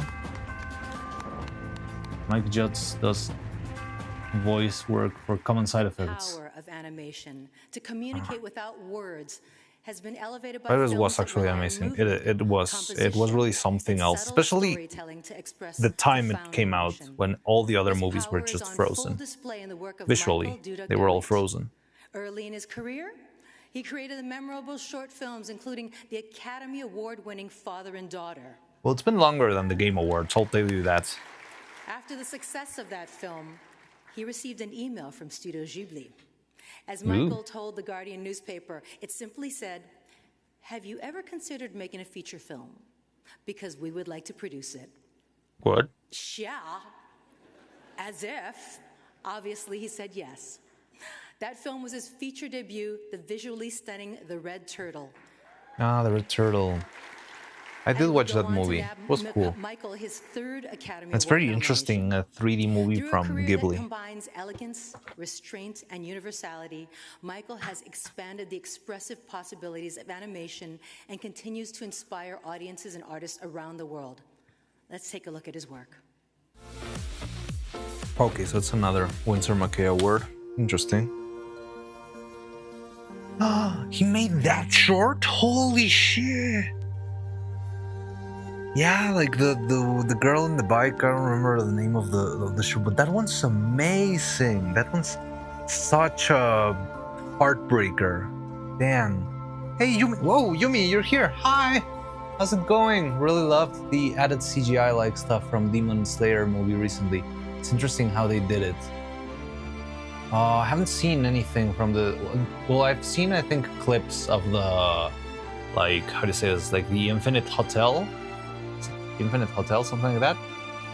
But yeah, the thing is, unfortunately, Japan doesn't really care about these awards too much, so you rarely ever see anything like, I don't know, Chainsaw Man or Free Ren in these awards. But I don't think it's because like they don't want them to play. It's more like they just don't care and don't get into. Been lurking a while. Oh, cool. Hello, Yumi. Yeah. Well. You might not know, Yumi, if you've been here for a short amount of time.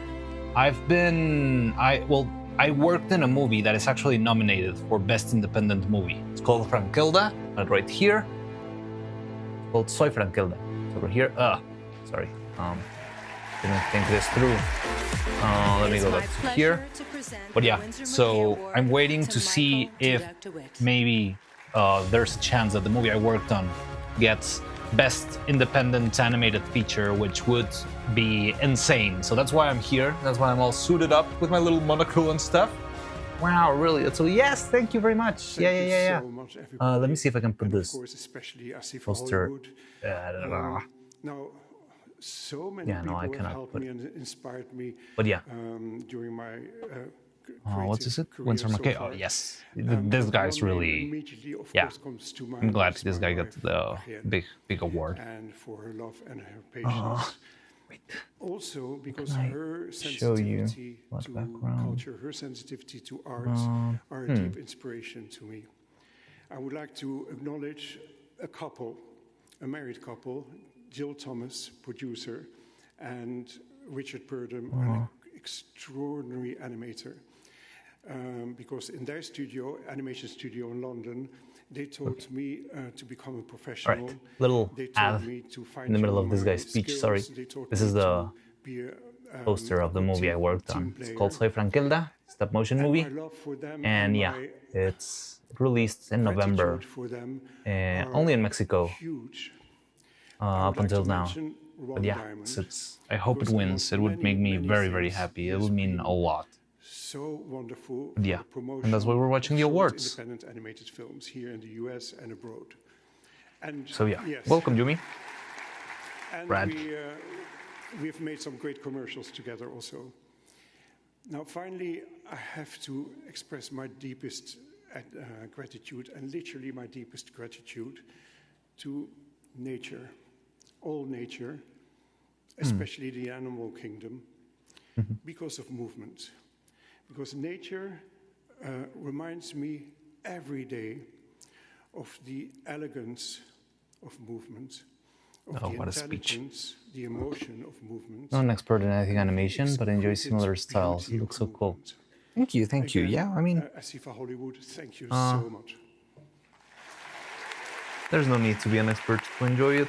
Animation is for everyone. But yeah, I mean, I'm glad you like it, and well, hopefully you'll be able to see it soon. Like, it's just got, like, the movie I worked on just got bought by Netflix. All right. So it's probably gonna be there soon. It's gonna be This was the there. moment I was dreading, wait, though. sorry. Everyone out there, what's next? make sure What's to get next? a hold of your valuables, purses, wallets, hair pieces. The people up front, you're screwed. Balcony, I think you're just out of range, so you're okay. I don't know what they were thinking when they gave this guy an award, but I hope everybody's ready. The final Windsor McKay of the another evening Windsor is McKay. being awarded to that irascible, untamable, and beloved member of my family, Stitch. Stitch? Also known as Chris Sanders. Oh, okay. I thought it was like an actual award to the character, and that was Many weird. of you know, I played Lilo's older I'll be sister waiting. Nani Ah. in the original film. Yeah.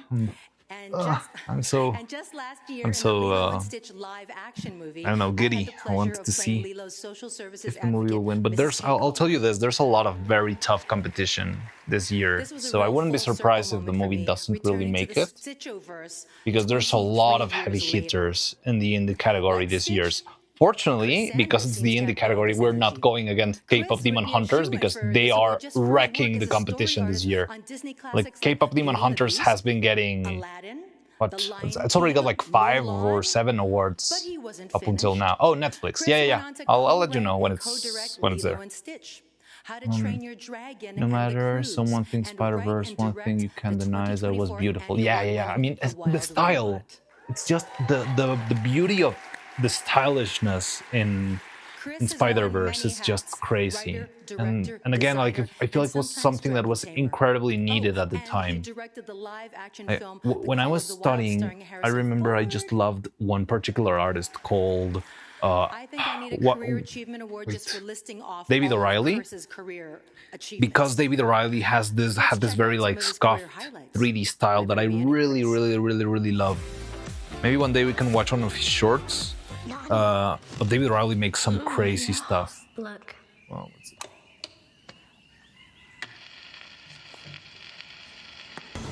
What? Is this a word to the animator or to the voice actor? I don't get what's going on here. I'll be waiting. Didn't they use an uncommon FPS value for the Spider-Verse movie, or am I spreading misinformation? No, yeah, they did use like different frame rates, but they used different frame rates for different characters. So actually, at the beginning of the movie, that Miles like hasn't really learned and doesn't have the confidence, he moves at a lower frame rate. So he's a little bit more clunky and clumsy. It's like a visual manifestation of his lack of confidence. And then by the end of the movie, that he's already like overcome his difficulties and his insecurities, he starts moving at a higher frame rate. So it's not only like a stylish choice, but it's used as part of a metaphor, and it's incredible.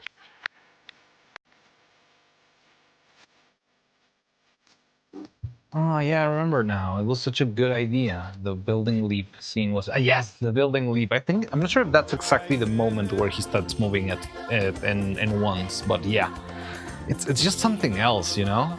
And yeah, now after that we've got Wild Robot, we've got Michelle and the Machines, we've got.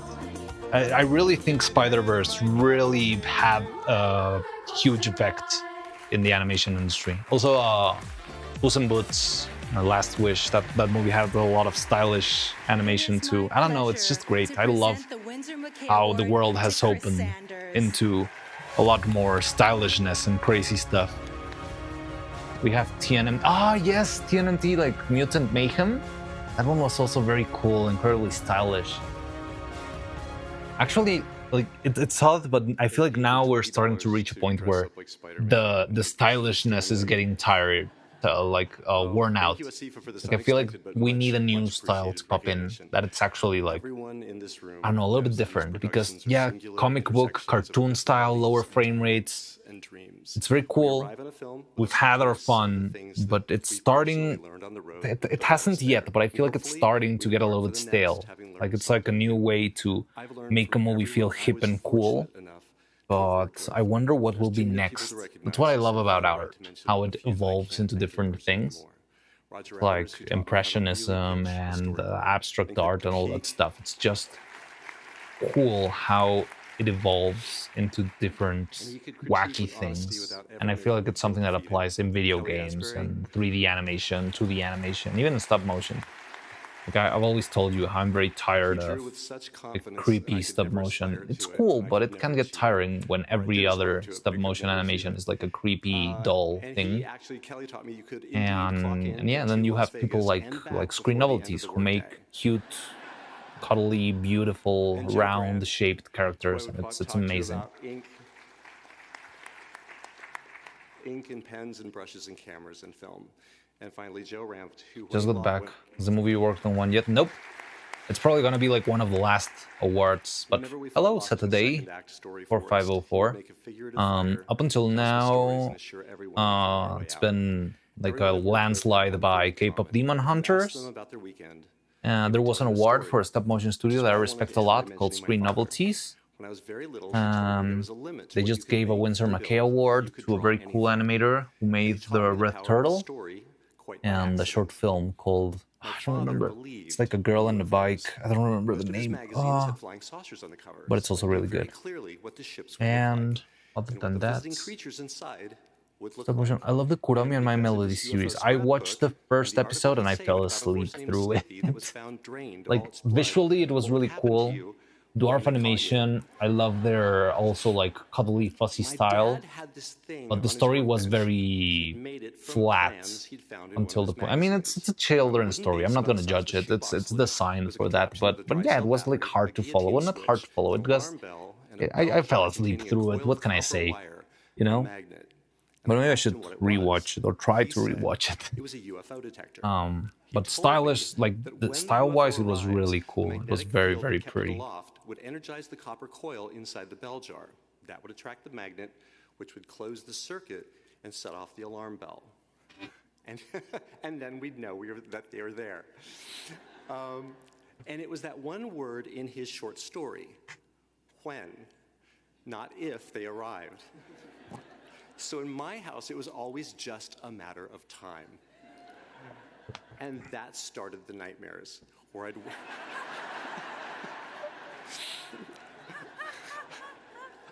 where I'd wake up and hear the dull ringing of that bell from inside the garage. What? Last 4 episodes? Interesting. Actually surprised me. Wow, I wouldn't expect that. Maybe I'll try to watch it again. Well, I gotta go to bed. It's way too late right now. Are you streaming tomorrow? I'm not sure. Probably just for a bit. Because tomorrow, I don't know how late we're gonna go today, but tomorrow I need to go meet the tailor in order to see if we can finish the dress, like all of Neuro and Evil's clothes. But that's late in the evening, so maybe I can stream in the morning for a little bit. Well, not the morning, but yeah, like I don't know, around noon-ish. I need to paint the buttons. I can show you actually. Please welcome the executive producer of this This year's is a mess. Moana live-action remake and an I have Annie to- Award I have winner this for button, outstanding so I'm gonna achievement paint for this voice tomorrow, acting in a feature production of Moana. for Ali'i Neuro and Evil's Carvalho. buttons. So I'm gonna be doing that tomorrow, very quickly. But other than that, I'm not sure if we're gonna do anything else. Okay, back to the show. Yeah, rest well, random person. How many of you have a timeshare on Maui? Arachne has a pretty good art style. I don't know what Arachne is. What is it? See what is Beyond the Spider-Verse. Oh, Arcane, Arcane. Yeah, Arcane, Arcane. The anti-venom pen from Zootopia 2. And I've brought my own anti-peanut pen with me here tonight. I have it right here. Hey, girl. Now, if I could implore you to take anything away from my life-saving role, do not stab this straight into the heart. A lot of Pulp Fiction was, in fact, fiction. But what we all agree on is that these individuals stole our hearts with their performances. In the category of outstanding achievement in voice acting in a I television mean, or Pulp media Fiction production, wasn't an the EpiPen, nominees right? It was like freaking raw adrenaline. He didn't make as many as me, like not Based even voice close, but he does acting. technically play basketball, and I find it helpful Bob's to stand behind Burgers. him when he shoots and watch his. Is it like for a specific character, or is it for the whole show? Hey, Hasbin Hotel. I mean, it's got good voice actors, but it's got pretty bad script, so I don't know. When she died, I knew Hydrate, there were alright. big moments, but it wasn't ready That for would be the small good. stuff I Long no story longer short, did had you watch the show? This is from the creator of BoJack Horseman. It's really good. Very, very Jewish. Smiling Friends got such good voice acting. Oh man, this is a hard one. Getting worse. What a nightmare. I haven't seen the new. Karaoke. JK, Haven't seen the new trapped to use you to drive my Gumball. art house horror family even crazier. I hope Smiling Friends, but I don't know. Bob's Burgers, interesting. I haven't seen Bob's Burgers. I haven't seen anything of Bob's Burgers, honestly. And it's odd, like, how do you get like a decent voice acting with, or like a good voice acting when I feel like Bob's Burgers on its own, it's like intentionally bland, you know, like it's mundane in what happens in the show and stuff. So there's not like a lot of places for dramatic acting and like crazy screams or whatever. But I know that Bob's Burgers gets a lot of awards, so I don't really know what is there to it. Maybe I should give it a watch.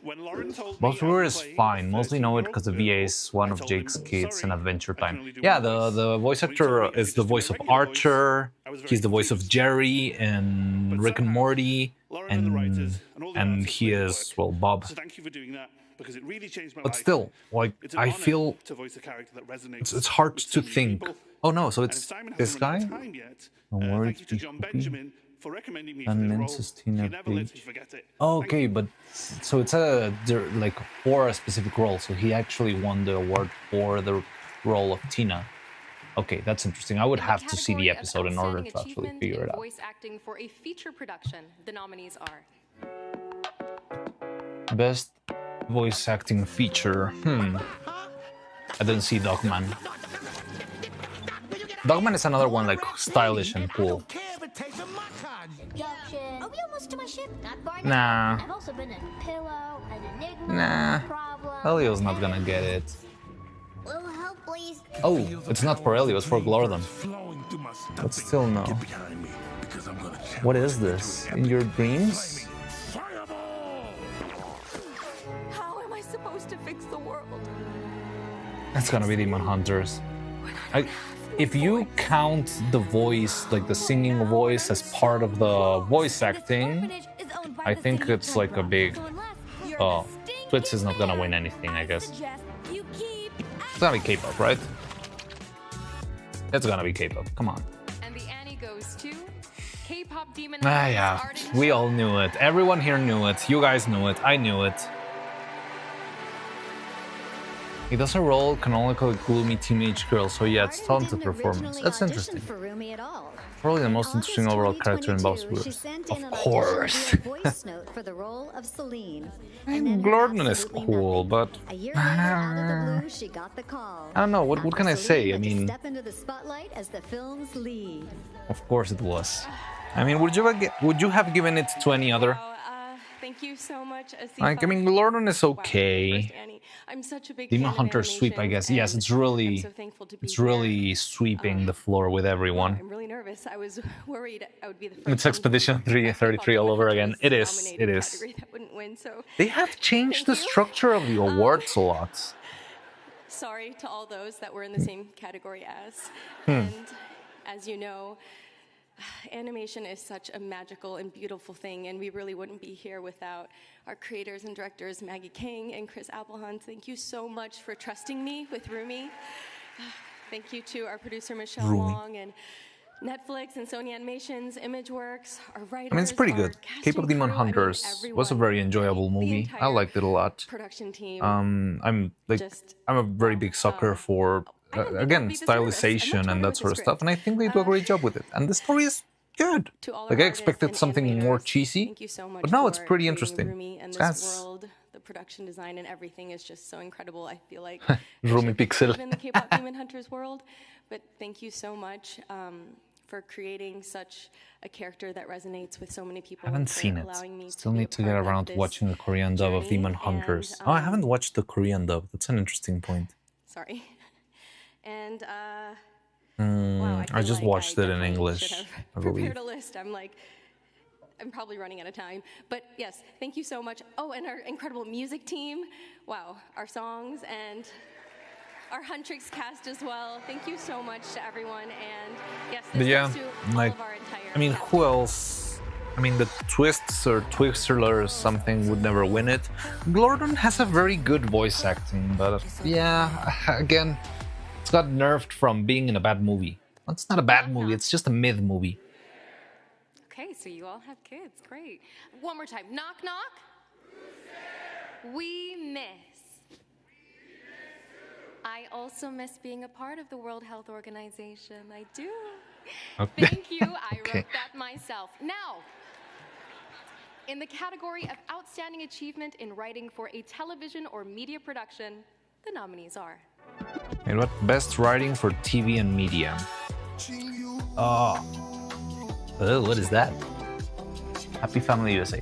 Common Side Effects, please. I mean, if there's one thing I applaud for... What's this? Adult Swim the Elephant. Oh, interesting. Haven't seen The Elephant. Again, I didn't know this had already released. I want to check it out. But no, it has to be Common Side Effects. This one's... I'm gonna rage if it's not Common Side Effects. Like, the script in Common Side Effects is otherworldly. It's wonderful. We're telling you right now. It's crazy. If you wanted us to see you as a rhino, you'd need pointy ears. What am I doing? What is this? Win or Lose? Win or Lose is a hard contender. Like, Win or Lose is good, And the other one, but man, I really want. The writing in Common Side Effects is great. Yes, yes. Yes. You've got no idea. You really need to watch that show. The writing is impeccable. It's beautiful. I'm so happy. I'm so happy for this one. This one is absolutely deserved. Like all the K-pop Demon Hunters, like I tried to be like the Devil's Advocate and just like, but no, this one, I'm so happy this one won. You really need to see Common Side Effects if you haven't seen it. It's so good. And the script really is something else. Please watch it so I can have someone to talk about it, to yap about it, please. Partner, the visionary Joe Bennett, and we want to thank our lovely wives, Laura and Kat, who are such an inspiration. I think I've spent like more than 5 hours talking about Common Side Effects with my dad. Like he also watched the show and he enjoyed it a lot, and we've been like theorizing and stuff from the show for hours. Where can I see it? HBO Max. If it's free, I will. I mean, there is always a free way to watch it. I think the first episode is available for free in YouTube. I'm not sure if it's still there. Like Adult Swim usually puts episodes for free, and then like sometimes it leaves it there, sometimes it takes it out. But there's always a free alternative. So, but I'm not gonna suggest anything yo ho ho. But it is possible. I'm just gonna say that. Best writing, it's gonna be K-pop Demon Hunters. Even though the writing, I mean, it's okay. It's just not life-changing.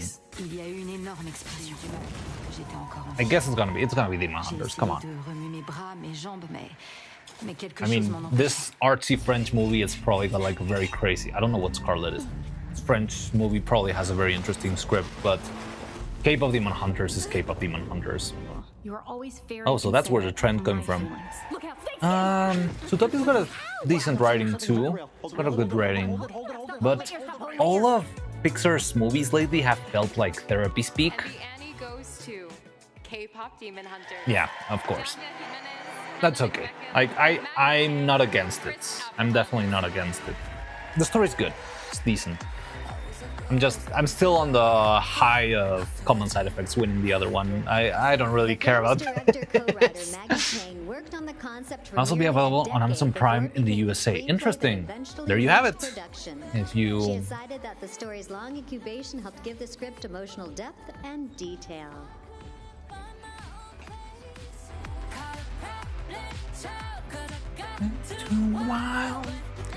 I'm gonna have like 15 copyright claims in this video and it will all be just golden. I can already see it in my future. So you played Golden from the minute 100 to 102, and from the minute 120 to 125, and from the minute 300 to 355. Thanks, I'll check later. Safest choice, which would be to hire like seasoned veteran writers. Yeah, she hired two 24-year-olds who had literally no writing credits whatsoever. Yeah, so we will always be grateful for her for doing that. That's like such an insane thing for a first-time female director to do. Yeah, so thank you, and thank you to Sony. I don't know what people say up here, but thank you to everyone. You guys want to say something? Not really. I think that's perfect. Okay, thank you. Thank you, guys. Copyright strikes, I never knew they were specific until I did a music tier list reaction. Well, I mean, I'm not sure if you only do Twitch, but the thing is I multi-stream on Twitch and YouTube. So YouTube is the one that's ruthless when it comes to music stuff. But I do like to do stuff in YouTube, even though my YouTube audience has been shrinking ever since I started doing stuff on Twitch. I just do it for the sake of record keeping. Like I want the stuff I have done to stay there in case somebody somewhere in the future wants to figure out how to make a mouth or a hand or whatever. They can look it up with some work, but just so it's there, just to have like a consistent archive of VODs if they're ever needed. But yeah, it's YouTube, the one that's ruthless. Twitch is okay. I mean, worst case scenario, you're gonna get muted and that's it. But YouTube is like, oh, so you have like 30 seconds of golden in the middle of your 11-hour video? I guess all your money belongs to Sony Pictures Animation now. And that's how it works.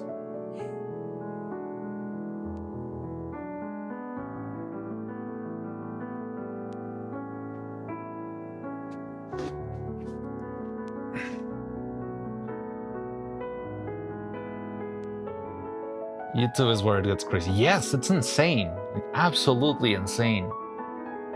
Not only like copyright strikes, but also, well, I mean, like copyright claims will get your video like impossible to see. Oh, hey, Cube wants me to extend her apologies. MS has her drained and she can stay up for your reward. Don't worry, it's okay. Rest well, no problem. And yeah, I mean, if something happens, you'll probably see news on the Discord. I'm gonna be flipping out, but yeah, there's no problem, and rest well. I know it's very late for some of you. It's actually even, well, I mean, it's not that late for me yet, but it is later than what I usually stream. What are those credits? It's the people who passed away this year. Maybe I shouldn't have been yapping on top of that. Holy shit, it's midnight. It is late. Welcome. Please welcome the director of the upcoming feature films. Maybe I'll join her too. It's perfectly understandable. I wouldn't complain about that, Husk. If you feel the need to go rest, I understand it perfectly. I'm just gonna keep streaming because it's gonna make good content for me. Either flipping out or crying. ¿Es Jorge Gutiérrez? Ah, let's fucking go! Hopefully directing the Speedy Gonzalez movie for Warner Brothers Pictures Animation. Isn't that crazy? Hueva! This guy is a freaking legend. Speedy was always one of my favorite characters. You know, Speedy was incredible. 5 a.m. for me at the moment. Holy shit. But I'll tell you what, I wish Speedy was producing this show so it could go a little faster. They're making a Speedy Gonzalez movie? That's cool. And by this guy, none other. That's cool. Let's get going. Ándale, ándale, arriba, arriba, yepa, yepa. In the category of outstanding achievement in a television or Outstanding media achievement. for preschool audiences. Okay, this is the awards that I was telling you. Like they split it into preschool, like middle school. It's hard to judge this one. I'm pretty sure I haven't seen anything that we'll see here, but we'll have to judge on whatever we watch. Okay, the owls looked better than this one. The owls looked better than this one. Yes. This one looks better than the owls, so I'm going for this one. Stop motion for the one. This is not stop motion. This might be 3D. My sharp animator eyes, my animator sense, my stop motion sense is tingling, and I think that's 3D animation. Or maybe it's got like a composite. But I'm still gonna go for the stop motion one. I didn't even catch its name. Wow, Lisa, punk robot. Didn't check. I'll Google it because I didn't catch the name. Wow Lisa is produced by the studio Punk Robot based in Santiago, Chile. The show follows Lisa, a curious little mouse who finds magic. Yes, it's a stop motion one. Let's go. Things, like Yeah. rocks, leaves, bottle caps, and more. Let's And turns ordinary go. activities into exciting I don't know if it's stop motion or not. I'm guessing it's not. Like again, it feels very. I did see a couple of little tells that it was 3D. But let's. Oh, and it's Punk Robot. Punk Robot have like a short film that won, I believe, a long time ago. Let's see. Let's see if it says something about 3D or stop motion. Big thank you to Asifa. This is a big win for Chilean and Latin American animation. Yeah, Muchas let's go. gracias. Well, let's freaking go. But yeah. Okay, I'm glad that happened. I know wish preschool aged TV didn't exist. Really? Outstanding achievement for a television or media production. Like you don't for like children. children's shows, like I don't know, Sesame Street and stuff like that, or you just this is it. Yeah, look, there's Kurami. Let's see if Kurami wins. That looks pretty cool. And dwarf animation, come on. It's dwarf. Yeah, I don't care for this thing. I don't even know what it is. It looks painfully mid. I haven't seen this. I didn't know there was a Teenage Can Mutant. you do that again? Your voice is kind of muffled. I mean, I think it's better to have TV for children than whatever the current content is, you know? Like Cocomelon, I'd rather have preschool TV shows rather than Cocomelon. But I get your point. Like, maybe they shouldn't be watching TV. Maybe they should be, I don't know, reading or... The wonderfully weird world of Gumball. Gumball! Oh, interesting. All right, I haven't seen the new episodes of Gumball, so I wouldn't know. But I'm happy for Gumball. Gumball's always been like a classic. This is the show's second win in this category. It Second previously win? won Oh the yeah, award in it won one 2012. before, I guess. The Oh, original iteration was produced even a at cartoon rather than TikTok or something. I mean, yes. At the same time, like people making stuff. Well, I mean, 5 and under is a tricky spot because I'm not sure if Bluey qualifies for that. But yeah, I mean, Bluey is much better than Cocomelon Slop, right? Can we agree on that? So I don't know.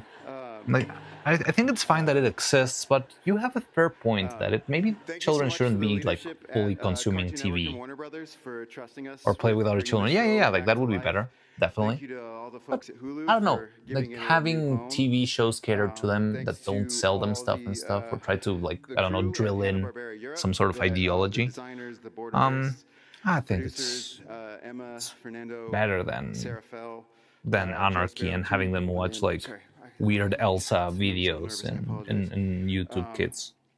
Thanks to But yeah, cool. our partner What studio, a wonderfully Soy in weird Germany world that of animated Gumball. Haven't seen the new composited and, episodes, so brought all I'm our intrigued. I creative never ideas to really life. finished, but Thanks it's only to a our tiny bit per day, not a big deal. composers Yeah, I think that and would be voice fair. I think you make a like. It's a good point. Like children shouldn't be just glued to the. Is that Gumball? Have you ever seen the clip of that guy like cursing at Dream? Like I don't know why, but the voice actor and Dream were in a car together, and he's like with his Gumball voice roasting the absolute crap of Dream. It's just such a masterpiece. It's such a wonderful clip. It's so stupid. I think they were both high or something. It's beautiful. It's so beautiful. But thank you so much to Asifa for this honor. Thank you to my wonderful wife Kelly for. The kids should be considered psychological torture. It might be considered in some countries. Who I used on a regular basis to fact check and check continuity with Oh man, that clip of Gumball, because someone actually animated Gumball, like doing the full speech, and it's one of my favorite internet things of all time. I love when wacky things just cross over in the internet. The nominees are Best TV Media Mature. Come on, side effects. Come on, side effects. I don't know. Okay, yeah, Bob's Burgers is a legacy and a lot of people love it. I understand. I've never watched it. Come on, side effects. Come on. Come on, side effects, please. The pilot? Why the pilot? Put the last episode, please. This is the only patient I plan on seeing No. today, boys. I can't believe this is here. Haha, you clowns. That's crazy. That is crazy. It's a very weird show. Oh, that looks cool. Claudia entra in un caffè. Il bracciano.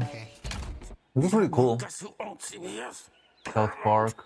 You really want to end up like Colbert? You guys gotta stop. South Park is cool. But yeah. Come on, side effects. Please. Jorge, please. Yes! Fuck yes! Oh, yes! Yes! I don't care about the freaking K-pop Demon Hunter sweep. I just care about the common side effects sweep. This is where the Annie Awards are at. Ah, yes, yes, yes, yes, yes, yes. Bennett and Steve Healy's second award for Common Side Effects tonight. Common side In of addition to Bandera, yeah, the show yeah. is also produced by and at Green It really Street is something Pictures, else. which Joe Bennett founded with Sean Buckaloo, James Merrill, and Benji Brooke. What a wonderful piece of media this is. Let's go. Thank you so much. Stop growling. I'm with family. With my Wait, what? brilliant co-creator Steve Healy. Thank you for going on this wild ride with me. To our lovely wives, Kat and Laura. What do you mean growing? To the writers for their beautiful storytelling. My manager Lisa, who's been Yeah, fighting let's for me since go. the beginning. A huge thanks to Billy Wee, Susanna Makos, Bandera, and Adult Swim for taking a chance on this show, and for your constant trust in our vision. To the brilliant cast for bringing this show to life. To my Green Street partners, James, Sean, and Benji, who built this studio Growling? with me from nothing on a foundation of believing in All quality. right, I guess. I Sorry. want to thank our production team for making this process so seamless and enjoyable. To theCUBE for being such incredible collaborators.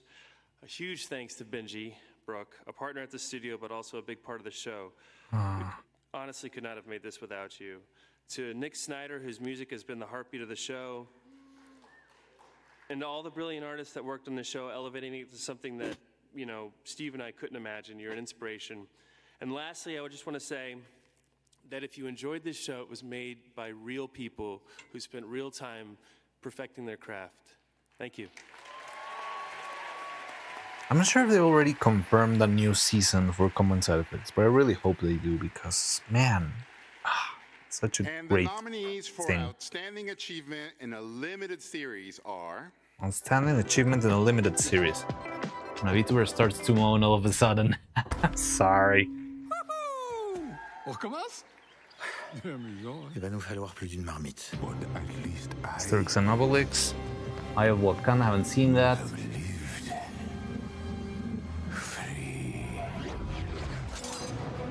Marvel Zombies, haven't seen that either.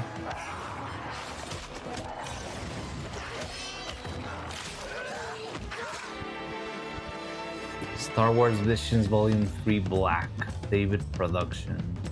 It looks cool. I would go for that one. There's nothing else. Win or lose. Gonna win. Yeah, I think it's gonna be win or lose then. We are a family. The mouse. It's gonna be the mouse. And the Annie goes to This guy hates the mouse. Yeah.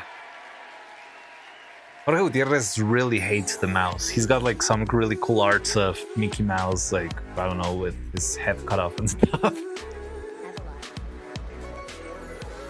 Win or Lose was created, written, and directed by Carrie Hobson and Michael Yates, who previously worked together on Pixar's Luca.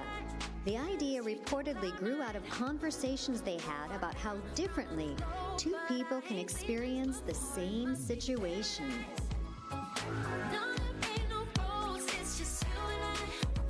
I should watch Win or Lose. Like, I think it's like I did watch the first episode on YouTube and I enjoyed it a lot. And yeah, it's it looks decent. It looks good. I like the idea. Like the pitch is really solid.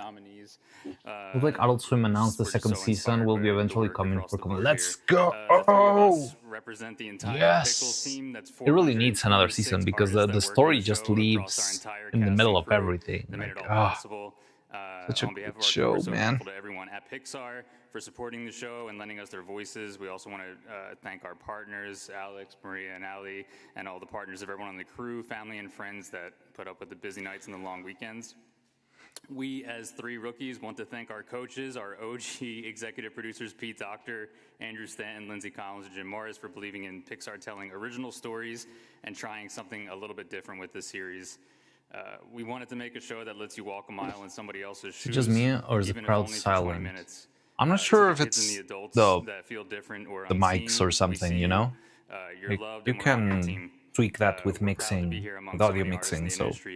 making stories that celebrate differences and that try to bring people together. Thank you all so much. Yeah, there they are. They're making some noise, right? Or maybe you cannot listen to them. Maybe I have the volume too low. But I do hear a little bit of... From the upcoming DreamWorks animation film Forgotten Island, please welcome the writers and directors, along with one of the stars of the film, Joel Crawford, Januel Mercado, and Liza Soberano. Okay.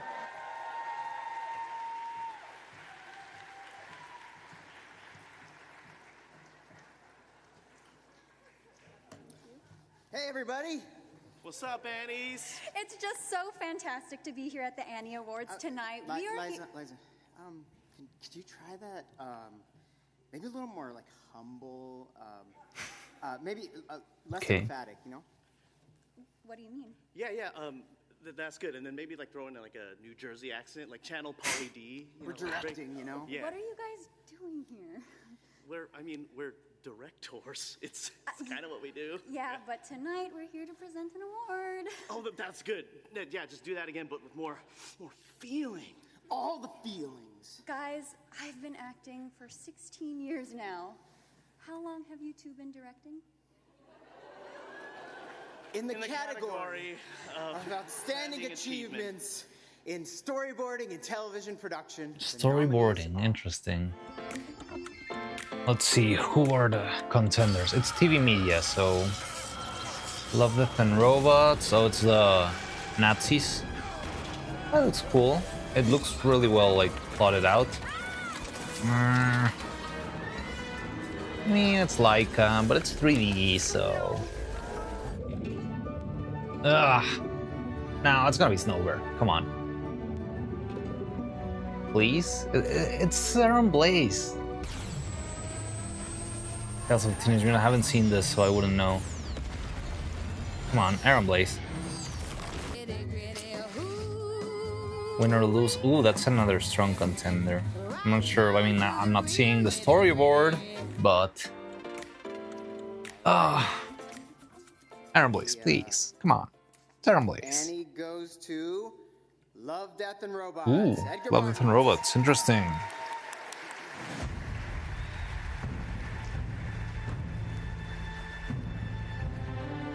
All right. Well, want to work for Love. Well, the second award First Annie Award nomination and win. for He also Love, won Death, the and Robots. Individual That's cool. Achievement in Animation for Storyboard Award for How Zeke Got Religion at the 2025 Creative Arts Emmy Awards.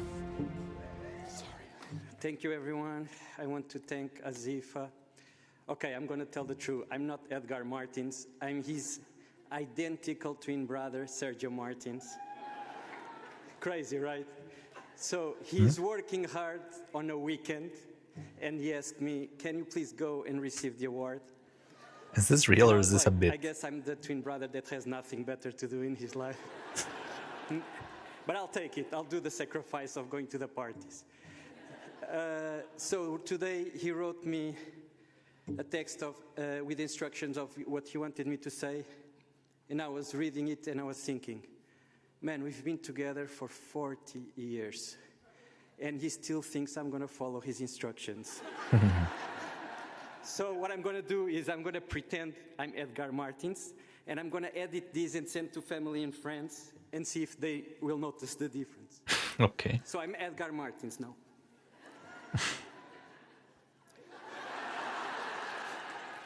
Hi everyone, I want to thank Zifa, and I want to thank Now that's a Dietmar. brother for I you, want to thank Anton. trolling you in the best moment of your life.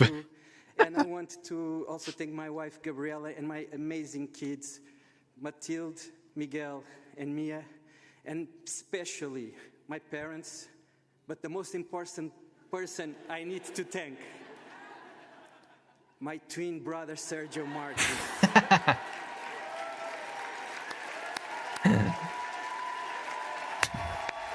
That's a good. I don't know. Jokes aside, Edgar, you are the best inspiration ever. I mean it. You are the best. Thank you. This is a privilege. What a great way to troll your brother in such a moment of his life. Man, mwah. Take note, Roman. Okay. Such a brother thing to do. Category of outstanding achievement in storyboarding in a feature production. K-pop Demon Hunters. Come on. K-pop Demon Hunters.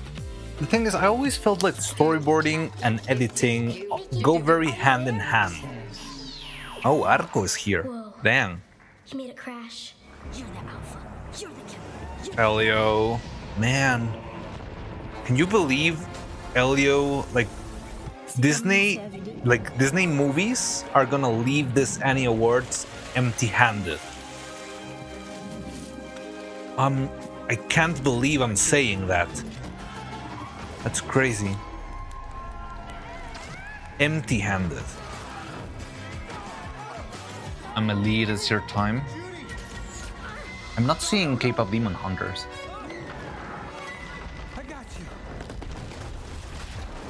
Look, it's Helio pointing left. Wow, K-pop Demon Hunters wasn't there. Oh, I don't know what to say now. I got lost. Bad Guys 2. Yes! Fuck yeah! Bad Guys 2 is good. Bad Guys 2 is good. I mean, I haven't seen the movie, but I love the style. I love the snappiness. I can see how they could have a very good and tight, very well-made storyboard. That works for me too. Yeah. I like that. I was just counting that it was gonna be freaking K-pop Demon Hunters, but who knew it? They weren't even nominated. Poor Elio. I just swallowed my gum. What? I don't know what to say, but I'm gonna make it short because we share this amazing award. Man. Yeah, first of all, I wanna say thank you to all the bad guys, amazing bad guys team. You guys makes me better, And thank you for DreamWorks. Thank you for Ashpa Hollywood. And yeah, my wife watching this at home. And thank you, my wife, Haejung. I love you. And there's my daughter, Doreen. Thank you. I'm going to make it short. In true storyboard fashion, I drew 400 panels of names of people that I wanted to thank, but after it went through editorial, I only have 4 left. The storyboard I want experience. to thank Pierre and JP, our amazing directors, Damon, our incredible producer, Catherine DeVries, our great head of story, awesome story team. Elite. It was really a dream to work on this film. I want to thank my family, my dear wife, Allison, my children, Sawyer, Abeline, Emelise, Enid, and all of you for showing up and just being enthusiastic for what we do. Thank you so much.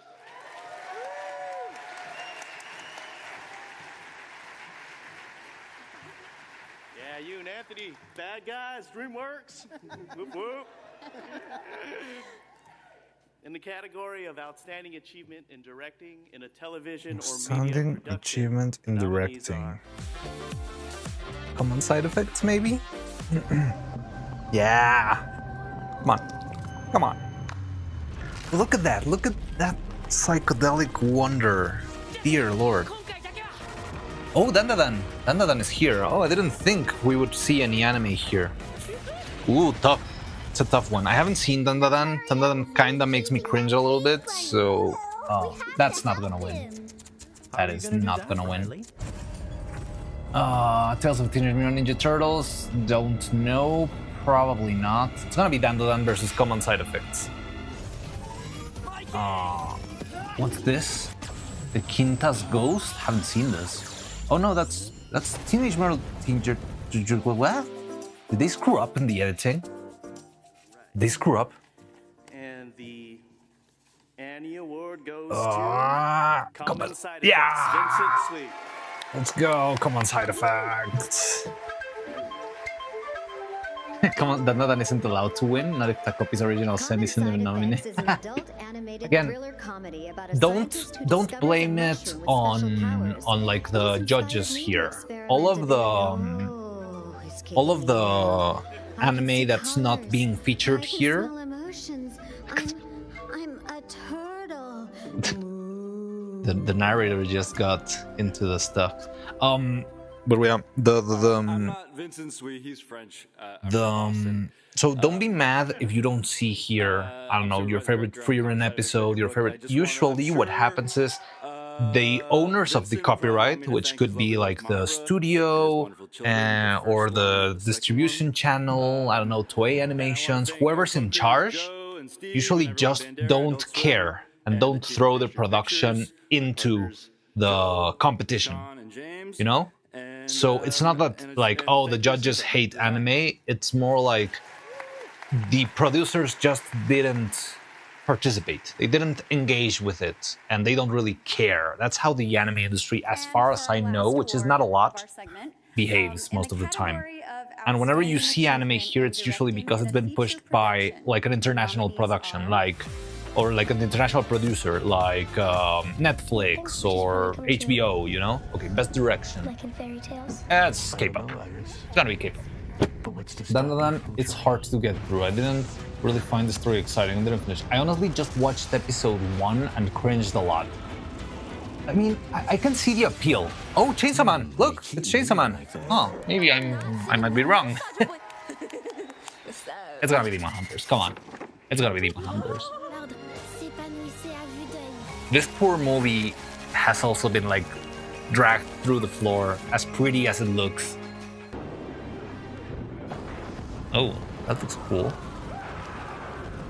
Yeah, so like I saw the first episode, Dandadan. I see the appeal. Like it's very cool. It's very well animated. It's very interesting, but it feels a little bit childish to me. It feels for like kids that haven't like I don't know. Haven't experienced love. That's my experience with them. But again, I only saw the first episode. technology through vibrant animated So, story, was blending it- music, action, and heart. Was it After Demon pitching it to Hunters? producer I Aaron screwed up. Warren, she partnered with I didn't Chris listen. Applehans, known for directing Wish Dragon. Yeah, it's to Demon Hunters. I can co-direct hear the song. Dan Dan Dan was a great technical execution. Yes, it's just like the animation is really cool. But again, when the first episode starts with like a 16-year-old girl being right about to be like assaulted, it was a tough watch for me, honestly. Thank you so much. Thank you, Asifa Hollywood. I'm a first-time director. This was my first film.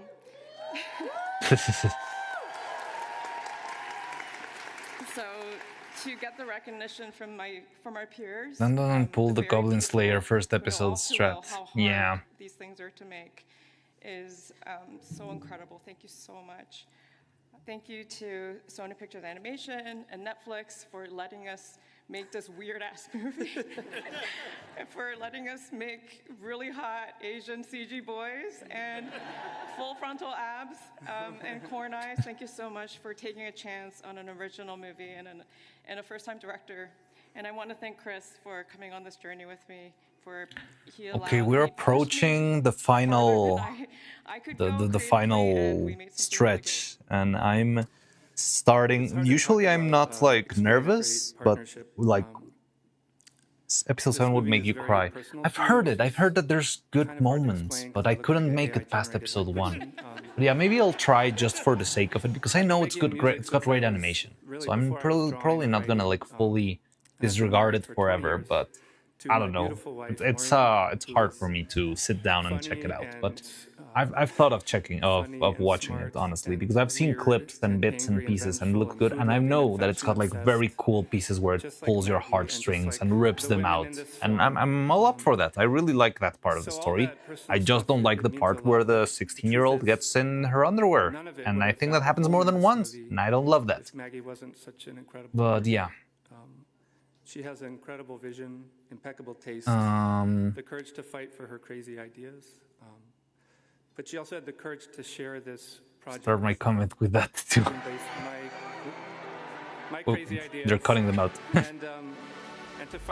Oh yeah, but as I was saying, it's usually around this time, like seconds before the event is given out or the award is given out, that I actually start to get nervous and scared. So I'm starting to feel it. I'm starting to get on the roller coaster, and I'm not sure how to feel about it.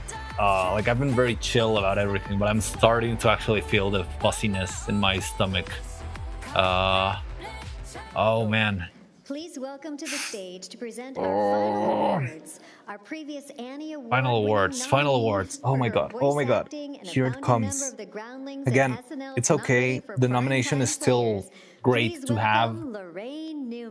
It's a very tough competition. I really think it's hard. It's a fat chance that Frank Hilda actually gets it. It's tough. It's really tough. Hi guys, I'm short. Here I go. But it's still possible. Yeah, it's true. And yeah, oh man. And I think many of you may know that Mariana's senses are tingling. I'm not even. I'm scared. I'm scared. I'll tell you that. I'll say it straight up. But I just learned that the Annies are 50 years old too. 53 to be exact. And I'm not surprised. You know what would make me very happy? Notoriously competitive. If one of the shots that they show in the reel is animated by me. Like if I animated one of the shots that show in the reel, that would make me very, very, very, very proud. Find it very hard because I feel like even though I made very hard, very complex shots, I feel like the story shots, the shots like tell most of the story that I would select if I were gonna do this little sizzle reel. It probably would be shots that I didn't make. Like I can piece it out in my mind. I will be like, I would probably grab like some of the Frank Hilda shots. Here it comes. Here it comes. Okay. Oh my god. I'm so scared. I'm so scared. Magnificent. Like that movie looks really cool. Like I love that European classic style. It's 3D? Oh, I thought it was 2D. Arco, I think, is the strongest contender. Arco, I don't know anything about the movie, but it looks like it's It's the strongest contender, I'll be honest. Yes! No, I didn't animate this shot. El príncipe de los sustos. Yeah. I mean, that's a great moment to put on, but I didn't animate any of that. Lost in Starlight. I haven't seen that one. It's on Netflix, right? Oh, man. I can't. And the Annie goes to Arco. Yes. I knew in my gut it was going to be Arco. Arco's been doing really good. I know nothing about the movie. Visually, it looks quite interesting. Quite interesting. Yeah, it got the Crystal and Annecy. It's got a nomination for the Academy Awards too, so it is a big deal. That movie really seems to be making a big stir. Mexico? What did they say about Mexico? Thank you, Azifa. I want to thank Félix de Givry, Sophie Mas, Nathalie Portman, and all my teams. GG Arco. Again, I'm not mad. I haven't seen the movie, so I wouldn't really know, but they probably really deserve it. They've had a lot of really good results in other festivals, so I expected this. And yeah, I mean, I'm just excited to watch it. I think it's already like in like I'll say this, like in a waiting list in Amazon Prime, so it will be eventually thrown there. Best feature film. And best feature film. Okay, we already know, right? Guys, we already know this is gonna be for Elio, right? Yeah, there it is. There it is, our winner, Elio. Best movie of the year, of the decade. Best movie of the year. Best animated movie ever. Elio. Yes. I don't know. I mean, I don't think Cape of Demon Hunter is gonna win anything. It's not been doing well today. Not really their day, you know. This poor, beautiful French movie. Again, this is the thing. You shouldn't be salty on award ceremonies like this because you're just losing your time. Being nominated is still huge. It is huge. It is absolutely huge, and I'm still very, very happy for it. I'm very proud of it. But yeah, I'm just intrigued. I really want to check out Arco. I really want to check out Arco. Elio wins most nominations, but no wins awards. Come on, we already know. All right, are you all ready to hear? No, of course. Even it's a meme now. Yeah. Na na na na na na na na na, and then I get copyrighted, copy content struck for the 10th time today. Yes. We all know. But yeah, it's okay. It's cool. I'm glad, honestly. And they're probably gonna get Best Animated Feature in the Academy Awards too, right? I mean, I can see it. Poor Hunters. They should get an award. Hunters? Oh yeah. At least one, right? That's a shame. Well, at least you got nominated. Yeah, it's okay. Like, it would have been very exciting. I knew from the start that it was very, very fat chance. Again, there were huge contenders this year. I remember when we were actually making the movie that the director did tell me, I want to finish the movie 1 year before, because I don't wanna. It's a good year where there are not a lot of competition, so we could even make it to the Academy Awards. Unfortunately, the movie got delayed further, and it got pushed into the next year. And we all knew that if there was no good movies in the previous year, there were probably going to be very, very heavy hitters on the next year. That's like the cycle usually. And yeah, well, good night. You're just abandoned me like that. This is yours. All right, yeah, take care, Roman. I'm probably just gonna wait for this to end and wrap up probably.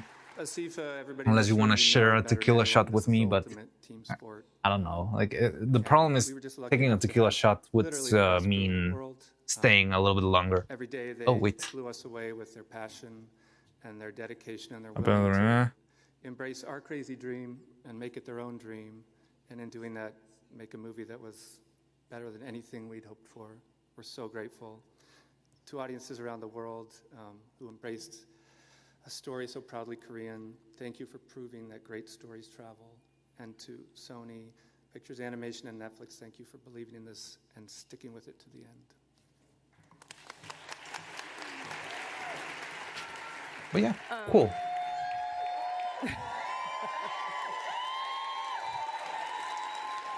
This film is a celebration of culture and community. Behind the scenes, it was powered by artists from all over the world who brought their Happy own for it. experiences I think and it's a voices good to the movie to table. win. Even if you didn't get the award, you did Diversity stand didn't among the just peers with him. strengthen the Yeah, film, again, it defined it. To our families, who awards are a supported us thing to through be the years of celebrated. production, Like, to I the have talent moved behind the enough in songs the who helped world bring of countries like to life. animation and met a lot of people, and I've seen how it really is pointless to get salty of I should have won the awards. How did they give the award to it? Just have fun. This is for you. Art is about making stuff that you love, and you don't make it for money, you don't make it for clout, you make it because it's what makes you whole. And that's what should be important. And whenever there's awards, it's a celebration. It's not a thing to get like salty about. I've seen so many people get lost in the I don't know, like just desire of holding a little statue, but it's just pointless in the end. Thank you for coming and good night. I brought to sleep. Yeah. Thank you for sticking out, for stopping by, Yumi. I'm very happy to see you around here. Glad to see you, but yeah, I understand if you have to leave. It's very late. It's also very late for me. I mean, it's way later for you. But yeah. Dang, 12 hours. How rude. Wait, what? Even if I don't get awarded, you did stand among the red. Yes, I probably have to go sleep. Babysitting Vegas Pro 14 render. Ooh. Taken 12 hours. I have no idea why. Damn, what are you rendering? Wow. That's got to be like some crazy particle stuff or something. All right, so this is done. Let me close it out. Well, I mean, we could wrap up just like that. I mean, it's been very fun. Thank you very much for joining, Yumi. I mean, well, you really stayed up late for this, and yeah, I don't know. Happy to have you here. Let me see if I can. Okay, the stream is over. Now let's do this. Okay. Ta-da! Take that losing thing out of my face. No, not really. Still watch this movie. It's really good. You'll like it. Just making fun. Anyway, thank you everyone for stopping by. Let me close the tab of the Annie Awards stream. I'm glad we could stream this. It's not like the fiasco of the women wearing shoulder pads stream. Those who were here, you might be able to remember it. Delphink, that was like an absolute disaster and a blast at the same time. But yeah, thank you everyone for being here. Thank you for being here and sharing your knowledge. Now, I mean, I'm very happy for that. Animation is something I'm interested in. I'm just not good at it or the terminology. Well, if you ever want to learn anything about it, I can gladly teach you everything I know. My area of expertise involves like plastic figures and puppets, but the principles are pretty much the same everywhere.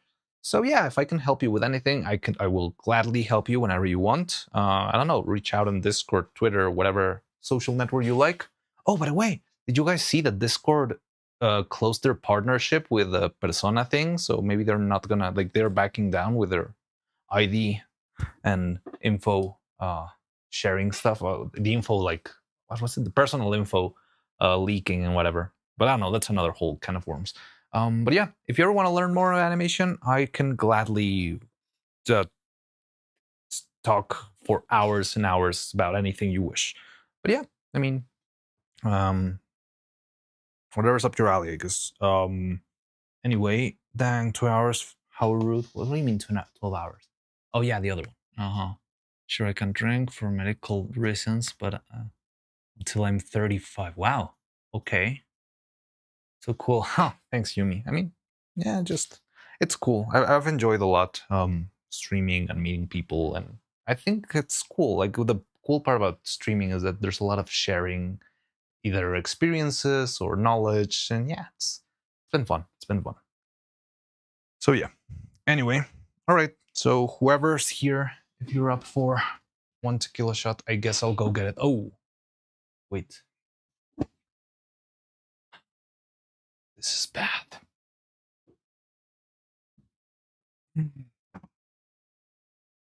So the main light I set for Neuro seems to be falling.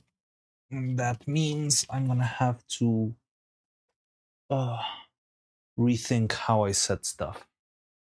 I just realized, like, I just turned around and I saw the light dangling a little bit, and that means it's probably gonna fall. That's gonna be a pain in the butt.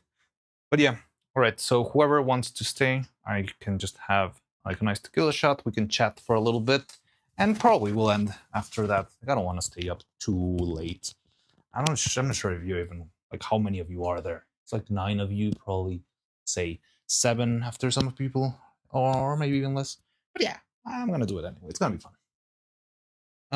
So yeah, I've got some sake. Oh, cool.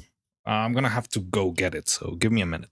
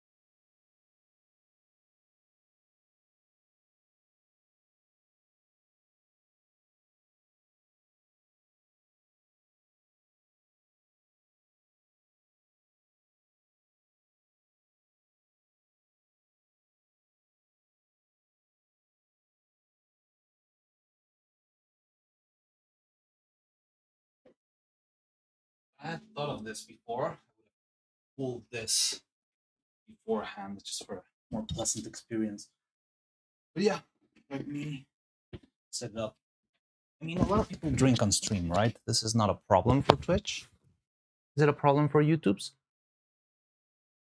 Well, technically, you will not see me doing the thing, so it could be water. It could be, I don't know how this stuff works, but let me go.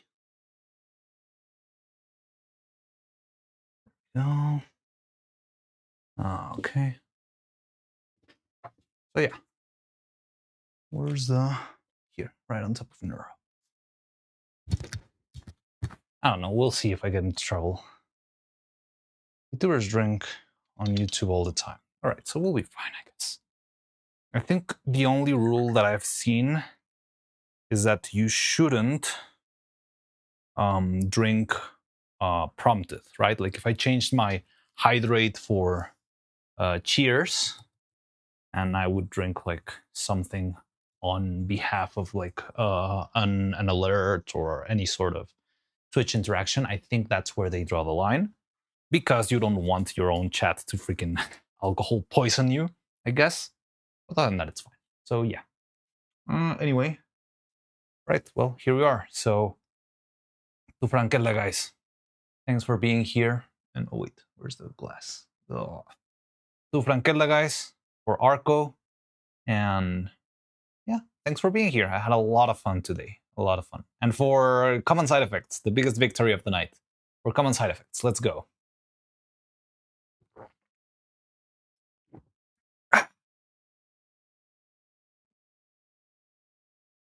Yeah, good stuff.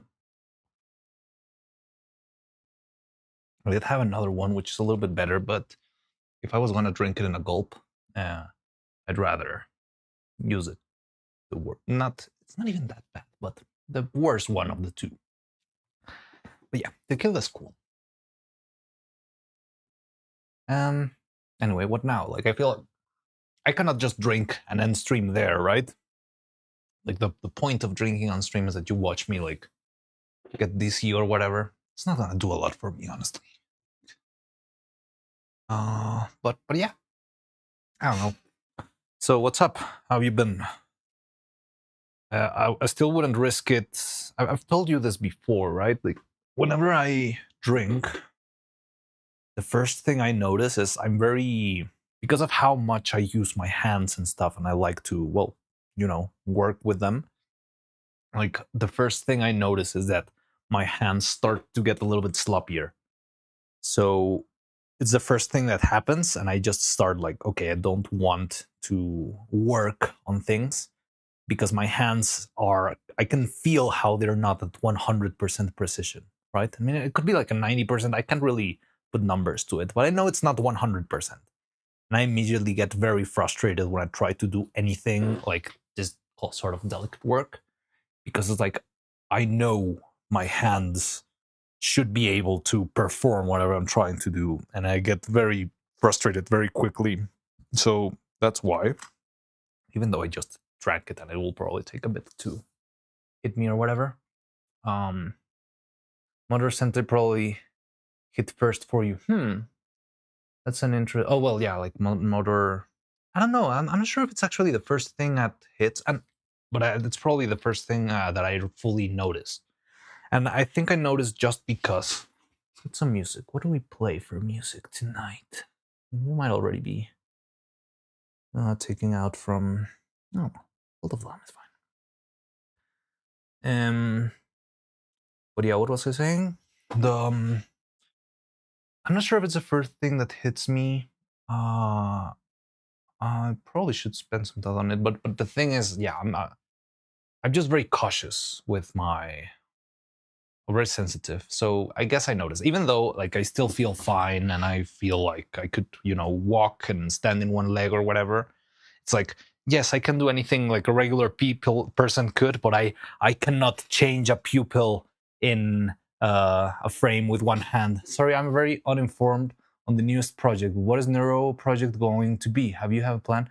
So no, actually, I don't really have that much of a plan yet. Right now my plan is to finish them, and I've been spending way too much time like trying to finish everything, and we're close to that. But I'm trying to follow the same approach that I had with the evil one, which was actually first making the puppet, and then it was a lot of just brainstorming with my chat and with people like that, like finding clips and trying to make. So in the end, I think it's probably gonna most likely be something of the sort of extravaganza. So kind of like a Robot Chicken compilation of clips, just random bits and pieces, funny things. But I don't have anything like set in stone yet. Like I'm planning to finish the puppets. Once I'm finished the puppets, my plan is to maybe make like a little teaser, like one test animation to see if there's any issues with the body mechanics, with the arms, with the fingers, with the eyeballs. And at the same time to promote like the puppet is finished. If you want to pitch in an idea, please join to whatever streams, whatever date. And yeah, have a couple of streams that's just planning, because I enjoy those a lot. So it's just like I open a stream and it's like, okay, so guys, send me your favorite clips. Maybe you have some ideas. Maybe we can like spitball them around and pass them around and talk about them and see what we come up with and start building on that. It's important to not fully go into something too ambitious. Like you have to pick your battles very, very carefully when it comes to stop motion, because at any moment the puppet could break or just something could take too long. You must try to not be overly ambitious, but it's not that hard. So I think just sitting down and pitching out ideas and trying to piece out different things, nothing too long, nothing too complicated. And yeah, piece out some sort of a structure for different clips into like funny bits and stuff. And I think that's going to be about it, honestly, for now.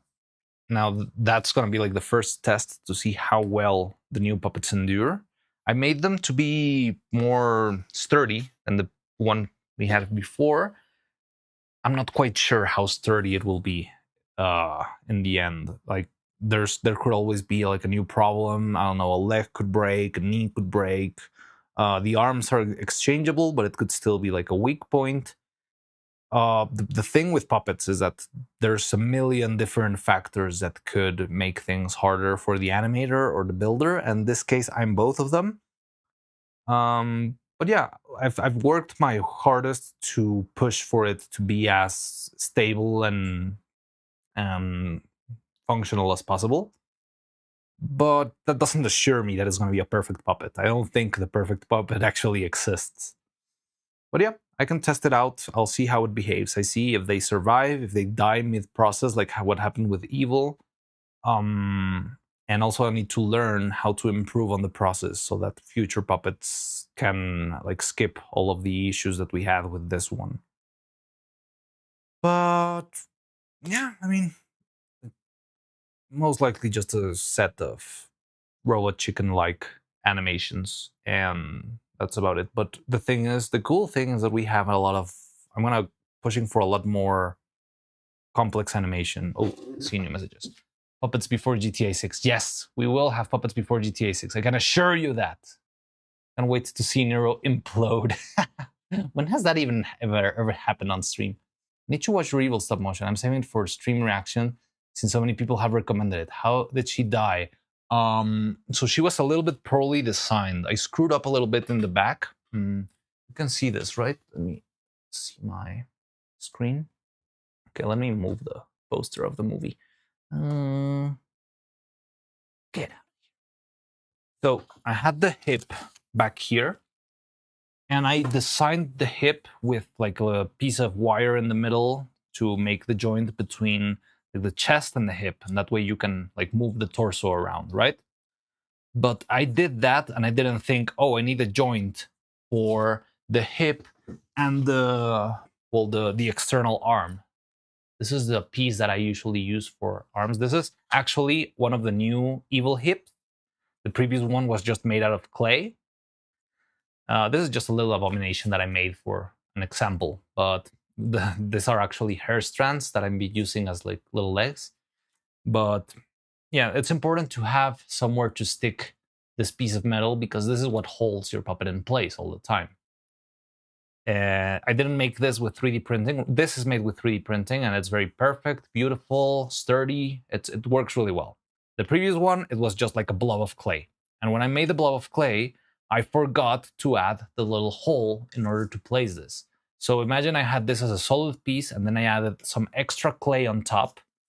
Let's use this as an example. Sorry, I'm a very visual person, so I tend to do everything for the sake of explaining. So I added an extra bit of clay that would harden into a like solid rock. This is just regular clay. And I put the piece inside, right? So this was more like the shape I had for the puppet, right? This hole wasn't there, and this was like a little add-on on top of the other one. When I was animating, eventually the pressure and the tension of the piece scraping against the inside cracked this piece in half. Well, I cannot crack this because it's made of clay, but yeah, it cracked in half, and that meant there was no place for the joint to actually merge inside of the back of the puppet. So just having her stand up was a very, very big challenge. So I couldn't really finish the animation. I actually wanted to animate some of the song Boom. You probably know the song Boom. Super interesting to me. Visual is good. All right. So I wanted to animate more or less the chorus in general. So I wanted to get, what was it? I started with a little bit before the chorus. Take you to my new nirvana, you got what you wanted.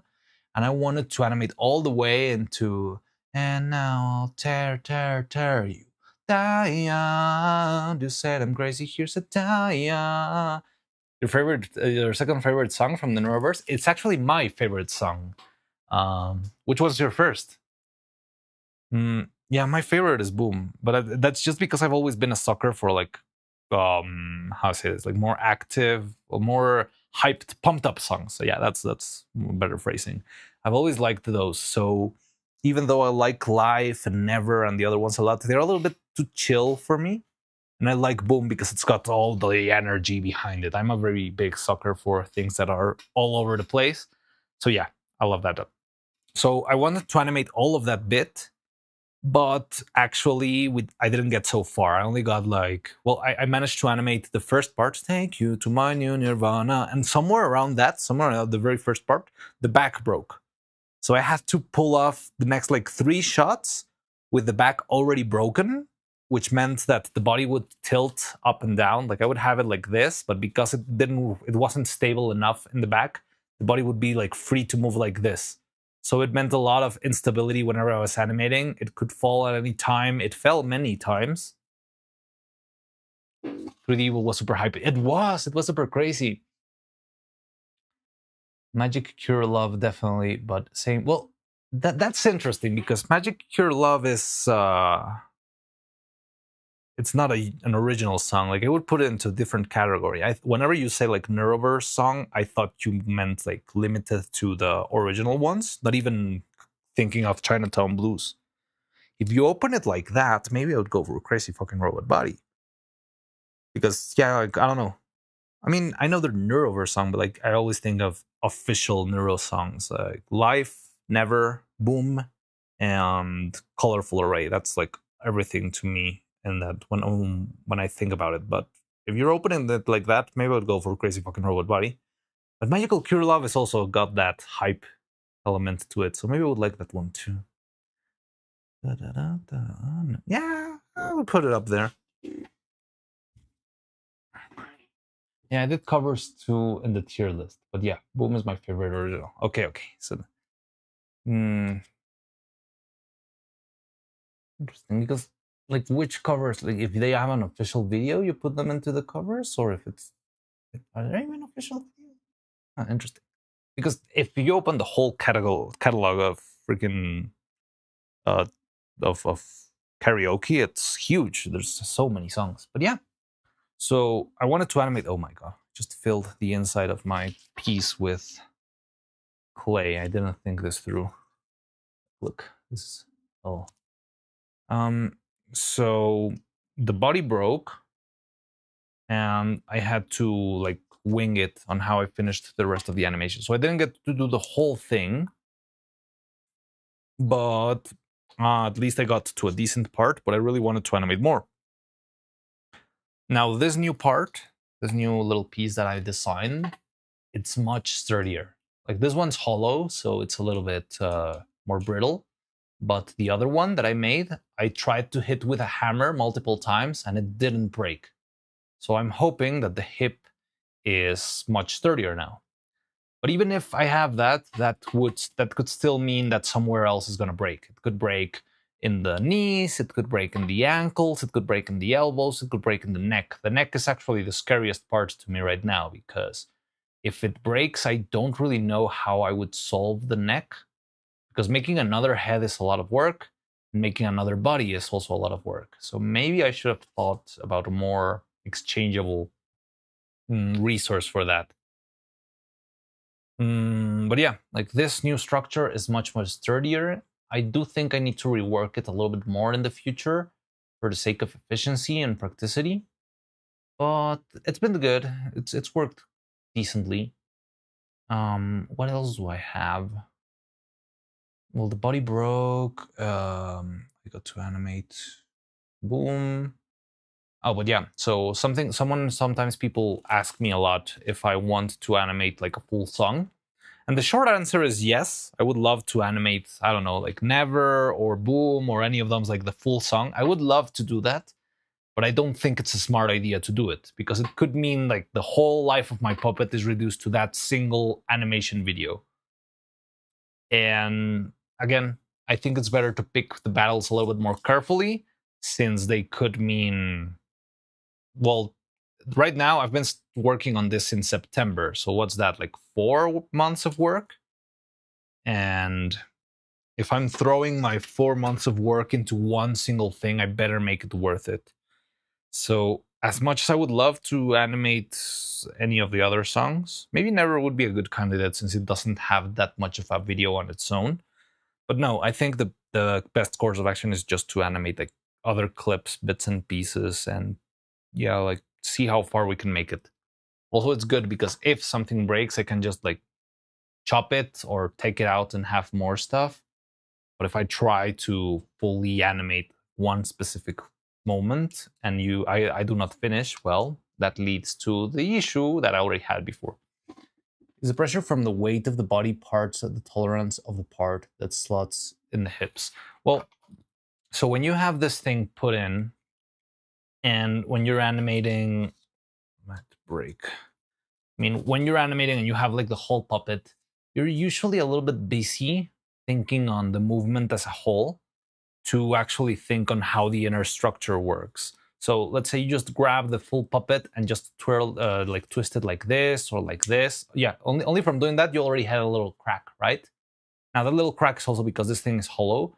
But yeah, like my first instinct to move the puppet is I'm just gonna grab the whole body, imagining there's a body here, and try to move it. And when I try to move it, there's gonna be some tension in this point specifically. It's a lot of tension in the back. So there's like a little piece of steel that's like piercing the back. Also, that's why I made backup holes. So if the back of the hip breaks, I can move to the side, and then I have another side, and then I have a front hole.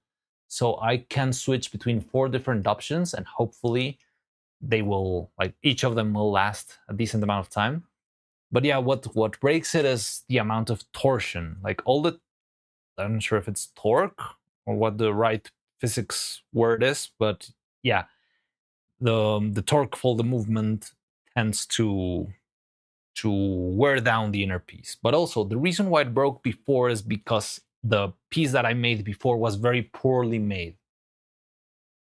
The thing is, all the parts of your puppet need to exert more force than the next part, so to speak. Like if you've ever used the 3D rig in a model, you know that the hip rig is the one that controls the legs and the one that controls the back, and then the back controls the arms. There's like a hierarchy, right? It's a very basic skeleton made of little triangles that gives the whole structure, but it usually all comes from the hip, right? In this sort of stop motion animation, the way we have to accentuate that hierarchy is with strength. So the hip is going to be the strongest thing to move around, while in this case the legs are very soft, right? If my puppet was a little bit more complicated, you would have like the hip is the strongest. Like I need the most amount of force to move the hip, and then I need a little bit less strength to move like the thigh around, and then I need a little bit less strength than that to move the knee around. That's how you structure that little logic of the triangles into the physical realm, because you just make every single part depend on the other, and that makes things very intuitive at the time of animating. If you don't have that, which I've had in some puppets, especially when they break on the inside or stuff like that, like sometimes they will break and you will have to finish a shot with the piece broken, and there's nothing to do about it. So you do want to have more strength. For example, here, the elbow, it's pretty rough. The wrist, it's rough, but less rough than the elbow. And then the fingers are pretty soft. If you had it the other way around, which I've experienced before, it's a very frustrating experience because the amount of force that you need to apply to a finger to open it, if this was like a poorly designed thing, and I have to apply more force into the finger than what I need to apply to the wrist, it's very frustrating because you try to move the finger and then the whole wrist gives up and moves. And that is very frustrating since you need the wrist to stay wherever it was, or you already picked the place for the wrist to be, and when you try to move something else, it will move the other thing. And it's like, there's no way to move forward. Well, there is, but it's just a lot more tricky. So having that hierarchy helps a lot. And the easiest way to solve that physically is with force, how much force it takes to do anything. And that leads to the hip having to withstand the most force of all the pieces in the puppet. Get it. I should be really know about torsion. They're like 4 years of engineering. But I think torsion makes sense. Oh, really? You did 4 years of engineering? Very interesting. Actually makes a lot of sense. The hierarchy idea is a very good way of putting it. Well, I think the reason why I can visualize it that way is because I have my school background was a lot into 3D, but then my professional experience is all stop motion. So I did learn 3D a lot in school because stop motion was never really a thing to be taught. and then I applied all of that knowledge into the the physical puppets, and that's how I've like found the parallels and learned a little bit from this and that and all of that. But yeah, it's very interesting, like all the inner mechanics and inner workings. But again, it's a lot of weak spots, especially. So the other tricky thing here is I'm trying to make the work of like 7 people by myself. Like in the movie that you just you saw a bit, or the you would see in one single puppet there will be like 15 different people working, right? Right now that I'm doing this like in the indie way, I'm trying to do everything myself. One part of that is trying to make things a little bit more simple, but at the same time I'm discovering a lot of things on my own. It's like figuring out, okay, how can I do this? How can I do that? Will 3D printing work for this? With painting with this, do that? It's a lot of trial and error and stuff. So that's what I've been testing and trying over and over. It has led to many painful mistakes. If there's anyone else here that can assure you, they'll tell you how many big mistakes I've made that have like set me back a full month of work. That has happened, and it was very, very frustrating, but I just had to learn the hard way, I guess. But I'm trying a lot of stuff for the sake of being able to do this. And also something I want to share how it's done. Like if I find a way that one single guy can do the work of 10 people, well, why wouldn't I share that so more people can make stuff? Like I feel like 2D and 3D animation has grown a lot because there's a lot of tutorials out there on YouTube or wherever. Stop motion, there's not a lot of that. There's just not a lot of that because it's very uncommon. But all the people that I know from the stop motion world, they are really kind and really open. There's no like big secrets of, oh no, I'll never tell you how I make the fingers in my puppets and stuff. It's usually not a secret, but usually it's very complicated. Like, yes, I can teach you how to make a hand. Well, not me. I'm just talking from the perspective of some of the guys who would actually make that stuff. It's like, I can teach you how to make a hand, but you're going to need an aluminum mill and like a high power drill and all of these screws and nuts and bolts and stuff. And they will very happily teach you, but if you don't have like, I don't know, $10,000 worth of equipment, the knowledge is kind of useless. I'm trying to find a gap where I can make stuff cheaper for everyone. Rise and shine, it's already morning. Not that late either. Can't wait to remember how to therm them now. The multi-fill hair molds were so genius. Only the damn silicone set properly. I mean, the silicone did its job. I think it was more like the inner structure and the fact that I was like putting too much pressure on it. It's personally one of my favorite styles. I wish it was used more. And I want to see more people do stop motion. That's like one of my biggest goals here. I want to see more people doing stuff in their garage because that just fills me with joy, and I want to see more people making it. But I know it's very hard. Like there's like a big gap. There's like animating with little pieces of clay and Legos, and then there's like movies. And in between, there's like a huge chasm where nobody knows exactly how it's done.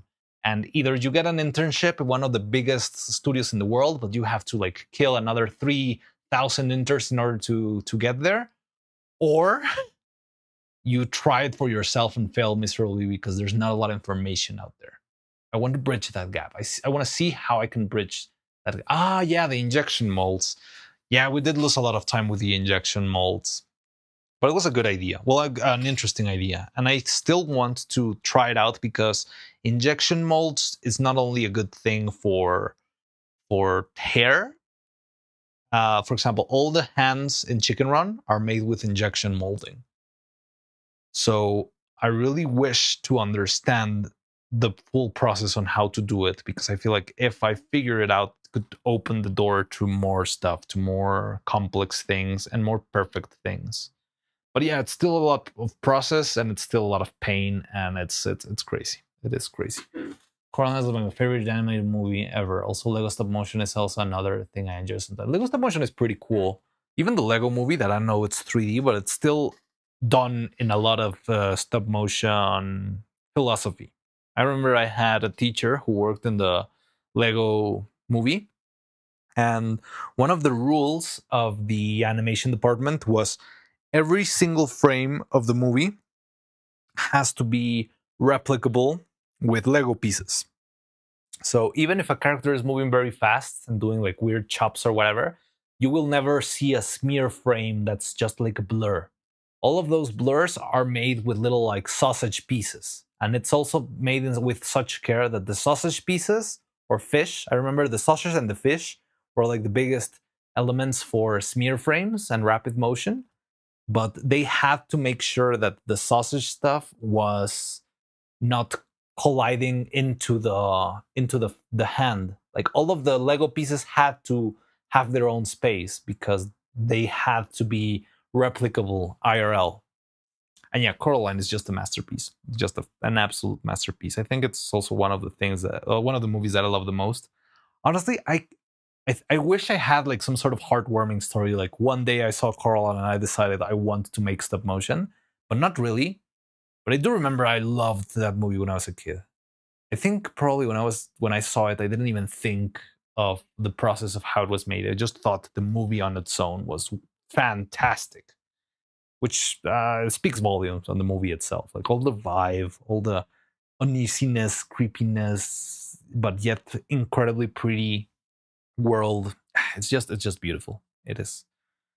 And yeah, Like is pretty cool in general. Paranorman is also a very, very good movie. But yeah, I mean, no one can dethrone Coraline in my book. There's some very ambitious pictures. I'm not sure if you've seen one in Netflix. It's called Wendell and Wild. I feel like it got swept under the radar. But the story is kind of weird and cheesy and just doesn't make sense. But the production value in that movie, it's just insane. The quality of the assets, how stylish some parts are, the detail in the puppets. I love how cartoony they are. It's a great movie, but it didn't make it very far. One, because Netflix just didn't promote it at all. And two, because the story, honestly, was kind of a flop. But yeah, also a good movie. I don't know why I started talking about that, but Coraline is freaking amazing. I really, really love Coraline. I think I heard of it, but I think I definitely want to watch it now. Just look at the trailer. Look up the trailer of Wendell and Wild. You'll find some crazy things like undulating floors and crazy. It's about demons. It's like a girl that's being possessed, not possessed, but like haunted by demons. But yeah, like the quality of the assets and how it's made, it's really crazy. Again, the story could have had a little bit more punch to it, but it's very stylish. It's very stylish and very cool. Only heard people usually complain about Wendell and Wild, so kept me from checking it out myself. Yeah, I get it. I totally see why people would complain, and I'm not being like the biggest glazer here, right? I'm being like kind of, but again, visually and the quality of the assets is crazy. It's really crazy. Like, at least just watch the trailer, Dolphin. I think you'll enjoy it a lot, because I know you like stop motion a lot. So I think there's a lot of value just into the quality of the assets and how well the effects are pulled off and all of that. But yeah, I'm not gonna sugarcoat it. The story, it's a little bit all over the place.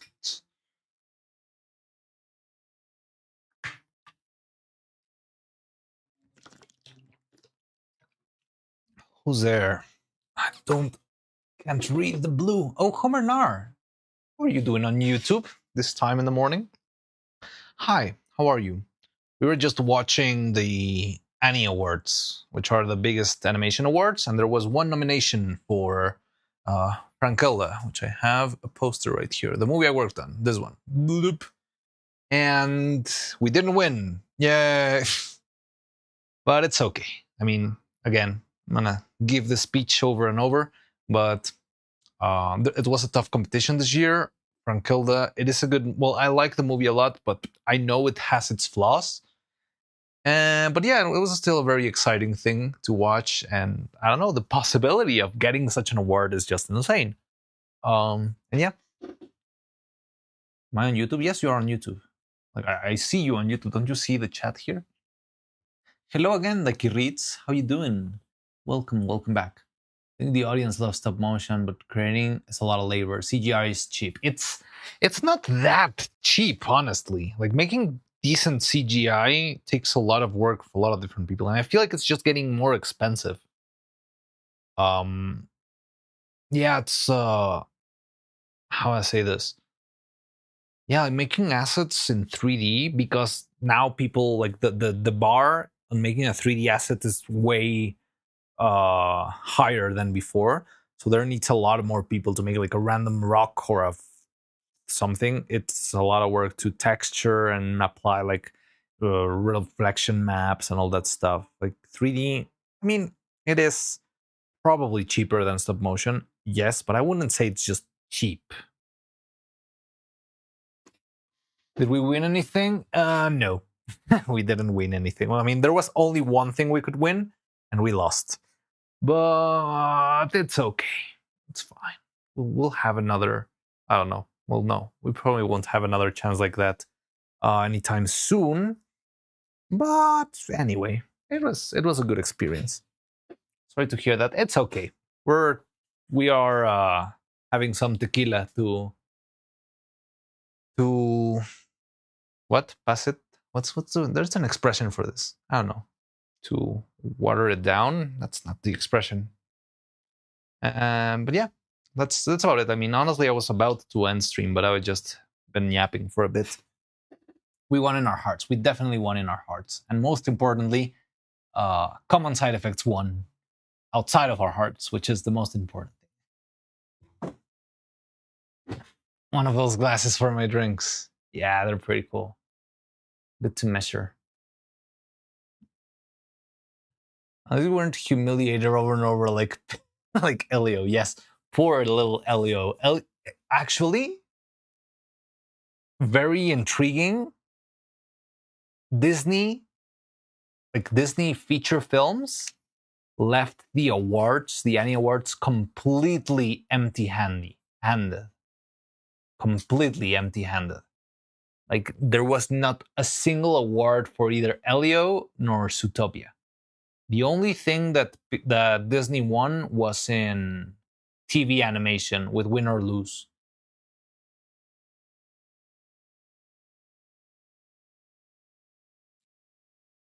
Do you have a favorite stop motion advancement or technique you've seen? Advancement? That's an interesting question, Yumi. Try and think about it. I mean, stop.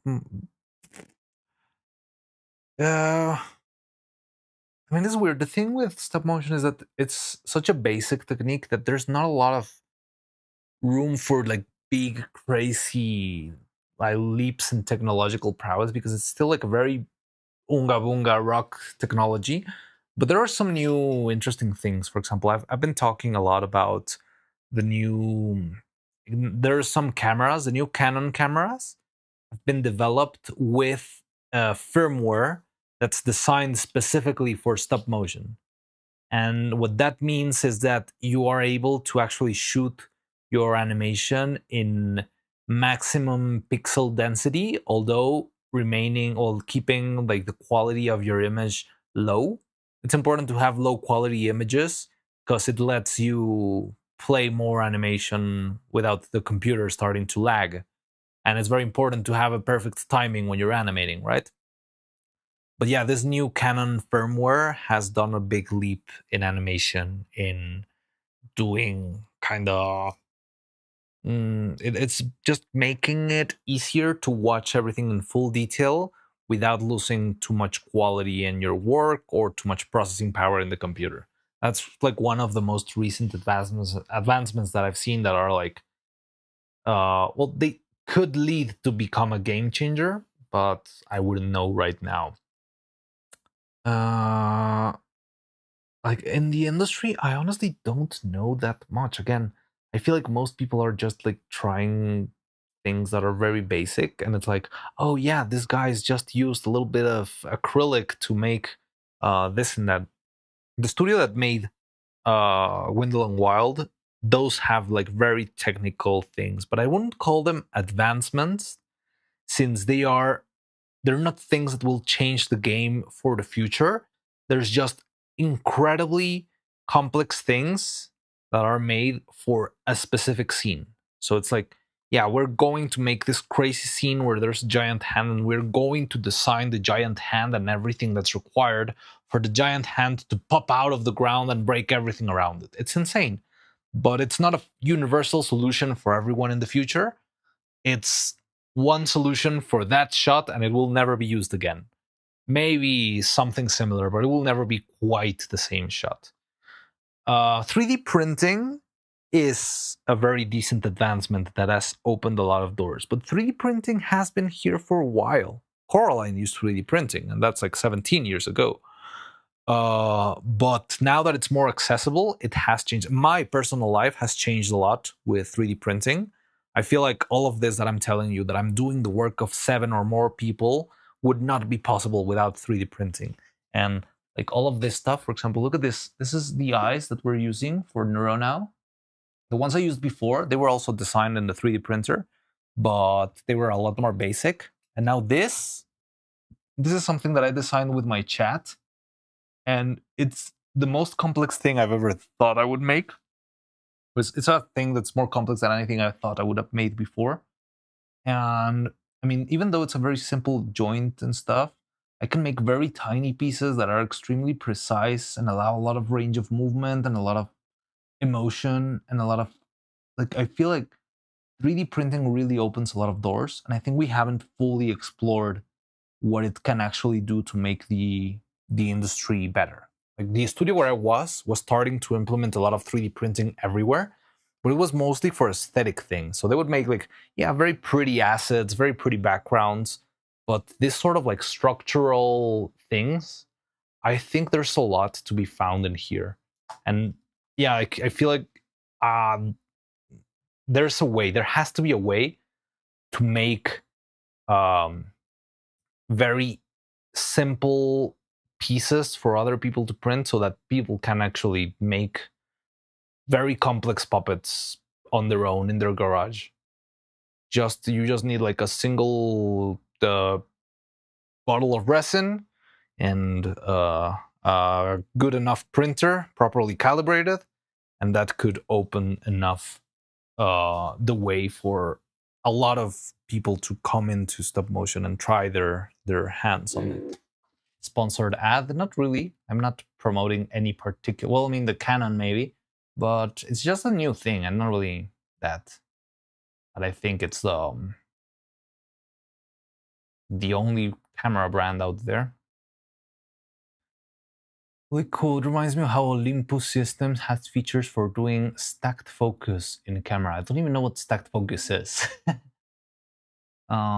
Oh, and I found someone else showing stop motion animation on YouTube. The puppet had complete metallic skeleton, a fully articulate. Oh, could you share that with me? If you're on the... Oh, hello, AQ. If you're on the Discord, I would love to see that. With the metal finger bones. That sounds very intriguing. Such a skeleton must cost some money. You know, that's the thing. Like very complex skeletons. I've heard of people who like make their puppet skeletons in Poland. I think Poland is one of the best places for making stop motion skeletons with Mackinnon and Saunders, but it does cost like tens of thousands of dollars to make a single puppet, which is great, but I don't have that kind of money. And most people who want to try their hand at stop motion, but they're tired of they're tired of Legos, also don't have $10,000 to spend into such a thing. So if Frankelda is still showing, I know. I mean, I could take it out, but what else am I gonna show you? Like, I'm just the only thing I want to show actually. Well, I mean, it could go full frame like this. I just showed before the drink when I took a shot. I'm gonna seek again with what's going on. But watching you, Evil Extravaganza, and the Horn Shot Mariano has some good storytelling instincts. Thank you. I mean, it's just a muscle because I've been working in big productions and I know how to thread together a story. I feel like I still need to train those muscles a little bit. But yeah, I feel like I have a certain amount of understanding. I do still need to practice it a bit, especially when it's original. Looks so neuro. I think last time I did 3D printing, I made a large boring adjustable stand for a laser pointer. Hey, that's pretty cool still. I tried to make light myself, like I made a casing, so I would put a LED inside of it and then a little lens on top and have it like plugged into like little LED driver. And it was quite an interesting side quest, but I mean, it works fine. Just, it's not perfect for animation, especially because it had a little bit of flicker. And you really hate flicker when you're doing stop motion animation because it means your lighting will be not constant, and that sucks. That's why you hate the sun whenever you're doing stop motion animation. But that's super cool. Actually, I remember some people wanted me to design a laser pointer stand kind of thing for the cranes in stop motion animation, since you can they wanted to put the little laser so that it could show where the camera was looking or something like that, or where the focus of the camera was. And that was a very interesting idea, but we never really actually sat down and worked on it. It was a very messy time. We were still like crunching to end the film and stuff. But yeah, at some point I did want to like dive in and try to learn how to make the like automated mechanisms myself. So I do have like a couple of motors here and wires, but I never got to fully understand how to make it work. But yeah, like that sort of thing can really also push forward animation. I've been seeing or like trying to read on how to make it, but I haven't had like I barely finished 2 puppets, so I don't think it's the right time for me to sit down and try to make a motion control myself. But also motion controls I think could work for opening a lot of possibilities with animation, because the only problem with stop motion whenever you're starting and you don't have the budget is that you're very limited to still frames, right? The camera cannot move because it's a lot of work to make it move. I'm gonna seek again. Wait, what's that? No, I don't have problem. I thought you were showing the puppets, but forgot to remove the Frankilda from the screen. Yeah. Stacked focus is merging several images with different focus points into one for the purpose of making depth feel deeper. It's very useful in macro, for example. So it's, I mean, again, I need things explained with like very simple terms because I'm not that used with photography. But what you're saying sounds to me like an HDR, but instead of using like different like an HDR takes different pictures and then balances out like the darkest color and the brightest color, right? And makes like a more, yeah, like a higher dynamic range, right? What I'm getting from your text is that it's doing something similar, but instead of using different exposures, so to speak, you're using different focal lengths or something like that. That's very interesting, but that sounds weird. Like, how do you instantly mix those? But that's cool. Huh. Are we almost there? Almost where? On the finished with the animation? Yeah, I don't know. We'll see tomorrow today, when I go with the tailor and see if the suits are done. Tomorrow early, I'm gonna try to see if we can paint these guys. Oh, I'm not showing them. These buttons. I'm just gonna paint them real quick so I can bring them to the tailor, and there's no excuse for it to not be ready. And and we are still close. We're very close. Tonight, what was your mess? Thought it was your mess. What the fuck? Yes, these are my pills. My old man pills for my what do old men? I don't know, for my spine and for my liver. No, they're the buttons for neuro and evil here. But yeah. I was there. I thought you were on meds. Show an example in Discord. Sure. That sounds fun. But well, I don't know. On that note, I think we should probably consider wrapping up for today, because I do want to come back tomorrow and do the paint job. And like, yeah, I kept instantly thinking they were meth tablets. Old man pills for blood pressure, diabetics, and stomach. Oh, perfect. That's. I think we should wrap up just so I can come back tomorrow early enough to paint this. At the very least, I just need to paint this, guys, and go with the tailor and see if everything's all right. I want to meet the tailor late, like around 6 p.m., more or less at the time I started stream today. So yeah, we do have time, but I don't want to end up rushing. I'm very used. Well, I've been very good at oversleeping this last few days, so maybe I should get a hold of that. But yeah, so thank you everyone for stopping by. Even though there was no big victory, I had a lot of fun with this stream. So I hope you like it too. It's 6:30 a.m., so definitely think I need to sleep. Yeah, we all need to sleep. Yeah, it's 6:30 for you. How are you still? All right, definitely be back. I'm too invested in this project now. Oh, well, I would be happy to have you anytime. Maybe even if you want to join in like a voice call, we could even arrange that. Although I'm the king of scuff, so sorry if I don't know, butchered the Discord call or whatever, but I would happily have you here. Anyway, let's wrap up for now. I'll see you guys tomorrow. Mostly just to paint this, guys. If we have some extra time, we'll see if we can paint more, or we'll draw more evil mouths. Tomorrow's gonna be the big day of the tailor. Let's see if everything's done. I really wish it's already done because I don't want to delay this any further. Like, she could have maybe an extra week or so of work, but there's nothing beyond that. We really need to finish. Like, I'm starting to personally get like very tired with the fact that I wanted to have this done before New Year's, and it's already February. It's almost March already, and we're not done, and I don't like that a lot at all. But it's not only the tailor's fault. Like, I'm also a lot to blame. It's not about. Yeah, I mean, even if the outfit was fully done, we're still in the workshop here, so there's no point in. But anyway, yeah. So I'll see you tomorrow. Let's hang. I don't know. I'll try to start the stream as early as I can. We're gonna start working on more evil mouths. Yes, like, already have. Oh no, you're not seeing it.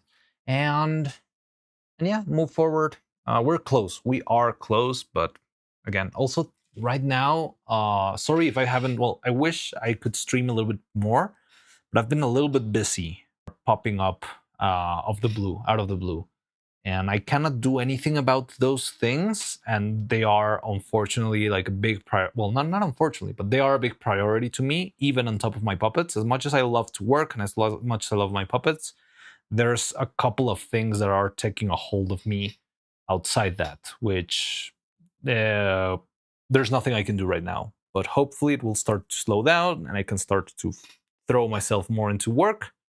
But yeah, the things happen. Life happens, right? Anyway, I'll see you then tomorrow, if anyone, well, or later, if any of you are around. And whoever I don't see, I'll see you eventually. But yeah, thank you everyone for stopping by. I had a lot of fun. I really had a blast with this. I hope the video doesn't get... What's those YouTube links that you're throwing in, Homer? Wait, before I leave, I need to check whatever those links are. Is it the same one? No, it's two different things. What is this? Recreating Jack's puppets from Nightmare Before Christmas. Oh. Is this a channel that you were talking about? Ooh.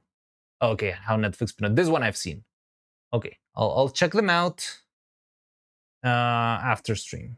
Just I should wrap up soon, but thank you very much. Stop motion Dukes. Okay, wait, is that another one? No. Anyway, everyone, thanks for the stream. Please be done. Yes, it will be done soon. Don't worry.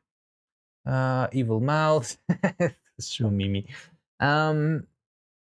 Both blanks are stop motion done. Hasta mañana. Hasta mañana. No way you have letter ñ. Hell yeah.